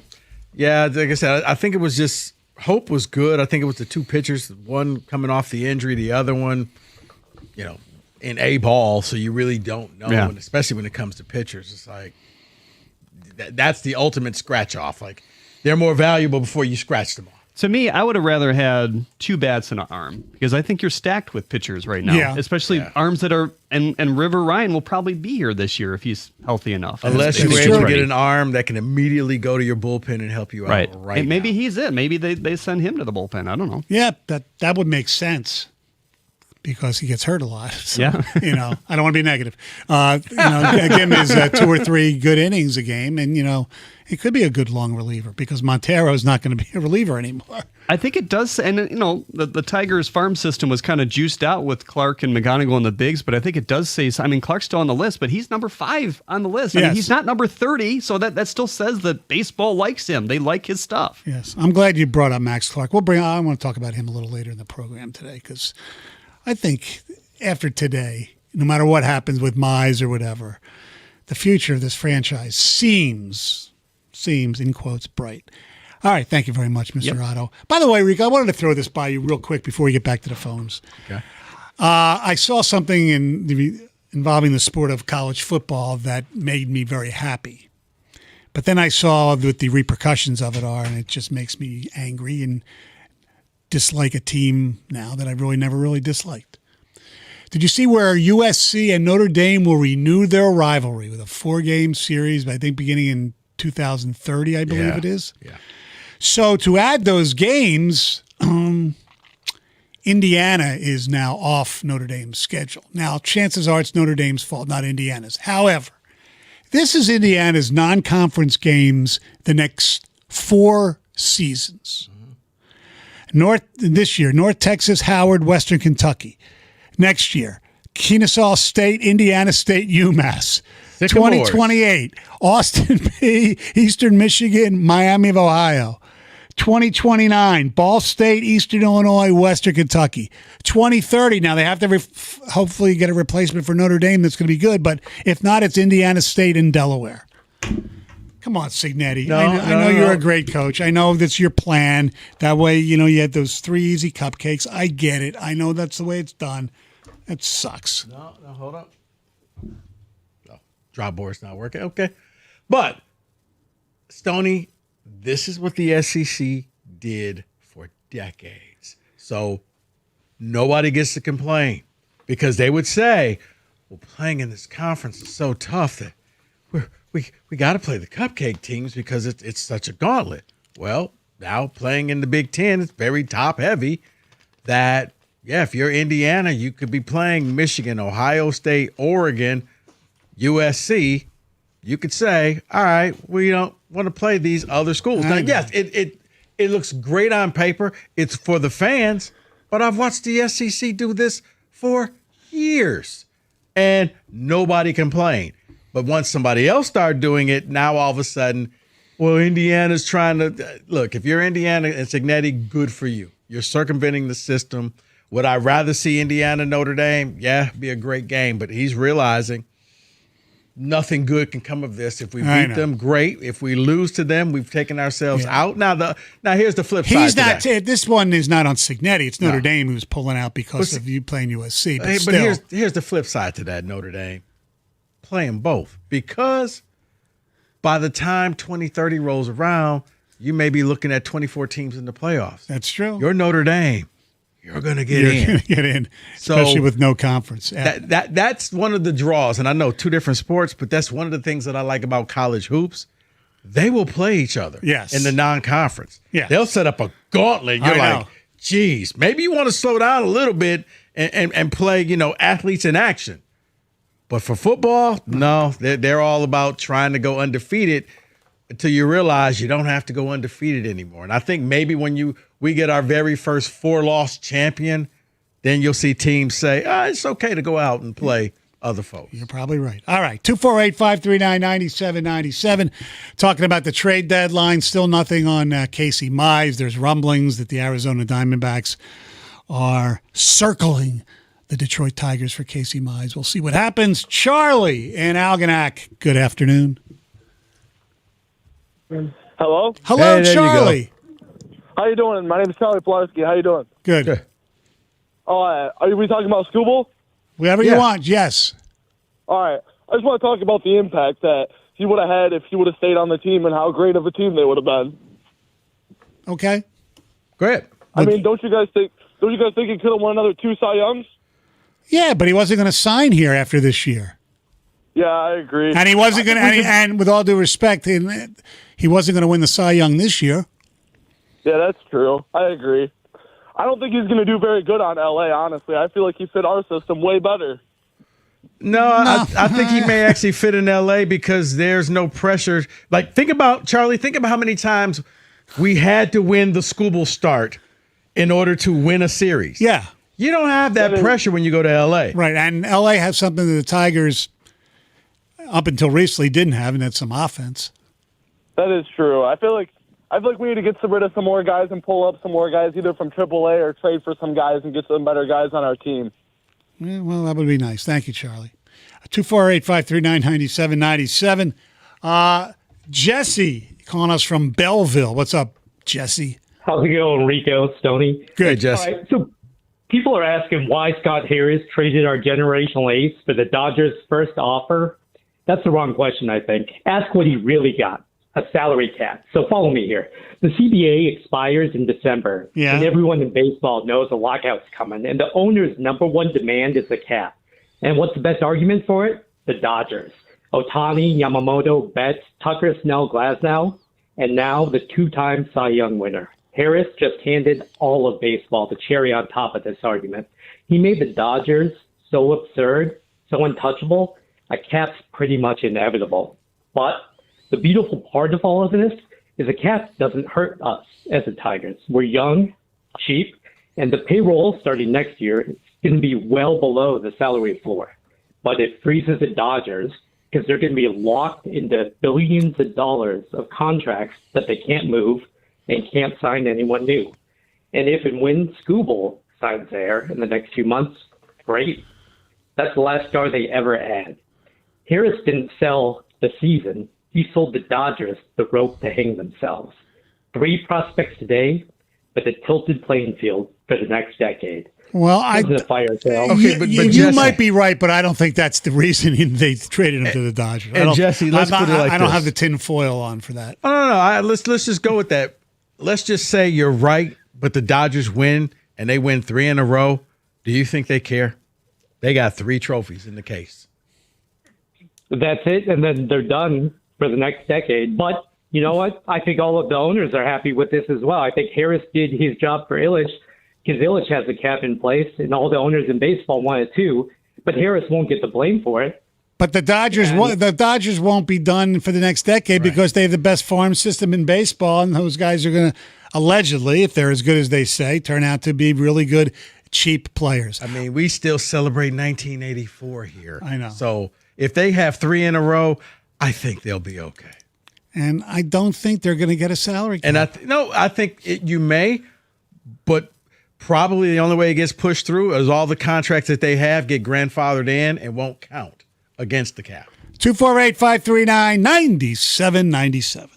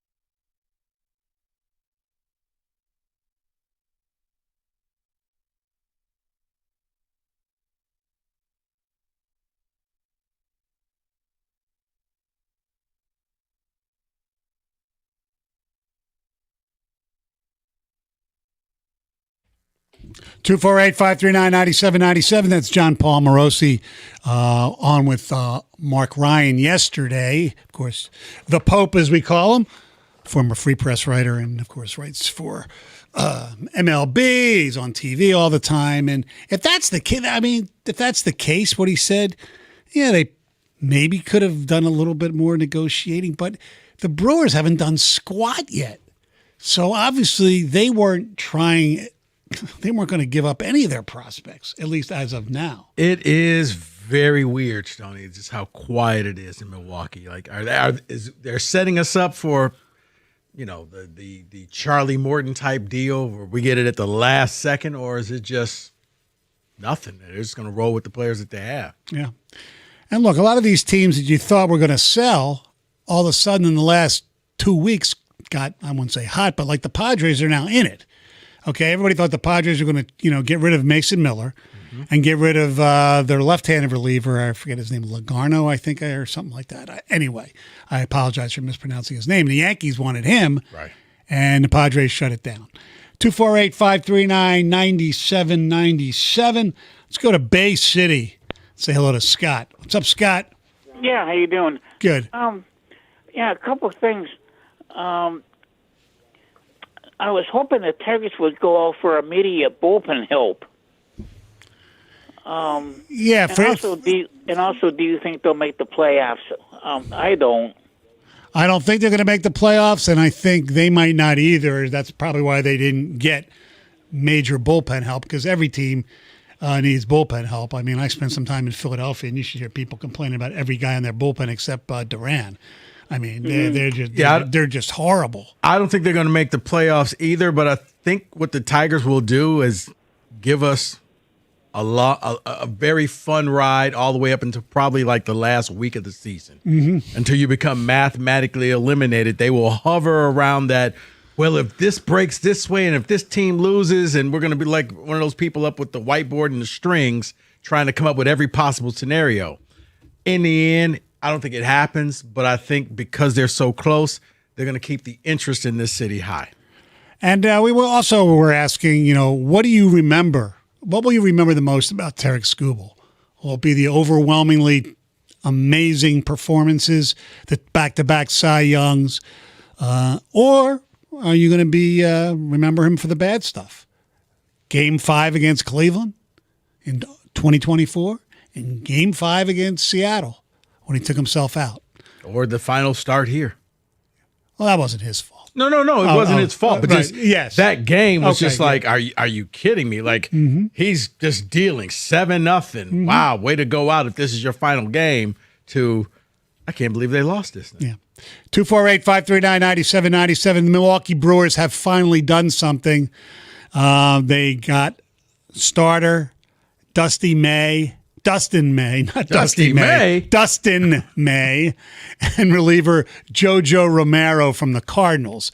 So he's a back end, he's a starter and a back end reliever, basically. So it takes Mize out of the equation for Milwaukee. And it also, for what they gave up, from what I understand, is not that much. We'll tell you who it is, if anybody in their top 8 prospects. But they obviously were not willing to part with a lot of their top-end prospects for Skubal even. 248-539-9797. Let's go to Vince in New Baltimore. What's up, Vince? Hey, how you guys doing? Good. I just want to turn the tide a little bit here and hope that the Tigers organization would open their eyes. Here's a chance to retire number 29 and have a Mickey Lolich day. Mickey Lolich's accomplishments will never be duplicated, okay? What he did, he won the 68 World Series by himself practically. Mm-hmm. They're missing the point. The same with Norman Cash. All right, they have a policy pretty much. You got to be in the Hall of Fame to get your jersey retired, and they've pretty much stuck to it, except for the Willie Horton thing. That's too bad because Norman Cash had better numbers than Willie Horton, except for one statistic. RBIs. Other than that, Norman Cash won a batting championship. Yeah, but I understand. But Norm, but you have to understand the historical significance of Willie Horton to the city of Detroit with the riots and all that stuff. So Yeah. Oh, I'm a longtime fan. I've been going I out know. there since I was 8 years old. I I'm get it. 75. You know, I love baseball. I love the Tigers, but what's going on now is ruining the sport. It really is. So, Well, but I love listening to you guys. Thank you. You're all very knowledgeable, and I would never badmouth Mike or any of you because everybody has their opinion. And as far as your knowledge goes, and everybody on your station, your knowledge is just, super. So I love listening to you guys, and thanks a lot for listening to me. Thanks, Scott. Appreciate the call, Vince. Or Vince, I'm sorry. Yeah, I screwed up his name. He was so nice, and I screwed up his name. I don't know where we. I don't know what he was trying to say, but Had a flat. We were back in the 60s. yeah, well, we're not having a Tarek Skubal, Mickey Loach Appreciation Day. All right. Scott in Livonia. Good afternoon. Hey, how you doing? Good. I would love to think that Skubal would be a better player here in Michigan, but we just need to get rid of him. He's gone. Yeah. We needed a ballpoint arm. We needed somebody that can, Jameer Gibbs it and Jared Goff it, and then we'd be good. Not really sure what your comparison is to Jameer Gibbs.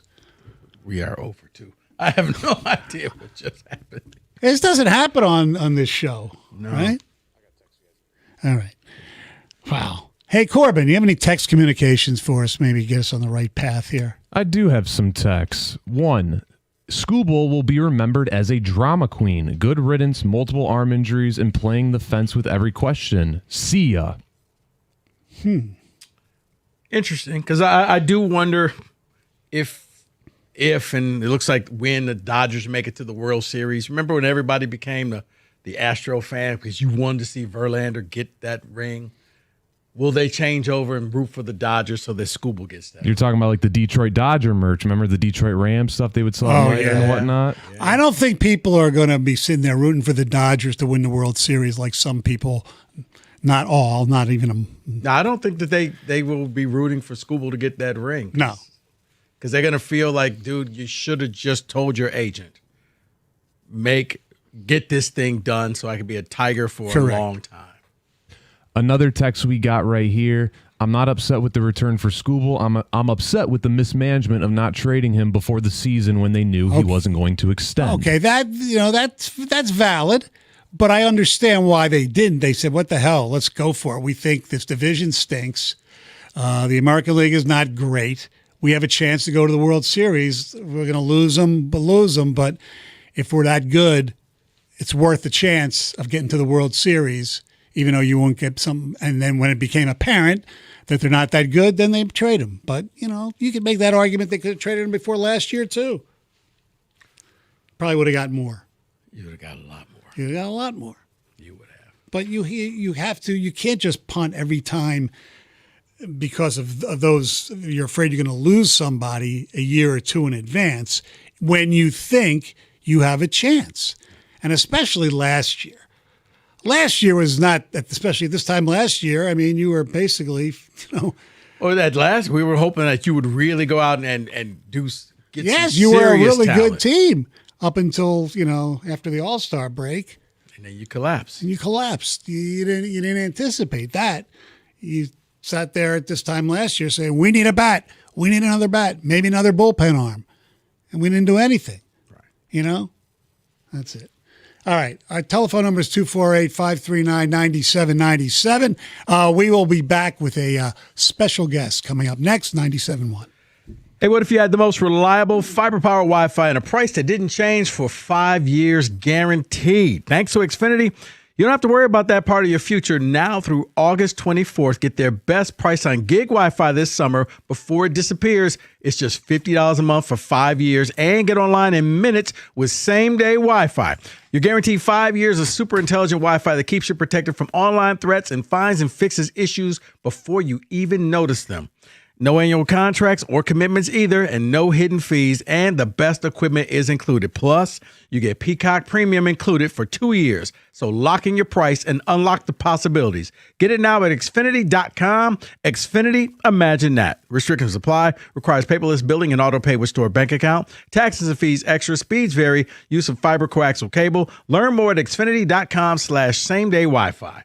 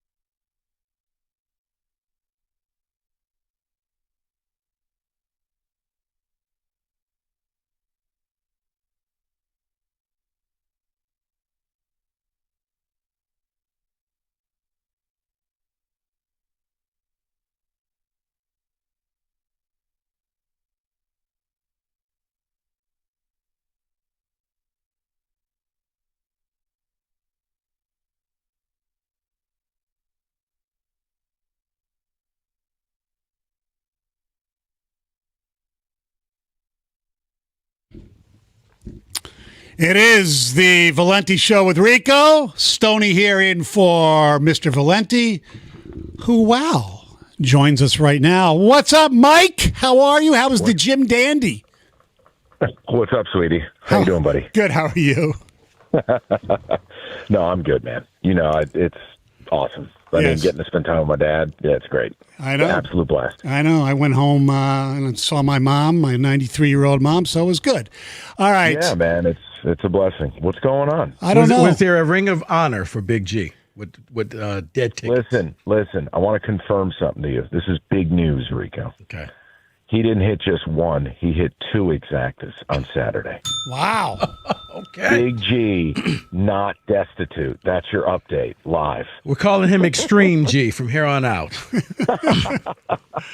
All right, before we get to the time. What's been the response here to Scotty Harris? What are we dealing with here? I think, well, we still want to wait, but I think most people think that what they got was good, not great, and whether he could have played a better game of poker or not is the controversy, or maybe this was the deal that was offered. He said, you know what, I ain't going to get anything better.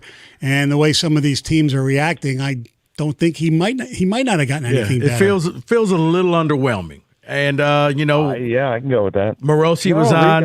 I can go with that. I mean, look, I think the most unfair thing is, like, I'm not going to yell and scream about it, because you can always say, oh, well, they could have done more. And it's like, okay, well, do you have that comparative offer? Like, do we know? But I'm with you guys where if you have the crown jewel of the deadline, why did you trade him 2 days early? And look, the one thing we've talked about, and I mean, I don't have to tell you guys, and I hope I don't have to tell the fans, is like, look, if you have an Andrew Friedman or a Brian Cashman or a Dave Dombrowski, whoever, these guys are proven they can play the poker game. They can play the game. I just don't see how you effectively got a bidding war going when every report up until essentially 30 minutes before the deal is, half the league didn't even know if the Tigers were seriously engaging on it. So it just felt, I don't know, it felt a little rushed, a little panicky. I have a right to feel that way. I'm not going to scream and yell about it, but no, Rico, I think you said it best. It just, look, I wanted Zaire Hope. I brought him up. I think he's a 2020 type player. He's a hyper athlete. He looks like he can play football. Like, cool. Well, what else? And it's underwhelming. You let the Dodgers protect essentially their top 5 prospects. Yeah, it's not acceptable to me if you had a real bidding war going. And that's what I said, Mike. To me, look, if a successful trade, both teams, it stings a little bit. Tigers is stung because you didn't get a chance. Skubal didn't want to be here. You had to move him. You were kind of forced to make this deal. I don't think the Dodgers really feeling like they lost out on anything. This was free. Yeah. I think you nailed it. This is like when you're doing your Xfinity ad with the best Wi-Fi and all that jazz. No, Dodgers are chilling. Like, and we got Skubal, and what do we give up? We have 6 outfielders in the top 100. Right. So they probably would have felt the same way, even if they would have given up Soroka. And maybe, we don't know the answer. I'm sure when he talks, it'll be like draft day for NFL players, as Rico pointed out, that hope was they liked him better than the other guys anyway. But who the hell knows? Right. No, and look, guys, this is the problem.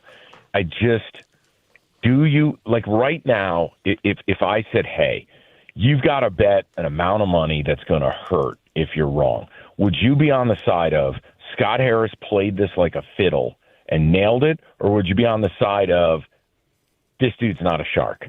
I know that might sound unfair, but like, we're talking sports. We're not brokering Middle Eastern peace. So I don't want to be upset.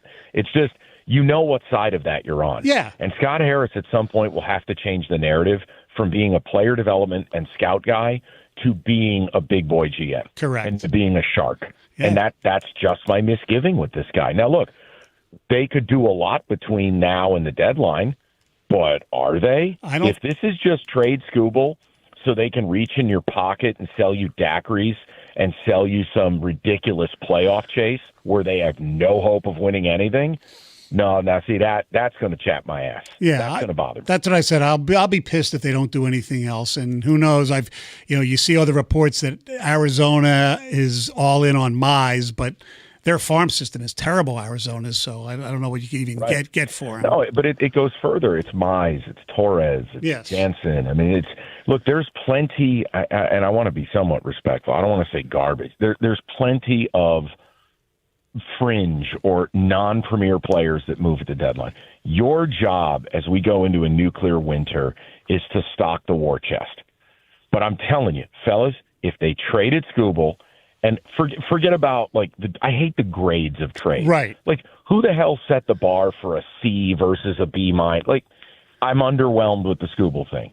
But if their plan is to simply, look at the Max Clark thing. Why on God's green earth would you call him up before August 14th when you could have preserved his rookie status? Yeah. Why? At that point, he should have been up a month ago. Right. See, it just feels cheap to me. It feels inauthentic. It feels like, oh, golly gee, fans are going to be big mad at us, as the kids say. Let's do something to pacify them. Here's a Happy Meal. Mm-hmm. Well, yeah, I can't square the circle on this franchise.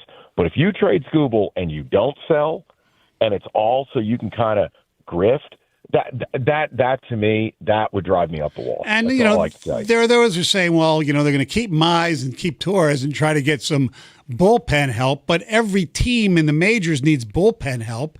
And, yeah, Correct. if they traded if Max Anderson or somebody like that, they could get somebody. Hell, your Yankees tried to get the lefty from San Diego and were turned down, and now San Diego goes and gets Robbie Ray. Personally, as a Yankee fan, you got to be pissed with the Yankees are doing nothing right now, right? No, see, Rico, you're going to yell at me. It's okay. Because Rico's just convinced I hate my own teams. I don't. I just, if I don't think you're real, I'm not going to emotionally invest. Right. If Aaron Judge is not coming back, I don't care. Yankees may as well sell. They ain't winning nothing. Yeah, that's true. I mean, it's just every game they're playing is 2-1, 3-2, 1-0. Man, you're not going to win nothing with that. Pitching's good. Bullpen's best in baseball, but this lineup's an atrocity. And, yeah, okay, they went out and get Garcia from the Nats, but he's a butcher in the field. I mean, where the hell are you even playing him? You're going to platoon him with Goldschmidt? Who cares? For me, I wanted the Tigers to just, as Rico always says, look in the man in the mirror. You're not a good baseball team. Oh, you drubbed the A's. Congratulations. Mm-hmm. The cast from Sandlot could beat the A's. It just doesn't. I need you to sell and pick a direction. And my fear is they only did the bare minimum of what they had to do, and they still want to get your parking money and still get your daiquiri money. It's just, come on, man. Just be honest about it. You're not winning the World Series. No, but At Mike, least I don't see it that way. I'm sorry if people do. I'm not trying to ruin anybody. but I will give them credit because there are a lot of people that didn't think they'd have the balls to even do the obvious, which was trade Skubal. And that's fair. Stoney, it's fair. I'm one of them. Yeah. I told you I'd believe it when I saw it. Yeah. The problem is the way it went down. It didn't feel like you even let this percolate because look at all those reports. I know. The Tigers are not engaging. Teams will offer if he's available. 10 minutes later, traded. you know what? I'm sorry. Here's the thing, Mike, and maybe this is just tinfoil conspiracy, but part of me feels like Boris had already said, we want to go to the Dodgers, and we're only going to go to the Dodgers. Make the trade to the Dodgers because you didn't get anybody else who really we don't know who else bid it or what they offered, but it just kind of seemed like a foregone conclusion. He was going to the Dodgers, and the Dodgers knew that, and they gave you a package and said, okay, here it is. Take this or leave it, but if you leave it, it's not going to be here. That right there. That last part, yes. I'd ring the bell on that. It felt like Andrew Friedman, who's absolutely a demon in this game. See, the Dodgers don't just have more money than everybody else. They're smarter than everybody Oh, yeah. And look at the farm That's system. The problem. This is another one we can't prove, but damn it, this is talking sports. It's fun. I absolutely see a scenario where Friedman went, here's the deal. Leap or walk. That's my offer. Do whatever you want with it. Yeah, that could And be. I just don't see Scott Harris as the guy to go, you know what, Andrew? Blow it out your ass. And he farms a better deal, and he comes back to the Dodgers. The Dodgers are always going to have the cachet, the assets to beat any offer. I just don't feel like you made him do it. That's how I feel. I think we're allowed to have feelings. Yes, absolutely. And we'll probably never find out what's truth and what's false. Well, but no, because is Scott Harris ever going to exit the Zuckerberg bunker? Of course not. But here's the good news. We don't have to talk about Skubal again until he comes back as a Dodger to pitch later on this month. Rico, I got to tell you, we got to do that bit again when I get back of the things we don't want to talk about because they're dropping like flies. Yes. Iserman canned, Skubal traded. What else? Can I get Spartan Stadium bulldozed and I'll knock another thing out of my top 10? Okay, we'll throw that on there because Ward's gone at the end of the year. Yeah, dude. We are clairvoyant. We just need to produce more of this list, and we can affect change. Was it just local? Because the LeBron saga, that's over. Yeah, it was local. It was the things we just don't, like, mutually, like, this is a Stony blind rank. This really is. Yeah. Mutually assured destruction. Topics listeners and hosts both hate to talk about, but have to talk about. Yeah, I think number 1, That's got 2, and blind 3 rank written all over it. I think number 1, 2, and 3 have all kind of gone away now. So Next like one's our UFO scientist. next one's Jalen Duren, right? Oh, baby. No. That's not, now it's Casey Kasem. That's number 1 with a bullet. Yeah. I was about to baby. say no. I still think it's the Lions and the edge rusher. Oh, Jahmyr Gibbs' contract. That one's Yeah. going to rise up the ranks. Oh, well, you didn't hear that. You're not here, but Otto had he didn't have the sound, but they basically were asking Gibbs, hey, when you're practicing, I don't know. Does it has anything to do with your contract? Nope. When you're going to be out here, basically when I get here. Yeah. What's it about then? Again, Time he will doesn't tell. have to say it. It's just, look, and I know you guys wanted to talk baseball, but like the Gibbs thing, okay. dude, you're under contract till 2028. It's like, here, let me check my calendar. Yup, it's 2026 and the season hasn't even started. I don't have to do a thing. I'd let his ass pout. Go ahead. You want to miss camp. Incur fines. Do whatever you want to do. I don't give a damn. I'm not paying you $22 million a year. What are you, out of your mind? I agree. I'd use him. He's going to report because he's going to want his money. Yeah. Yeah, I'm going to run him into the ground. And if he's got anything left, I'll franchise his ass. And after that, congratulations. There's the front gate. Here's a bag of your belongings. You know that's not going to happen because they've taken care of their own. And he's like, well, now it's my turn to give me my money. Here's my one opportunity to do this. He's right, you know. You are. I know you're right. That's the sad part. All right, so here's my question to you guys. Yes. Do the Tigers make another move of even moderate substance before the deadline? I say no. And that would piss me off. Okay, good. Yeah. No, that's where I'm at. Yeah. And by moderate, you mean either Mize or Glaber, right? Or at anything, you know. Yeah, I mean, look, Glaber. Yeah, I don't like Glaber, but let's be real. There's not this dearth of right-handed bats available. Teams need that. Right. The problem is Glaber and Mize have this injury history. I think that's also holding them back. Well, let me say this, Stoney. You're not going to get a comp pick for Glaber. He took the qualifier. Right, I know. You are literally losing him for nothing. It makes no sense to have him, unless, of course, you want that daiquiri money. Oh. And they taste so good. Michael, enjoy the rest of your trip. We will speak to you later. I appreciate it, boys. All right. Bet the gray horse. Thank you very much. Bet the gray horse. Oops. Sorry about that. Hung up on Mike. 97.1.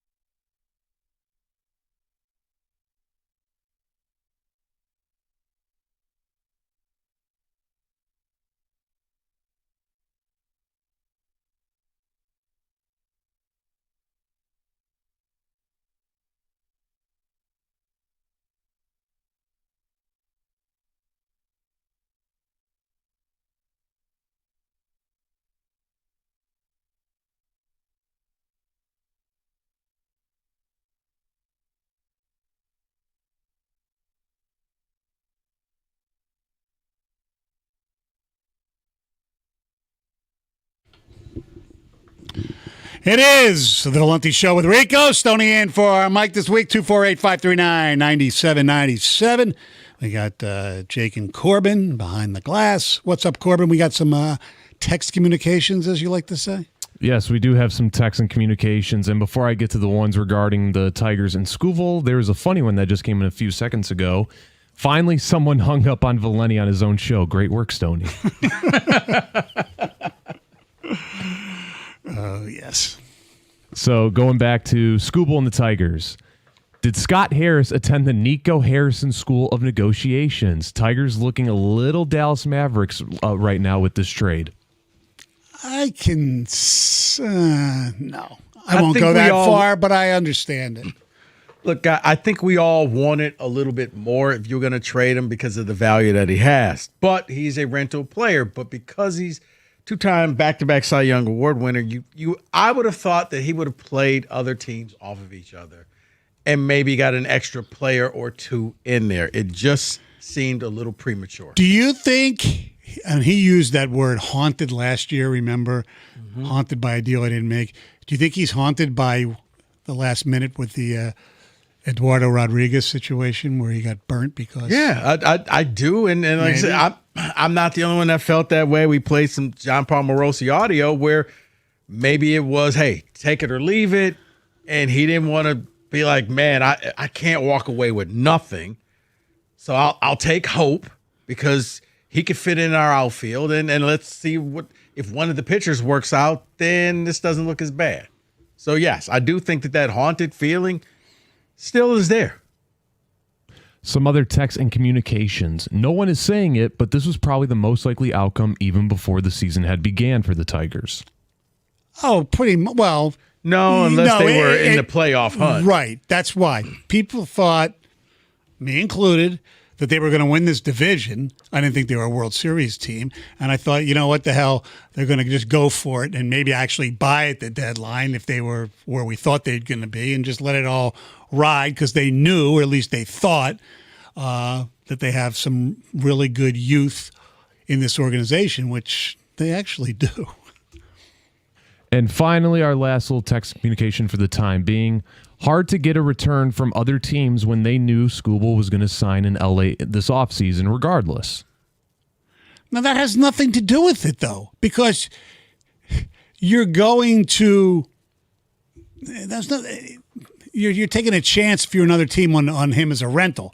Where he's going to sign has nothing to do with it unless you just said, if I know he's not signing with me, I'm going to make the deal. I mean, the Milwaukee Brewers are not saying, we're not going to go after Tarik Skubal because he's going to sign with the Dodgers.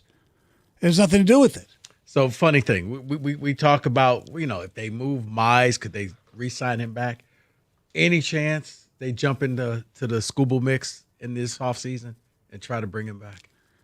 Well, you never know. Maybe if Chris Ilitch wins Powerball tonight, maybe he will. I have no idea. No, just because we just treat it like a foregone conclusion. I mean, let's just all options on the table. Like, you think there's a possibility he pulls a Flaherty, and you're like, oh, he's back for opening day. I doubt it because he's he lives in Arizona. He went to school in Seattle. I think he's kind of a West Coast guy, but you never know. That would be unbelievable. He would win an Academy Award if he pulled that off because that could have been the wink, wink, nod, nod. Money talk. Yeah. I think he would shut up a lot of haters in this city that he kind of amassed over the past couple months. He would then show that he loves Detroit. Exactly. That would be more surprising than the Prince Fielder combo of Prince Fielder coming here and Prince Fielder actually being traded from here. Just a thought. Yeah. I don't think it's going to happen, but it's just one of those, you know what? That would be absurd. That would be unfreaking believable. Yeah. Probably be one of the top 5 Detroit sports headlines. Of all time almost, besides winning championships? Yeah, I'm about to say it'd rank right up there with Barry walking out the door. Yes, exactly. What are the odds right now, real quick? Tigers beat the Dodgers in the World Series. Now? Yeah. Because that would be kind of funny. Just that would be unbelievable. Tigers go on a run. Scouville, I don't know. They beat him. They beat him in Game 7. Yeah. What's a zillion to 1? Yeah, I was about to say, buddy, take your next check, put it on there, and you'll have a lot of money. 97-1.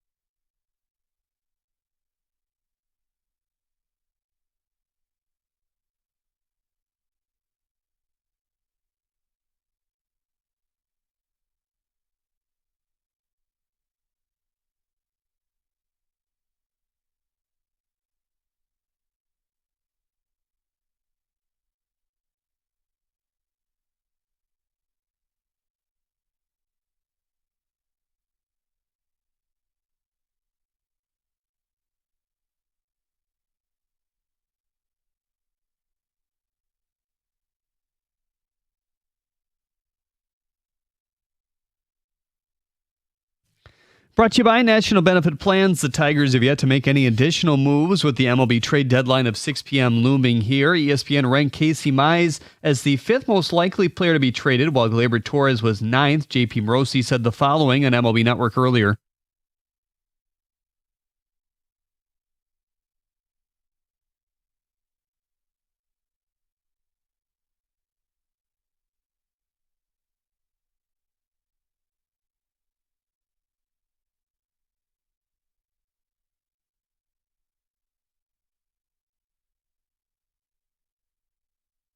Morosi says if Mize is moved, the deal will likely go to the final buzzer before the deadline. The Tigers are tied with the Orioles in the wild card currently. Baltimore is in sell mode. They've sent catchers Jake Rogers and Adley Rutschman to the Red Sox today. Jeff Passan says Angels reliever Ryan Zefferjan is on his way to the Cubs. Ex-Tigers pitcher Robbie Ray was dealt to the Padres for 2 top 10 prospects. San Diego has one of the first worst farm systems in baseball, however. Lions running back Jahmyr Gibbs briefly spoke to some members of the media as he was heading back to the team facility from practice. Dave Burkett says he did not break stride and was escorted by security. The first question was when he would return to the field, which he replied with, quote, only time will tell, end quote. The next question is a new contract contingent on a return. He said, quote, nah, it's not about that, end quote.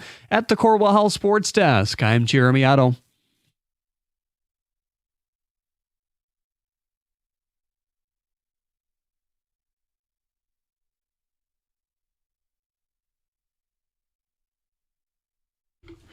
Two 248-539-9797.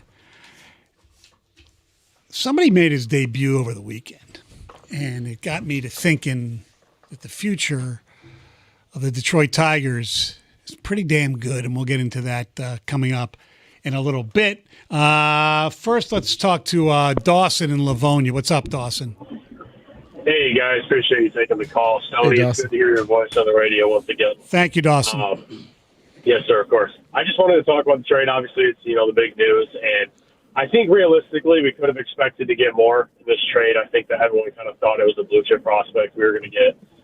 But at the same time, I think getting nothing in return, and if they kept it, would have been far worse. I think we can all agree on that. And that would have been a nightmare scenario. And I'm not going to sit here and speculate on the prospects we got. I don't know them truly, but I do think they're decent prospects that could turn out well. I am happy they got a bat who hits, both sides of the plate. Both sides of the mound, respectfully. And I think that it was nice to see. It's encouraging to see that Scott Harris actually stepped up and made a move that was 100% necessary, and he didn't, cower down and just realistically try to push this narrative that we're going to make the playoffs. So I think coming out of it, obviously, we want to make more moves by the deadline today. Hopefully, Mize and Gleyber can get moved, but I'm not expecting it.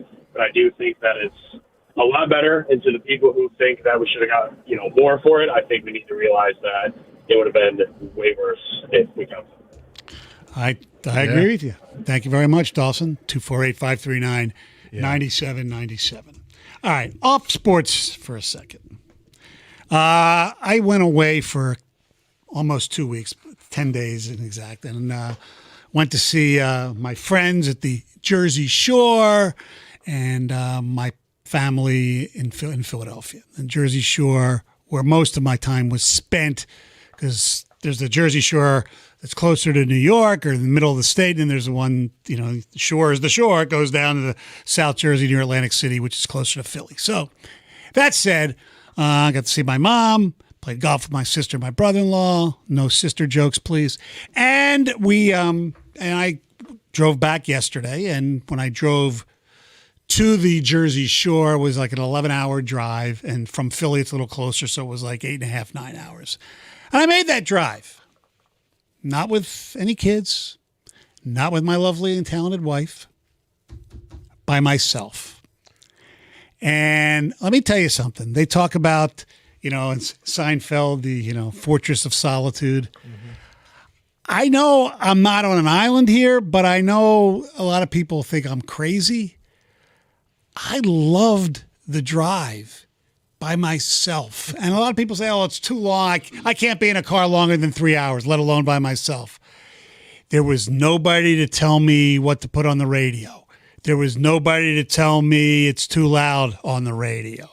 There's nobody to tell me why you listen to the radio station through the app. There's nobody to tell me, wait, you're not eating fast food again, are you? It's just pleasant. Nobody's saying, "Can we stop? I got to go to the bathroom." Correct. There's nobody Well, besides me, because as you get older, you got to go to the bathroom. Well, I'm more just times. saying, but you yes. know what? That was your choice. So Yeah, exactly. I'm with you, Sony. I mean, unlike you, 11 hours is still just a little too. I have a 5-hour radius. After that, I'm booking flights. Right. But yes. yeah, I do agree with you. There is something just therapeutic of just riding solo. Listen to whatever you want to Yes. listen to.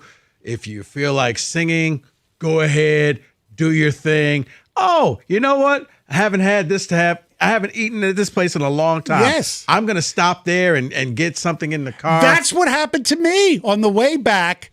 Now, those from the East Coast would probably know this better, but there was a fast food place. I'm sure they had some here at the time back in the 70s, 80s, and probably the 90s called Roy Rogers.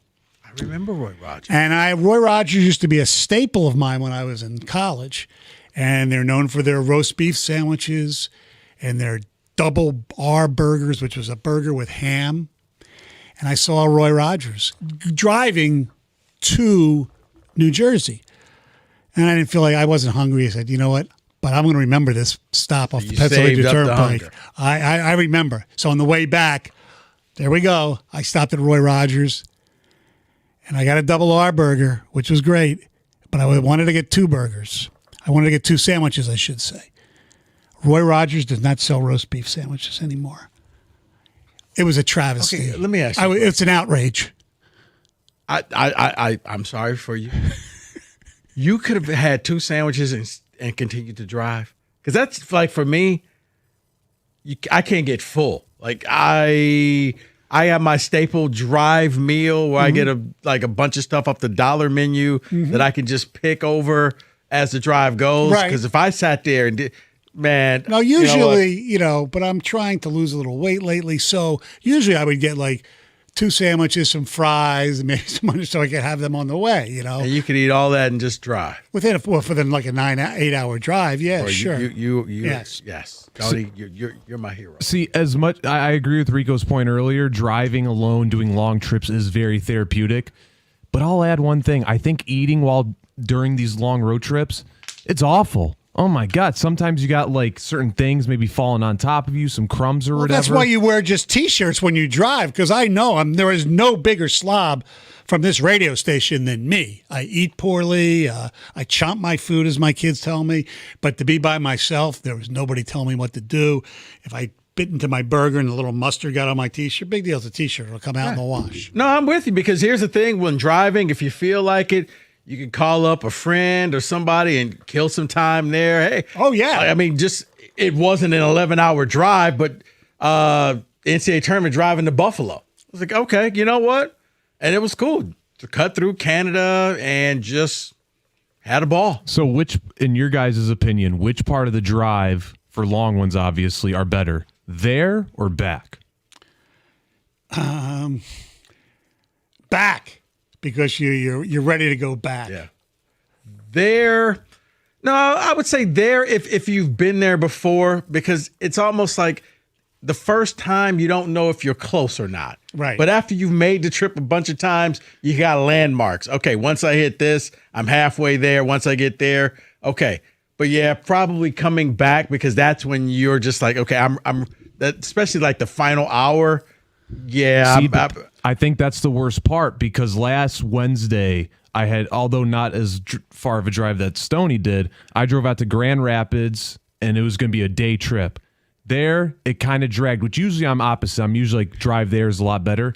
It just dragged though on both sides. Even coming home, and like you said, I realized on my GPS you got about an hour, 45 minutes left, and I'm like, oh my God. You see, that's when I try to play the game. GPS, you're wrong. Yes. Watch this. Exactly. I can do the trip. Now, here's something, Stoney, before we get to the callers. Now, you know this because of the movie.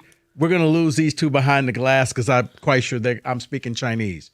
The movie Cannonball Run. Yeah. I found out yesterday that was a real life event. Oh, yes. I just thought it was a movie. No, I knew it was based on a true story. But And I didn't realize that somebody made it from New York to LA in 35 hours. Right. Like, Wait, where'd you say it was from? From New York to L.A. Just 35 straight hours. Yes. See, not to that extent. I guess half that time when I was in 7th grade, I want to say, we drove from Baton Rouge, Louisiana, back up to Michigan because we had to go pick up a car. I believe it was like 17 or 18 straight. Now, that was a beautiful drive because you got it done. You didn't have to stay in a hotel, cut it up. Because when I want to get home, I want to get home. See, I don't know if I could do that much without like sleeping, especially at my age now. But yeah, 10, 11 hours, it was perfect. All right, 248-539-9797 is the telephone number. And the other thing I want to say about this, it gives me so much respect for the people who do this for a living. The truckers out there who drive a lot further than that, and they pull over and stop on the side of the road, get some shut eye every once in a while, well deserved. But these long drives by yourself. It's so relaxing. You just have to make sure you don't do anything stupid. You pay attention because even like my car, I have a Chevy Equinox. Okay, not known for its speed. You're driving along, the next thing you know, because I don't do cruise control. Oh my God, I'm going 90. It's like that. And you gotta watch out for the speed trap. You gotta. Yeah, Here's the beauty of it, Stoney. Next time you do that, I think you'll be able to pick this station up on satellite. Oh, I know. So I know. Well, I still do it with the app, but a lot of times when you listen to the app, you're listening, and then it stops for a second, and then it all of a sudden it repeats itself. Well, I know the beauty I love now, and it's a shorter ride, but because we're on in Lansing, I can just as soon as it starts fading, I can just pick it right back up at the station in Lansing. Absolutely. All right. We're going to take your phone calls at 248-539-9797. Obviously, if the Tigers are at any blockbuster trades, as the deadline is now an hour and 48 minutes away, we'll keep you updated. But do you love those drives by yourself? Because let me tell you something. Sometimes it's very therapeutic, even if it is 11, 12 hours. Now, something else on my vacation that I'm glad to be a Planet Fitness Black Card member, because when you're a Black Card member at Planet Fitness, you have access to over 2,800 clubs throughout the United States, throughout the world, actually. And I went to a Planet Fitness in Somers Point, New Jersey, and then 2 days later in Red Bank, New Jersey. And they were all a little different, as far as the setups, obviously, but the equipment was all the same. It was all judgment-free zone. And you know what else? It was clean. It was wonderful. And right now, there's some great deals going on right now. The summer savings through August the 12th. $1 down, $15 a month. And, the Black Card gets you even more, like I said, the access to all those, locations, hydro massage, other amenities. And don't forget, if you're a high school student, the high school summer pass is still live until the end of August. Teens 14 and 19 can work out in Planet Fitness for free all summer long. I use the one in West Bloomfield all the time. It's a great place, clean, great equipment. If you want to get a personal trainer, hey, it's free. Planet Fitness. We're all strong on this planet. Planet Fitness.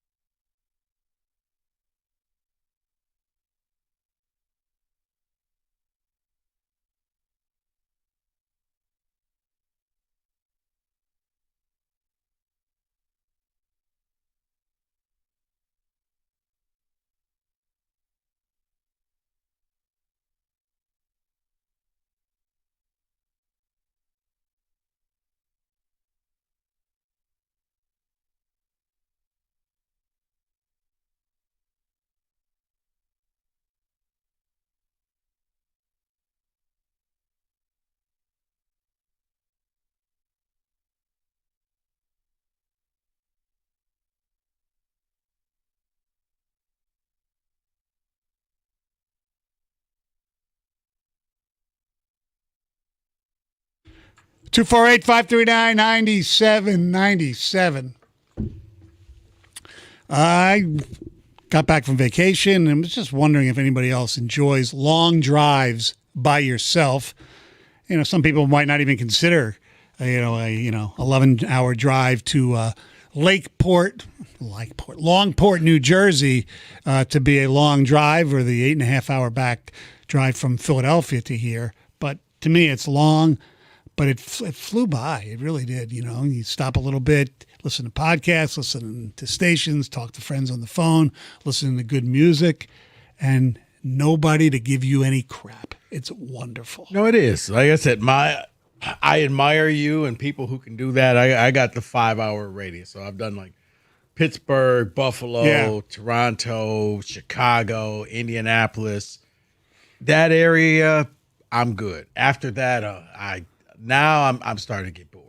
Yeah, it also depends how long you're staying. Like if people do this like for a weekend, and they'll drive to 8-9 hours, and for a weekend. So wait a second, you basically have 48 to 50 hours to enjoy. You're not gonna spend 15 of it or minimum in a car. No, I ain't. At that point, I'm like, she better be worth it. Yeah, exactly. Let's go to Craig in Fowlerville. Good afternoon. Hey, happy Monday, Stoney. Same to you. Hey, so I'm voted Dad of the Year because going to watch my son play hockey in Omaha, Nebraska is a 10-hour drive. The flights aren't that convenient. My wife's like, it's too far to drive. The flights aren't convenient. So she just thinks I'm the greatest dad ever because I will drive over there and watch him play a couple games on the weekend and come back. And it is the greatest time. I get credit for, doing the grind. Right. And I love it, Stoney. I love it. I got an oversized T-shirt, and people are always like, oh, that's so boring. You got to go through Iowa. I can't believe you do it. Dude, it's the greatest. I go to a couple of really nice high-end steakhouses while I'm gone. I got, because if I take my family, I'm looking at $600-800. I go by myself, I'm looking at $100. I mean, I can do all the things I want to do. It's just unbelievable, Stoney. I can't believe you brought this up today because I'm getting ready to make that trip again in November, and everyone thinks I'm crazy, and it's like my fortress of solitude, like you talked about. What is? Where does your son play? Western Michigan. Oh, okay, cool. Yeah, Craig. I was about to say, congratulations, you've beat the system. I like the steakhouse by yourself, a lot less expensive. Yes, exactly. And that was, and thanks for the call, Craig. Now, look, there's a lot of, there's another reason you do it is to save money, because a flight, especially when you're going to be gone for close to 2 weeks, you're going to rent a car for 2 weeks almost. So that would have been probably about $1,500. So yeah, I have to pay more in gas, especially now, and you got to pay for tolls and things like that. But it's a lot cheaper. I've done the drive to Iowa. I was like, I'm never doing this again. I remember I once drove cross country, but not in one day, obviously. But we stayed over at different places. This was my college roommate, and Iowa to me was one of the most boring states to drive through. Yeah, it is, Stoney. Literally, oh, look, another cornfield and another cornfield and another cornfield. No, I'm with you. Yeah, that was one I tried to go I'm going to go to every big. I can cross Iowa off the list. I never. And then I said immediately, I'm probably never going to Nebraska. Not driving. 248-539-9797. Let's go to Fenton. Bob, you're on 97.1. Stoney, Rico, how you guys doing? Good, thanks. I feel like it's the old guy hour right now. I've been listening to both you guys for 20 plus years, and I love being on with both of you. Stoney, could not agree more. I love driving by myself after years of driving with my family on long trips, whether it was up north or down to Florida, and you can just do it on your own, listen to whatever you want to. My daughter lived in Philly for 2 years, and I made that drive all the time. And people are like, why do you do that? Why don't you just fly? And I was like, the drive is easy. You get on the turnpike in Toledo, and you just drive to Philly. Yeah. And you can just do everything on your own time, eat what you want. No, I love it. I drove down to Charlottesville, Virginia to see a friend playing college football, about 11 hours. if it's inside of 12 hours and I can spend at least 4 or 5 days, I'm driving it. You know, it just makes logistics way easier. And I'm the same way. People say I'm crazy. I like driving. It's easy. And, you know, if you need to rest, stop and rest. If you want to eat, stop and eat. If you need to go to the bathroom, go to the bathroom. I just love it. I think solo journeys in the car are very underrated. The key is you try to plan it when you leave and you get there where you miss both rush hours. Yeah. Exactly. You got to know which major cities you're going through and what time you're going to go through them. But other than that, I think most drives, at least east of the Mississippi here, are a piece of cake. Yeah. You know, even to Florida, if you time it right. Now, I wouldn't do that now. I'm too old for that. Yeah, I know. Yep. 248-539-9797. Let's go to Mike in Plymouth. Good afternoon, Mike. Good afternoon, guys. How are you? Good. Good. Yeah, my daughter played college soccer for the last 4 years at your alma mater, Stoney, at American University. Oh, a proud Eagle. Yes, very much so. How was our women's soccer team? They left a little to be desired in the win-loss column, but overall it was a great experience for my daughter. It's a great place to my wife It's a great city to go to school, I'll tell you that. Yeah, well, and so over the course of 4 years, we missed 5 games. Wow. And drove a total of 57,000 miles in 4 years to watch her play in person. Wow. That's some good stuff. That's some good stuff. Yeah, I mean, we figured that for all the time and effort she put into getting a scholarship to play college soccer, the least we could do is get in the car and drive for a little bit. But my wife and I always used to switch off, so when I was driving, she was sleeping, so it was kind of like driving on my own. Listen to whatever I wanted to, snack on whatever I wanted to. Actually, the drive to D.C. is even shorter. It's only 8.5 hours, or like. Yeah, and you don't hit any major cities. American is right up in the corner. Correct. You never really get to D.C. proper. You just kind of jump over the Maryland border and you're there. So you are correct. Thanks for the call. Great Appreciate experience. it. A lot of great stuff. Yeah, go Eagles. How do you like that? Wow. My alma mater. Look at that. Yes. Her daughter must be a good athlete or smart, because when I went to school, you basically had to spell your name to get in. That easy. Yeah. By the way, Baseball America has ranked the top ranked prospects that have been traded so far by their rankings. And of the top 4, 2 of them came to the Tigers in the Dodger trade. Their number 1 prospect that's been traded so far is Arjun Namala, the shortstop from the Angels, who went to Toronto. Zaire Hope was their second-rated prospect who has been traded. Obviously goes to the Tigers. Ramon Marquez, right-handed pitcher, went from Philly to the Giants in the Arez deal. And River Ryan, their 4th highest-rated prospect that's been traded from the Tigers to the Dodgers. So if that makes you feel any better, hopefully it will. He's the wild card. Yes. And he's the one who's going to probably be with the team shortly. Now, if he can come in and give them some, even if you can put him in the bullpen and he can kind of solidify this, then you feel a little bit better, because now you can wait for Hope to get up in here in another 2 seasons, and now you're looking at your outfield of Max Clark and Hope out there with Riley Green, I guess. 248-539-9797 is the telephone number. It's 97.1.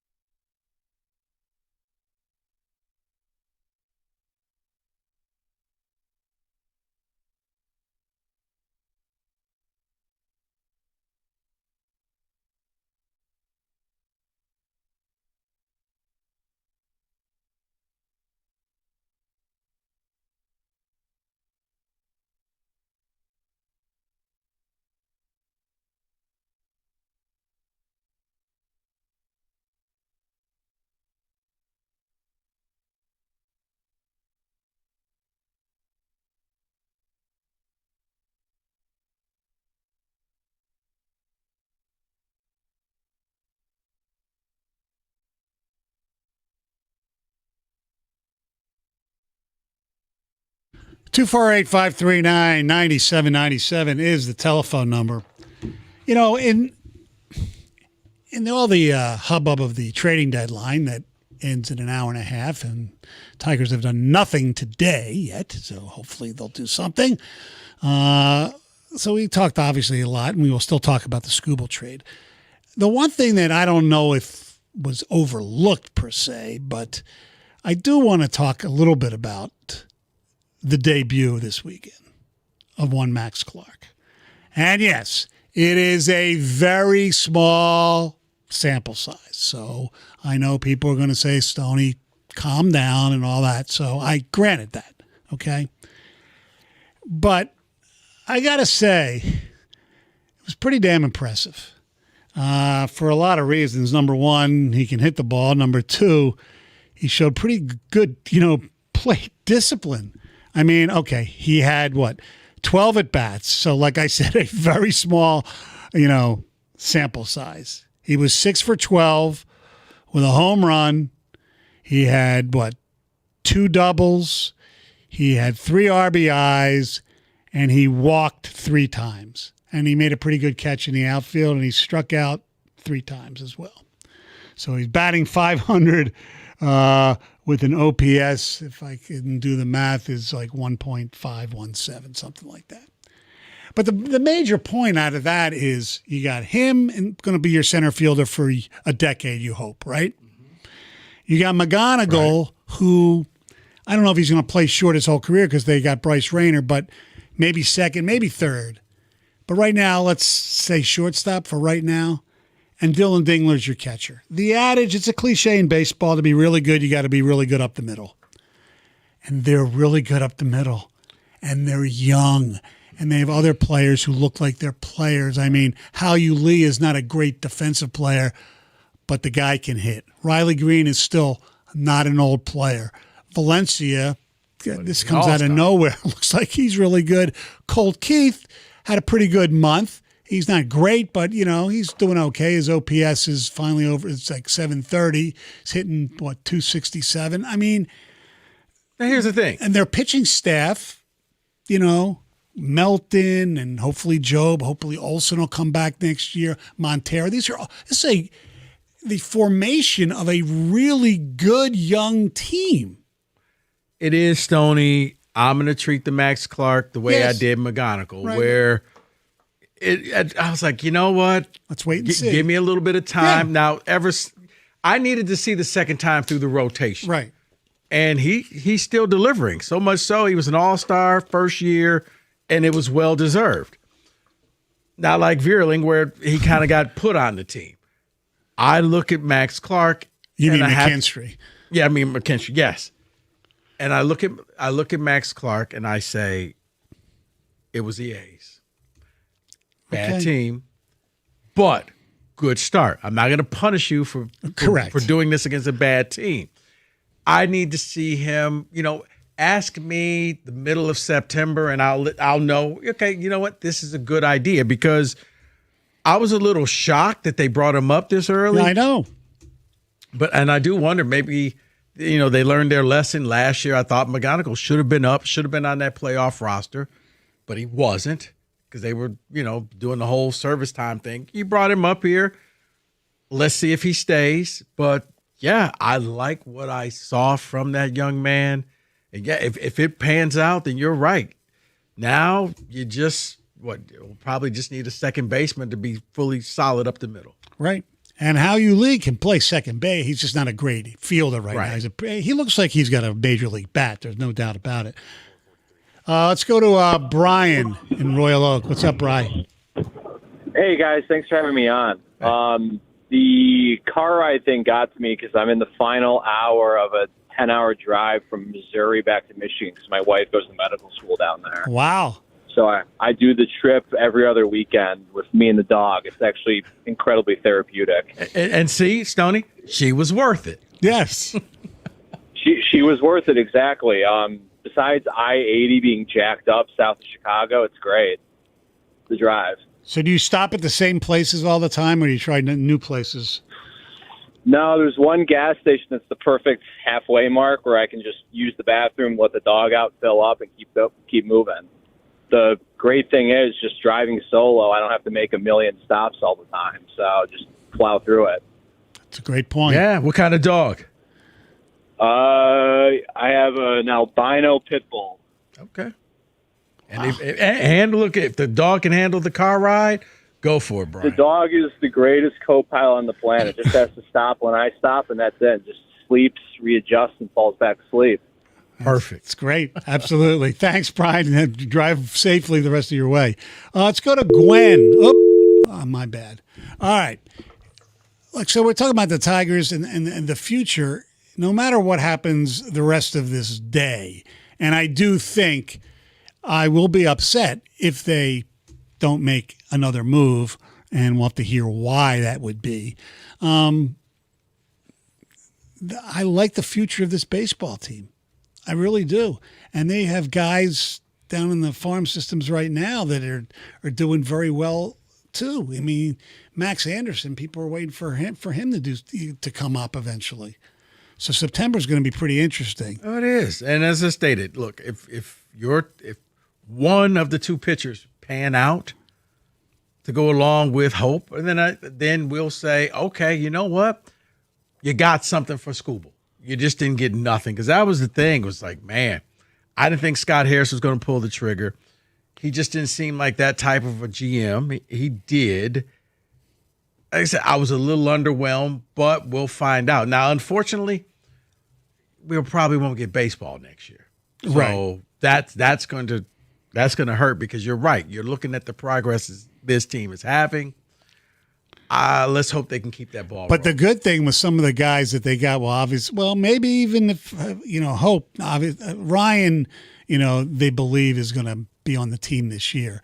Hope, not so much. But if there is a big, lockout, whatever you want to call it, he'll be able to play minor league baseball next year. So, yeah.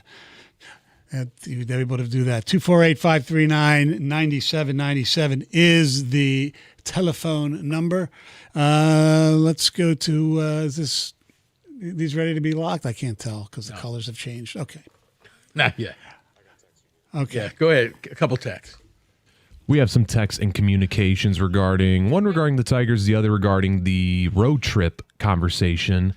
This is from Julius, and I found this pretty funny. In 1991, I made it from San Diego to Roseville in 30 hours. 3 tickets, banned from driving in Iowa for a whole year, but I got to see my girl before surgery. Wow. Wait a second. How fast were you going where you're banned from driving in the lovely state of Iowa? Because I got to think, if that's the case, they just tell you, leave the car, get in my car, and you're riding with us. There's too many questions. Too many questions I need answers for. So, Julius, if you're out there, please send some in. We'll keep this going. Banned, because either that or it was so late at night that the cop was like, you know what? I'm not doing the paperwork. If I ever see your name pop up again, I'm going to put in here, you're going straight to jail. And it's 1991, so it's not like they had, body cam footage where they could just screenshot and be like, all right, this guy. I would love to know, because I agree with you, Rico. He probably just was tired and said, nah, I can't be dealing with this right now. I mean, look, fortunate or not, late night driving back when I'm at my Fox 2 days, and I would have to work the 3:30 a.m. shift, and I'm speeding down 996, and it literally was a cop in the middle of the in the midsection. I'm flying. It was cold out. He didn't want to pull me over. He started flashing his lights at me. I was like, you know what? Thank you, officer. I got it. I'm slowing it down. He didn't want to get out the car, and I didn't want him to stop me. It was a win-win. So one regarding the Tigers. If the Tigers make another trade or move or whatever at this point, I hope it's for a player that can be on the everyday roster right now. Otherwise, you are just wasting a trade. Not really. If you can get somebody in the bullpen, because the bullpen to me is your biggest deficiency. Right now, yep. So if you're really going to make this push, and I grant there's still 4 teams ahead of you, but you're looking at 2.5 games out. That's very seductive. And you're starting to think, well, you know what? If we could just have a good 2 weeks, maybe we could cut that down to 1.5. But you're right. They cannot make the playoffs with this bullpen. No. You can't. And now, guess what? You don't get to have the Scooble start anymore. That's gone. That's right. You are correct, sir. Marty in Toledo. Hello. Yeah, hello. Hey. So I was just listening to you, and I wanted to call and say hi because it's actually my birthday today. Happy birthday! So well, thanks. So it does sound like it's the old timer hour because I turned 64 this year, and long drives don't really bother me. Like let's say yesterday, I hopped in the car, drove down to Cincinnati to see the ball game, and my coworkers thought I was crazy. Okay. And then I with Garrett Scooble going to L.A., I think it was a good move. I just hope these prospects that they got actually work out. Yeah, it would be nice. Well, that's what we're hoping for. Hopefully, I wish Hope was right-handed. I'd feel a little better. But he could hit. I mean, he can hit right-handed and left-handed pitcher, so that makes me feel better about it. He also has power to his game. Mm-hmm. He just, I guess, needs a little bit more seasoning, and you'll see him up here. Say hello to Norman. What's up, Norm? Hey, guys. What's happening? Hey. Couple things. I wanted to talk about some of the pessimistic attitude on some callers and even some of you guys sometimes on this radio station with the Tigers. I mean, you got a team that's 2.5 out of the wild card, 5 out of the division. They're coming strong. They're the best team in the American League or the second best team in the last 45, 60 days. And everybody thinks they should sell the farm. I mean, at the end of the day, take a look at this lineup. Take a look at how they're hitting right now, bringing up a couple of these guys. I do admit Clark should have been brought up a little earlier, but it's only been a couple games. That's fine. At the end of the day, though, come on, man. We got to push for positive, optimistic. Let's get it, Tigers. Not we need to do this or we're down the tanks or why are we even playing ball anymore? I mean, come on, guys. It's time to get motivated. Well, let me ask you a question. What's better for the organization? Them somehow maybe squeaking into the playoffs with a team that's not great, number one, and probably has no chance to win the World Series, or trying to get some players, prospects, whatever. Now, there's no guarantee those guys are going to pan out. I grant you that. Amen. But you're not going to get anything for Mize or Torres. And did you have the same feeling about Scooble? Were you bummed that they traded Scooble? No, I wasn't bummed because I think that, what they got for Scooble is, again, potential prospects. And, you guys can look up the word potential. It means you're not worth a damn yet. But I know. At the end of the day, we might sign Scooble next year. This is no, come on, really. You're not. And do we really need Scooble? I mean, he pitches every 5 days. We need to keep this pitching core together. We need to maybe fire one of the good guys in the bullpen to help out with that, saving. And we got Job coming back. I mean, again, at the end of the day, I think that, this team is real close. And you know what? I think it's real important to get into the playoffs. I think it's important for the fans, for the city, and for everybody above.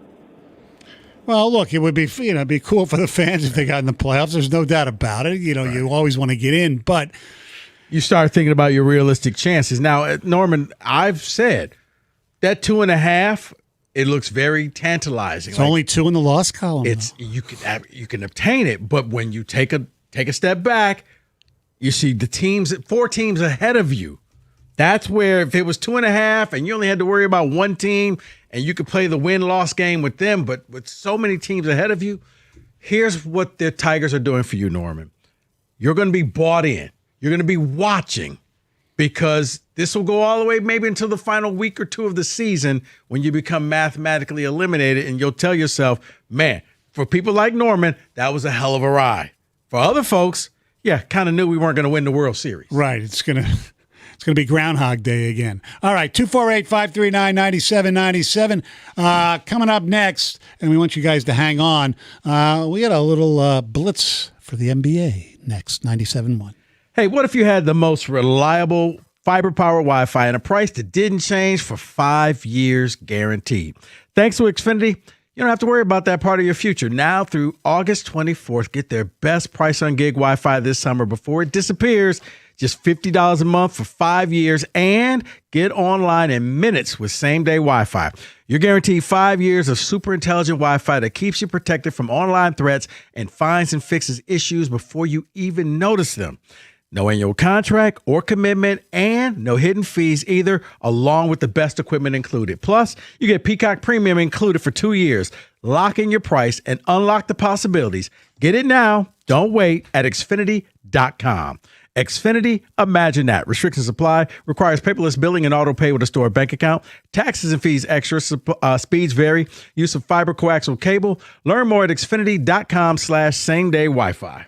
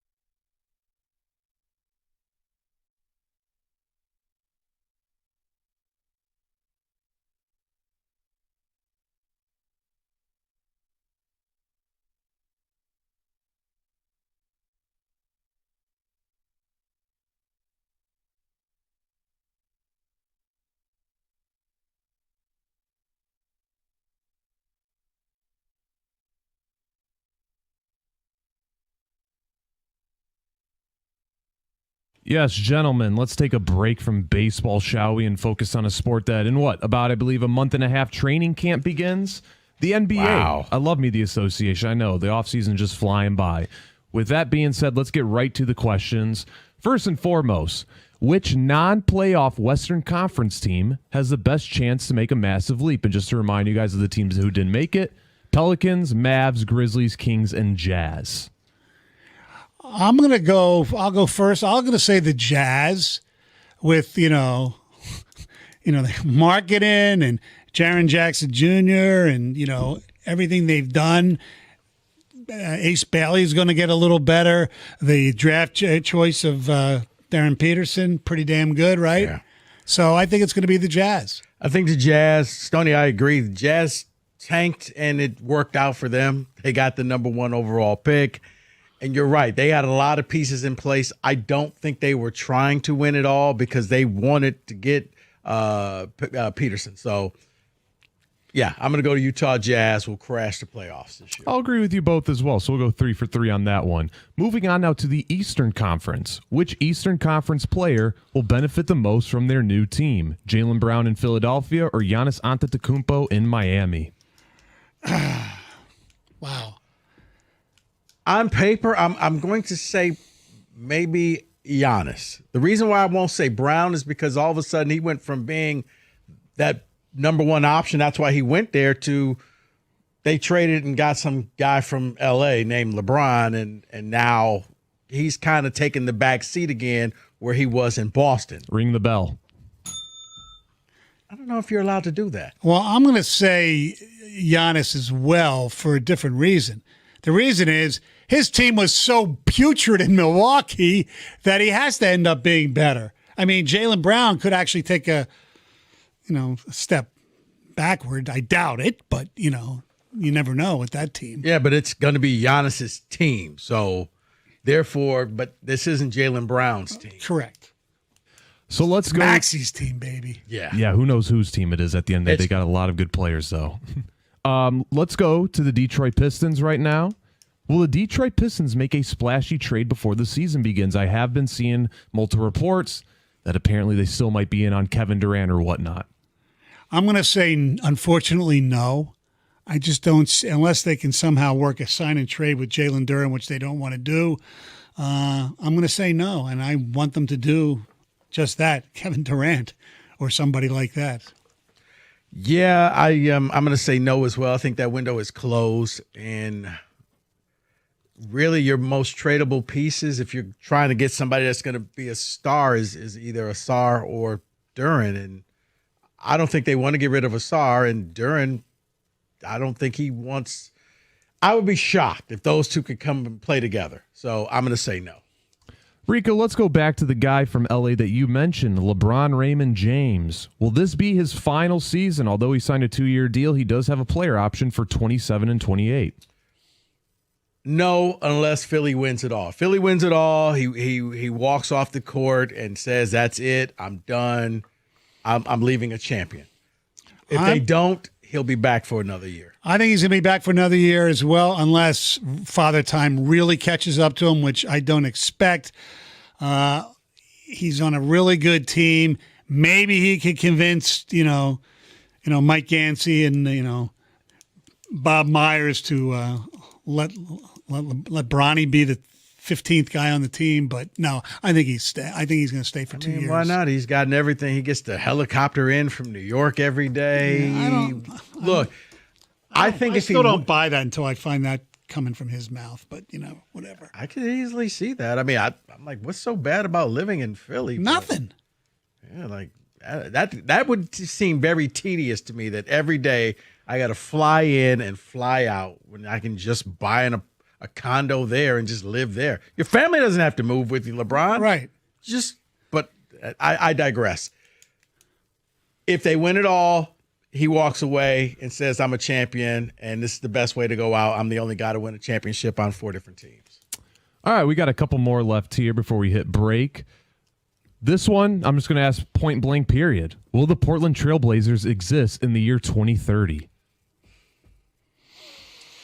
I'm going to say no, which is going to be a very sad state because their owner seems to be even though he won a Stanley Cup, but you can see what he's made of by putting all his children on the Stanley Cup. And the firings he's doing in the front office, the questions he's doing, basically demanding the city of Portland, who has enough problems on its own, to build a new arena.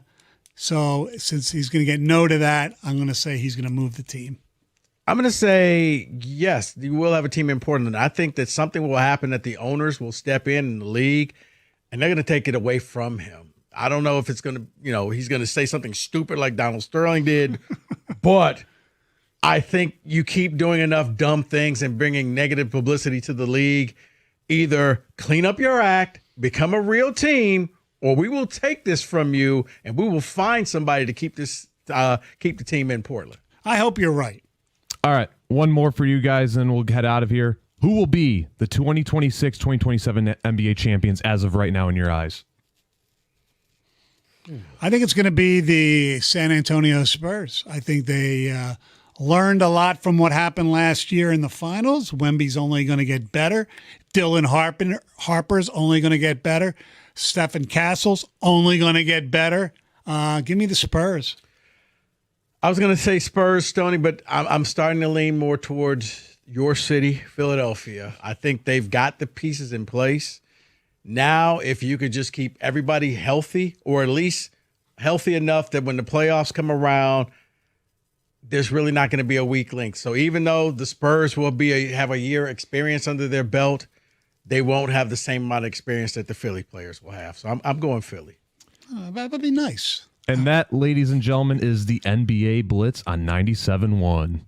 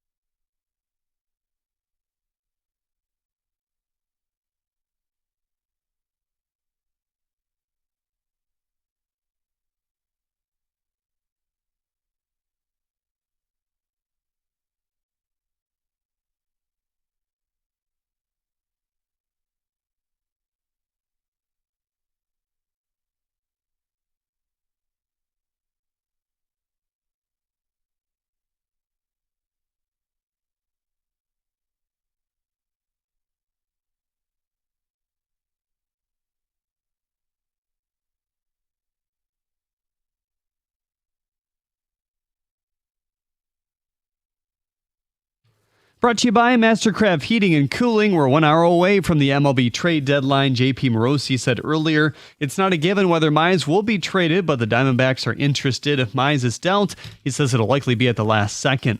Tarik Skubal is speaking to the LA media now. Quote, it became pretty clear what was going on later on after my last start Wednesday. Losing that game kind of felt like that was it for me in Detroit, unquote. The Orioles are helping the Tigers' wildcard chances as they're in sell mode. Jeff Passan says they've dealt catcher Adley Rutschman to the Red Sox. Jake Rogers heading to Boston in that same deal. Former Tiger arm Robbie Ray is on his way to the Padres. San Diego gives up their number 4 and number 9 prospects in the other direction there. MLB Pipeline had them as the worst farm system entering the year, though. The Rangers have been shopping around a lot of their players, but Jacob deGrom declined to waive his no-trade clause, according to Ken Rosenthal. Corey Seager and Nathan Eovaldi also being asked to waive theirs at this point. The Cardinals got 2 top 15 prospects in return for starter Dustin May and reliever JoJo Romero. The Rays remained in state for their new catcher, acquiring Liam Hicks from the Marlins. The Cubs just acquired starting pitcher Clay Holmes from the Mets, who has a 2.39 ERA and 9 starts. Outfielder Tyrone Taylor also heading to Wrigley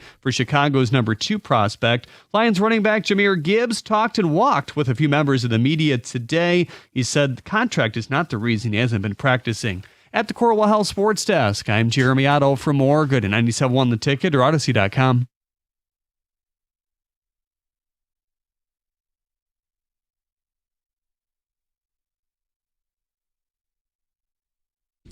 Two 248-539-9797. Thank you very much, Jeremy. I know your phone will be ringing with all the Casey Mize information or lack thereof, and maybe even Gleyber Torres, and who knows, maybe Kenley Jensen. But if the Tigers are going to do anything, and as far as trying to win this division or make the playoffs, they're going to need some relief help. So I don't see that happening either. But anyway, I do want to mention that this might make you feel better if you are one of those who didn't think the Tigers got enough for Skubal. The last time, or I should say, this is the first time since at least 2004 in which 2 top 100 prospects were traded for a rental. And maybe you could say it's the only time, because when the Dodgers did it in 2021, they traded Josiah Gray and Keibert Ruiz. Who are those guys now, huh? A lot? No. To Washington for Max Scherzer, but they also got Trey Turner, who wasn't a rental. So, yeah. Or maybe he was a rental too, but they got 2 rentals. So the Tigers, what they got is value. The question we have is, could they've even gotten more? There's no doubt what they got was, what history shows they should have gotten. So, No, I mean, when you really think about it, Stoney, we don't know. For everybody who gets like, oh, be positive, you basically got scratch-off tickets. And you're hoping that there's a winner in there. You're hoping that you got one of those $1 million scratch-offs. But if not, you'll take something. You just don't want nothing. You wanted better scratch-offs. That's correct. What some people did. That's it. Or more scratch-offs. 248-539-9797 is the telephone number. Let's go to John in Ann Arbor. What's up, John? How you guys doing today? Wonderful. Good. I got a couple things. So first of all, I agree with you guys about the Skubal stuff. Obviously, we can sit here and say we should have traded him earlier. We could have got more. Well, we didn't. So what's the point of sitting here and crying about that? At this point, you have to look at what we got and go, okay, the fact that we got that from the Dodgers, and the Dodgers have one of the best farm systems in the league, you have to make the assumption that that's one of, if not the best offer we got. So, I mean, you have to come to terms with that. I think anyone that's upset about it is probably, no offense, I hate throwing this word around, they're probably a casual when it comes to MLB trades, because they're probably forgetting that this is literally a few-month rental. Okay, the Dodgers can afford to pay him. If they want to pay him $60 million a year, go for it. We weren't going to do it. So that's my first point. So I think you guys agree with that, right? I mean, that's not far-fetched. The second point is, if we don't trade Gleyber Torres, Casey Mize, Kenley Jansen, and I don't know, any other player, I mean, if we could somehow trade Vierling or something, anyone that sucks, in the next hour, I'm going to be pretty upset. Because to me, bringing up Max Clark signifies something, and it's let the young kids play at this point. We went into this season with the mindset of we're World Series contenders, for sure. Things fell apart.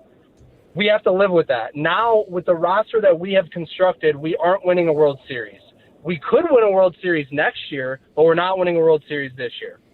We have got to trade all of the guys that are going to be rentals to let the young kids play. Colt Keith has 20 at-bats against left-handed pitchers this year. We have his first year he had 80 at-bats and he hit 305. We have no idea if he can even hit lefties.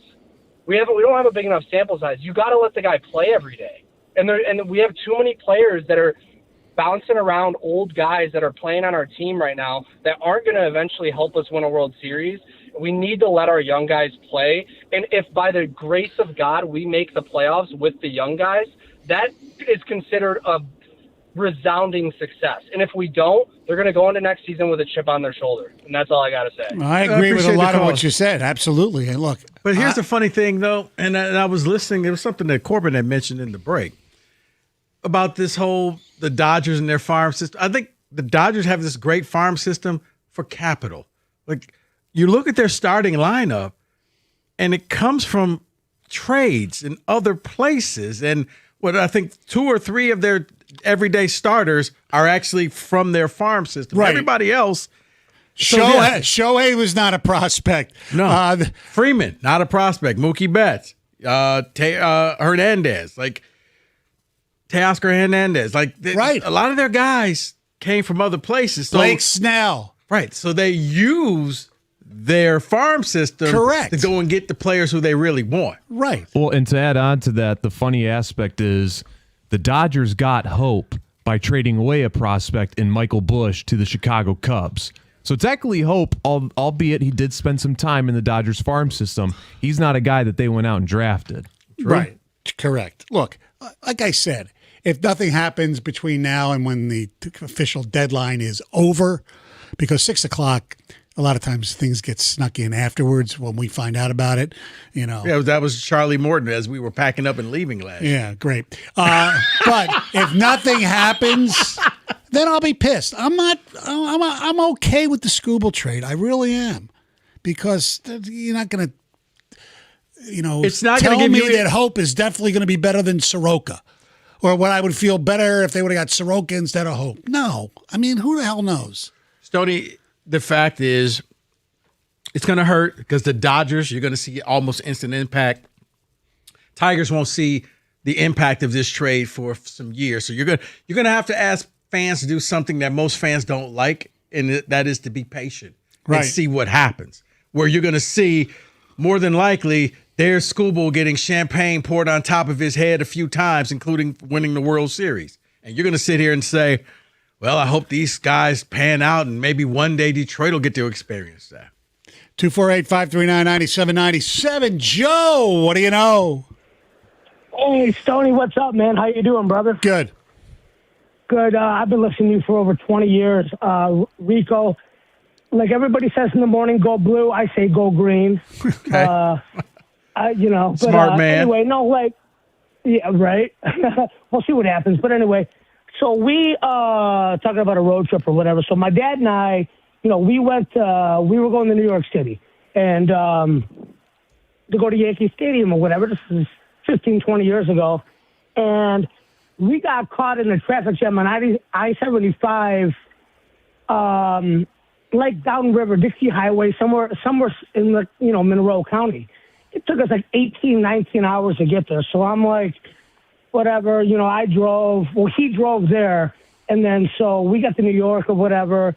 And, whatever. We did our thing. We went around Manhattan, yada, yada, yada. And then, so like, he was tired. So on the way back, I said, you know what? I'm driving through the Pennsylvania Turnpike and I'm driving through the Ohio Turnpike 110 miles an hour the whole way. I got back from New York, from Midtown Manhattan to Telegraph in Michigan Avenue, because we live in Dearborn. Telegraph in Michigan Avenue, 9.5 hours. That's it's because you went 110 miles an hour. You're lucky you didn't get a ticket. Yeah. I got very, well, this is, I was in my, I'm in my 40s now. This is when I was in my 20s. I didn't care. But, like, the thing about it is that I got really lucky that there wasn't no cops. But and the funny part about it is he wakes up. He's like, we're already home? Like, you know what I mean? Like, I flew the whole entire way because I was so mad about our drive there, because there was like a backup. They shut down the freeway. They did this. We had to go there. It took us 18, 19. I forget how long it was. But I was like, on the way back, he let me drive home, and I went the whole entire way. And you're right. I got lucky, but not to be redundant. I got lucky. Yes, you did. But that's my road trip. All right. Thanks for the call, Joe. Appreciate it. 248-539-9797. Started. Yeah, I know. Darren, what's up? Yeah, I just want to highlight as a fan of the Tigers, I just want to watch the Tigers win. And, if Casey Mize and all the other ones do leave, are we really going to want to watch the Tigers? Because it's not going to be the same. We have an opportunity right now in October, if we're sitting with a bunch of wins under our belt and a lot of excitement that came through, what a great decision Scott Harris made. In October, if we're not watching the Tigers play, we'll just move on to the Red Wings. There you go. Well, boy, no Lions. You're just going to do Red Wings. Yeah, wow. skip the Lions. You're a glutton. You're a glutton for punishment. Yeah. They don't even have a general manager already. All right, 248-539. I would go with the Lions if I were him. Yes, absolutely. The Red Wings, they're going to change their name to the Detroit Abyss, 97-1. All right, guys, how about this? $495 a month, and you get a brand new basement. Let me say that again, just $495 a month. That's all it takes to get the ultimate game day space. A cool new bar, a beautiful new family room, or the home theater you've already been dreaming about. So that way Corbin doesn't have to drive all the way to Grand Rapids. He could sit and watch movies in his basement just like I do. Think about it. You can have things ready for football and hockey and basketball this fall, whether it's college or pro. Just tell Matrix Basements your vision and they will build it. Visit matrixbasements.com. That's matrixbasements.com today. Get your free in-home design consultation. If you want to see samples of their work, you can go to their YouTube page and you'll see all of the great designs that they have brought to light. They can do the same for you. Seriously, you've been waiting and waiting and waiting. Now it's just $495 a month. Matrix Basements, built for you.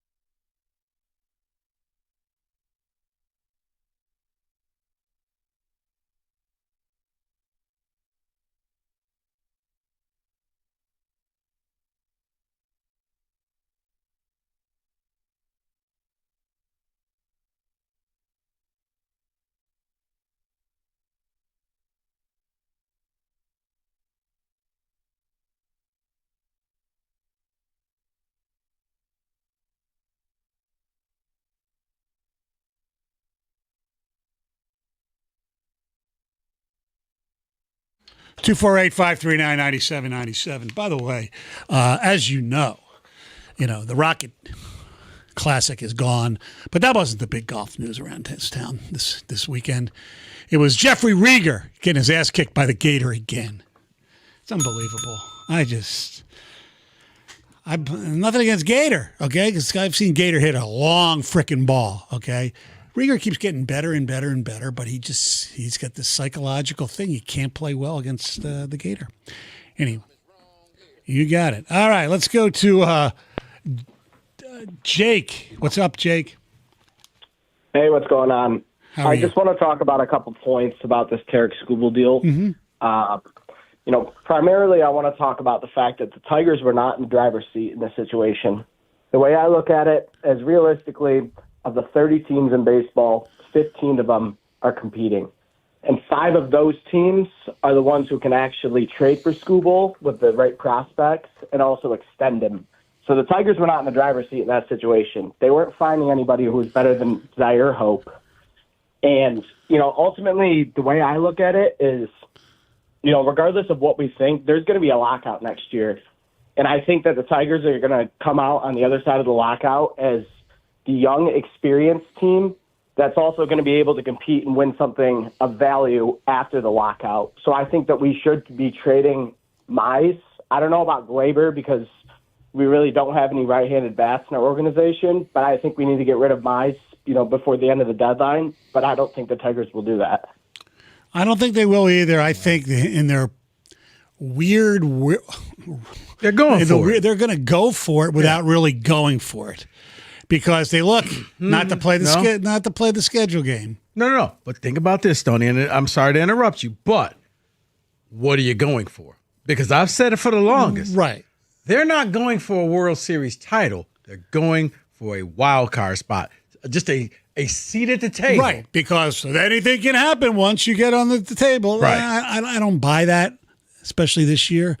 I mean, their only salvation is that the American League blows. And that's what they're going to say. But now it used to be, you get Skubal throwing in a 5-game series, you'll pitch 2 times. You don't have that anymore. You're going to have to do it the old-fashioned way. You're going to have to earn it. Now, they might be sitting there saying, wait a second, all right, if we can, maybe we can't get swept, but somehow beat Seattle 2 out of 3.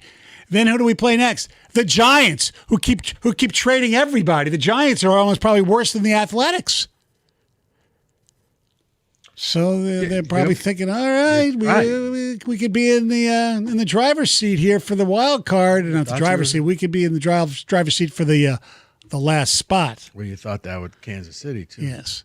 By the way, I gave Mike a little crap about his Yankees. They did make a trade. They got, what's his name, Ramos from the Giants, right?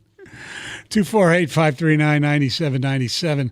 Let's go to the fine city of Rochester and speak to Jeff. What's up, Jeff? Jeff? Yo. There he is. They got my name wrong, but that's all right. All right, what is your name? So I'll get it right. Tigers. What's your name? Jonah. How are you, Jonah? Good. First-time caller, first-time listener. Wow. And I just got to take on the Tigers. I think Casey Mize, I think you keep him. I think you value the compensation pick if he leaves in the offseason, but I also think he's the kind of guy that you can get to stick around.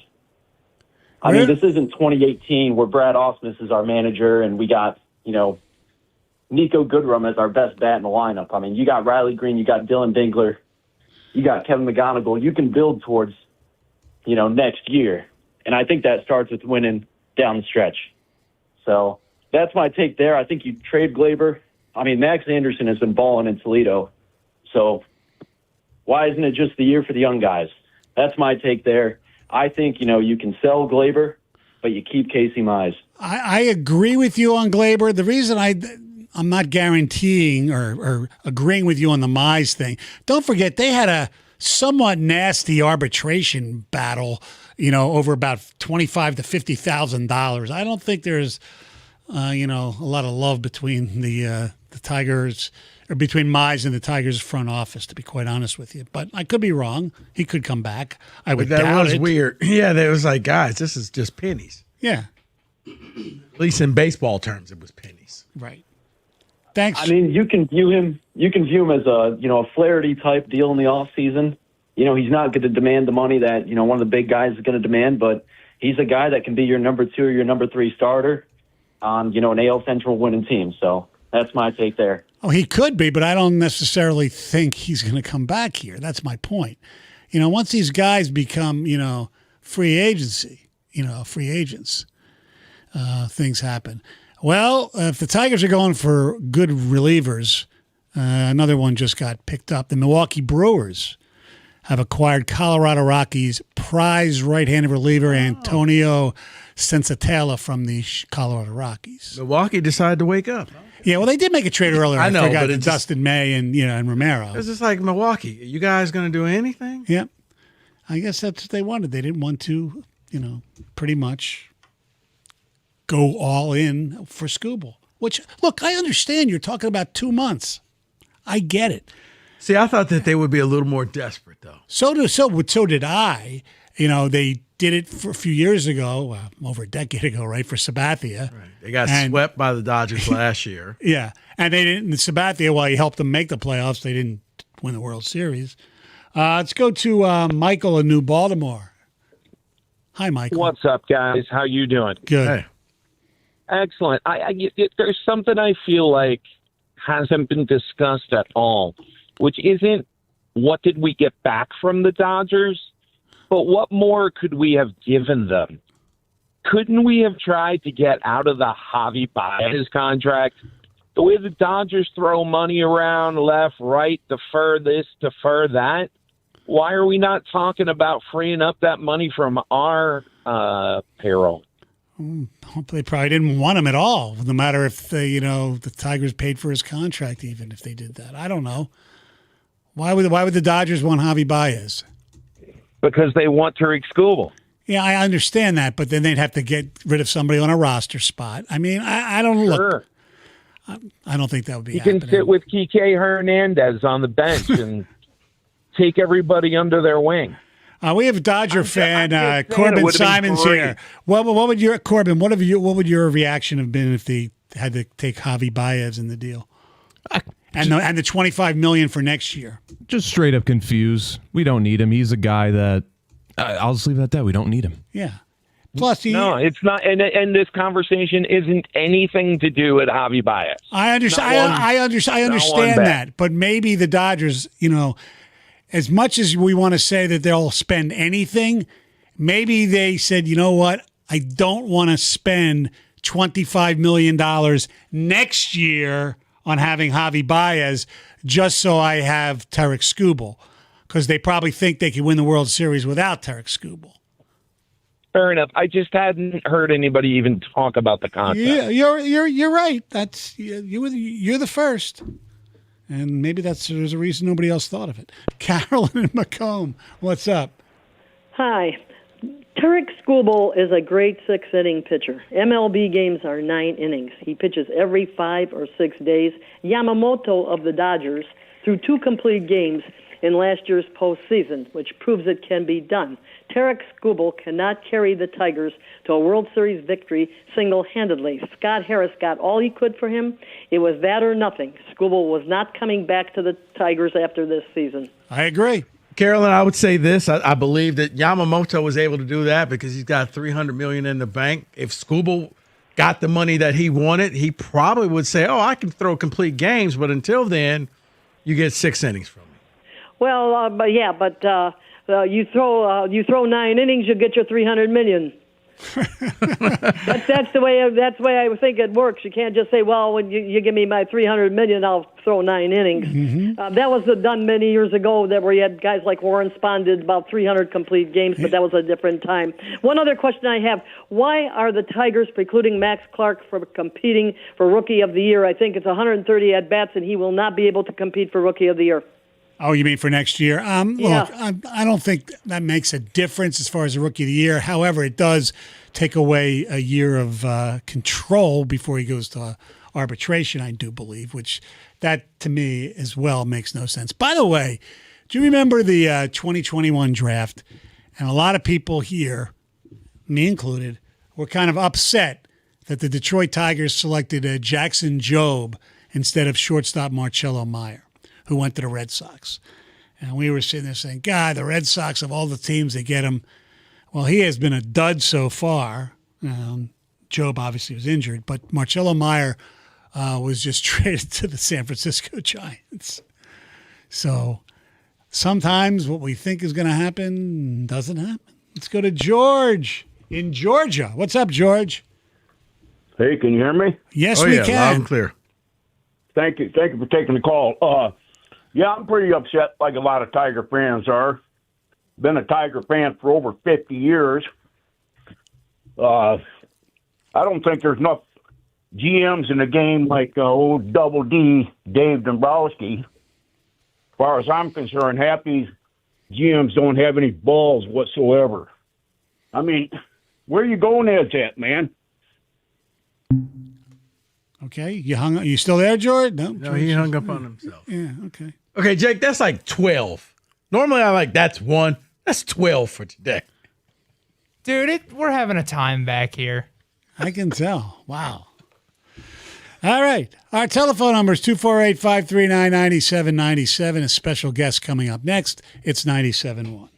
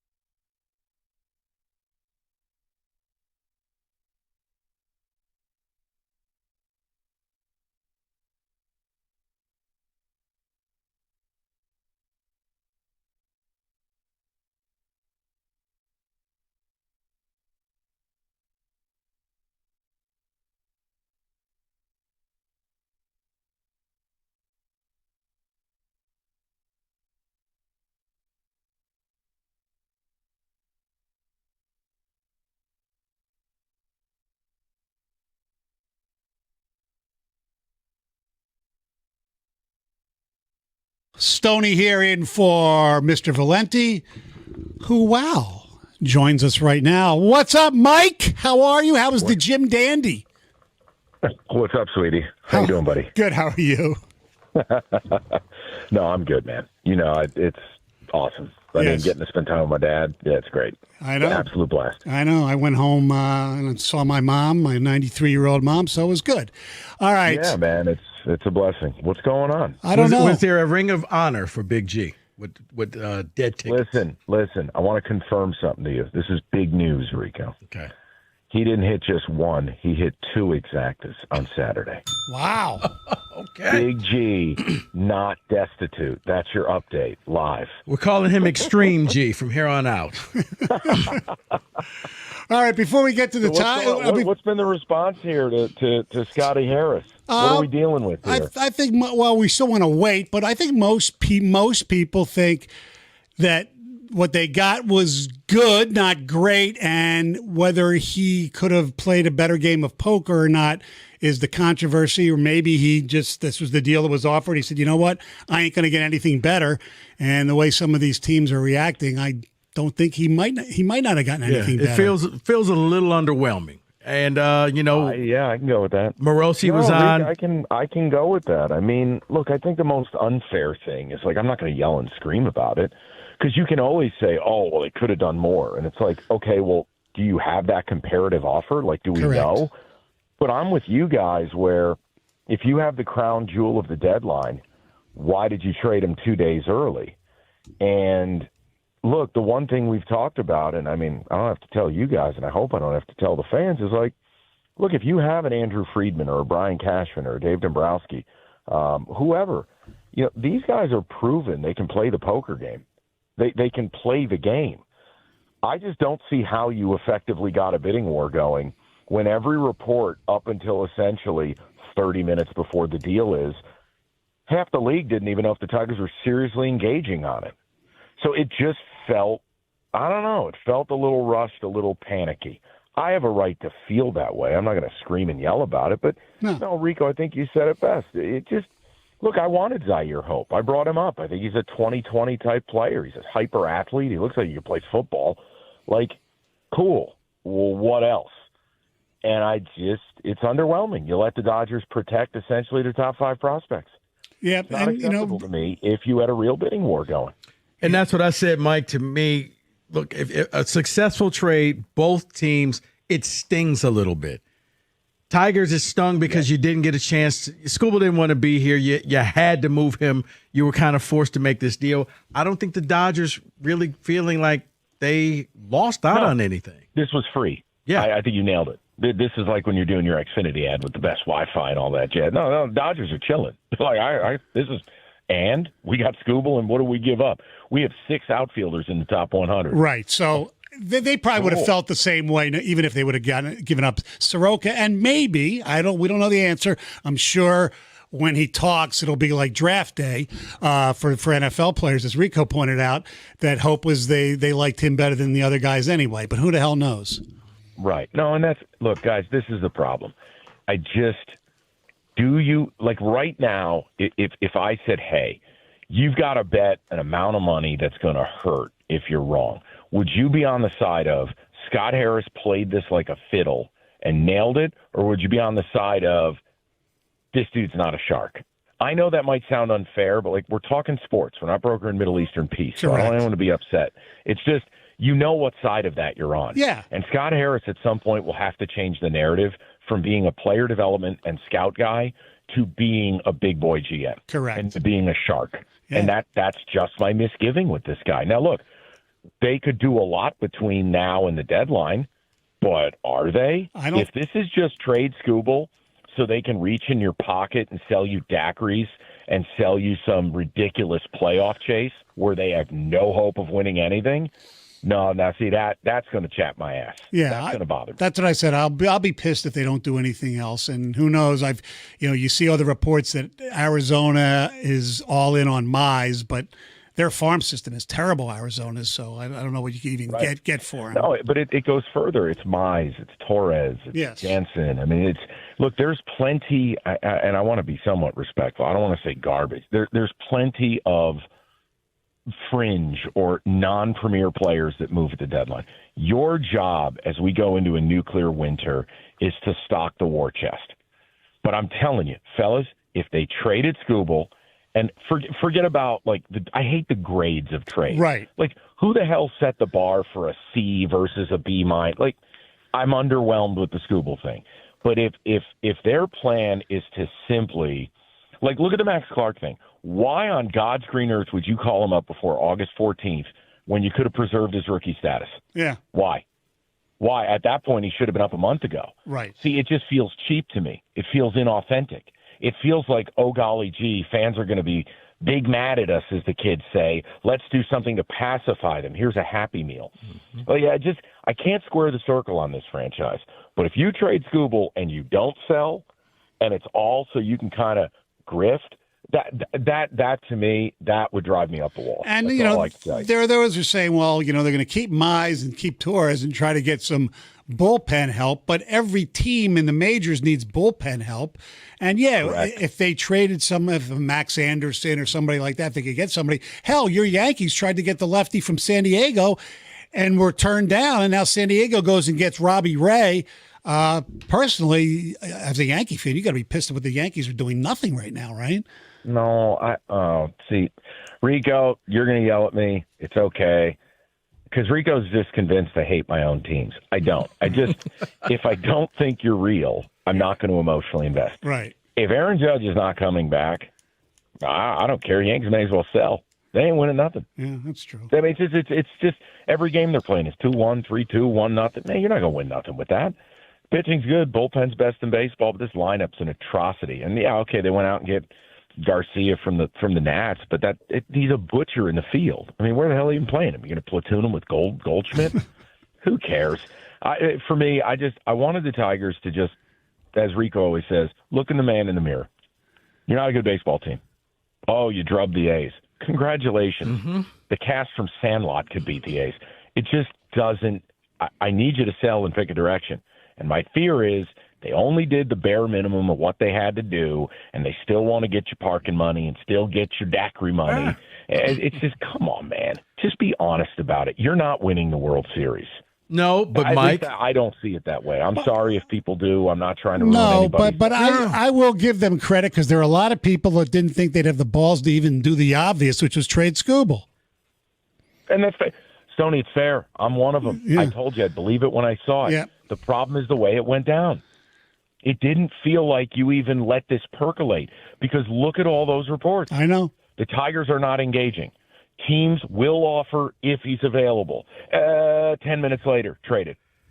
You know what? Here's the thing, Mike, and maybe this is just tinfoil conspiracy, but part of me feels like Boris had already said, we want to go to the Dodgers, and we're only going to go to the Dodgers. Make the trade to the Dodgers because you didn't get anybody else who really, we don't know who else bid it or what they offered, but it just kind of seemed like a foregone conclusion. He was going to the Dodgers, and the Dodgers knew that, and they gave you a package and said, okay, here it is. Take this or leave it, but if you leave it, it's not going to be here. That right there. That last part, yes, I'd ring the bell on that. It felt like Andrew Friedman, who's absolutely a demon in this game. See, the Dodgers don't just have more money than everybody else. They're smarter than everybody else. Oh, yeah. And look at the farm system. The problem. This is another one we can't prove, but damn it, this is talking sports. It's fun. I absolutely see a scenario where Friedman went, here's the deal. Leap or walk. That's my offer. Do whatever you want with it. Yeah, that could be. I just don't see Scott Harris as the guy to go, you know what, Andrew? Blow it out your ass. And he farms a better deal, and he comes back to the Dodgers. The Dodgers are always going to have the cachet, the assets to beat any offer. I just don't feel like you made him do it. That's how I feel. I think we're allowed to have feelings. Yes, absolutely. And we'll probably never find out what's truth and what's false. Well, but no, because is Scott Harris ever going to exit the Zuckerberg bunker? Of course not. But here's the good news. We don't have to talk about Skubal again until he comes back as a Dodger to pitch later on this month. Rico, I got to tell you, we got to do that bit again when I get back of the things we don't want to talk about because they're dropping like flies. Yes. Yzerman canned, Skubal traded. What else?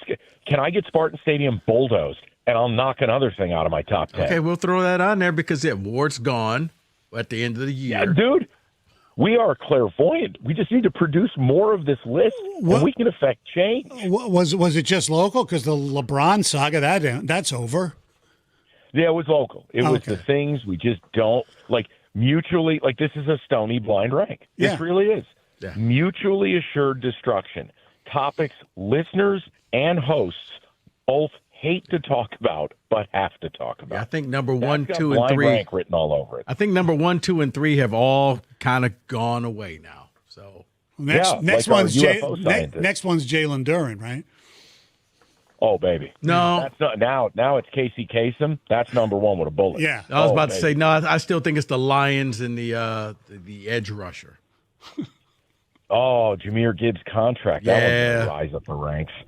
Oh, well, you didn't hear that you're not here, but Otto we didn't have the sound, but they basically were asking Gibbs, hey, when you're practicing, I don't know. Has it has anything to do with your contract? Nope. When you're going to be out here? Basically when I get here. Yeah. What's it about then? Again, Time he doesn't will have tell. to say it. It's just, look, and I know you guys wanted to talk baseball, but like the Gibbs thing, okay. Dude, you're under contract till 2028. It's like, here, let me check my calendar. Yup, it's 2026 and the season hasn't even started. I don't have to do a thing. I'd let his ass pout. Go ahead. You want to miss camp. Incur fines. Do whatever you want to do. I don't give a damn. I'm not paying you $22 million a year. What are you, out of your mind? I agree. I'd use him. He's going to report because he's going to want his money. Yeah. Yeah, I'm going to run him into the ground. And if he's got anything left, I'll franchise his ass. And after that, congratulations. There's the front gate. Here's a bag of your belongings. You know that's not going to happen because they've taken care of their own, and he's like, well, now it's my turn to give me my money. Here's my one opportunity to do this. He's right, you know. You are. I know you're right. That's the sad part. All right, so here's my question to you guys. Yes. Do the Tigers make another move of even moderate substance before the deadline? I say no. And that would piss me off. Okay, good. Yeah. No, that's where I'm at. Yeah. To me, you And gotta by trade moderate, Mize. you mean either Mize or Glaber, right? Or at anything, you know. Yeah, I mean, look, Glaber. Yeah, I don't like Glaber, but like, let's be real. There's not this dearth of right-handed bats available. Teams need that. Right. The problem is Glaber and Mize have this injury history. I think that's also holding them back. Well, let me say this, Stoney. You're not going to get a comp pick for Glaber. He took the qualifier. Right, I know. You are literally losing him for nothing. It makes no sense to have him, unless, of course, you want that daiquiri money. Oh, and they taste so good. Michael, enjoy the rest of your trip. We will speak to you later. Appreciate it, boys. All Yeah, right. Bet the Bye-bye. gray Thank horse. you very Mike. much. Bet the gray horse. Oops, sorry about that. Hung up on Mike. 97.1.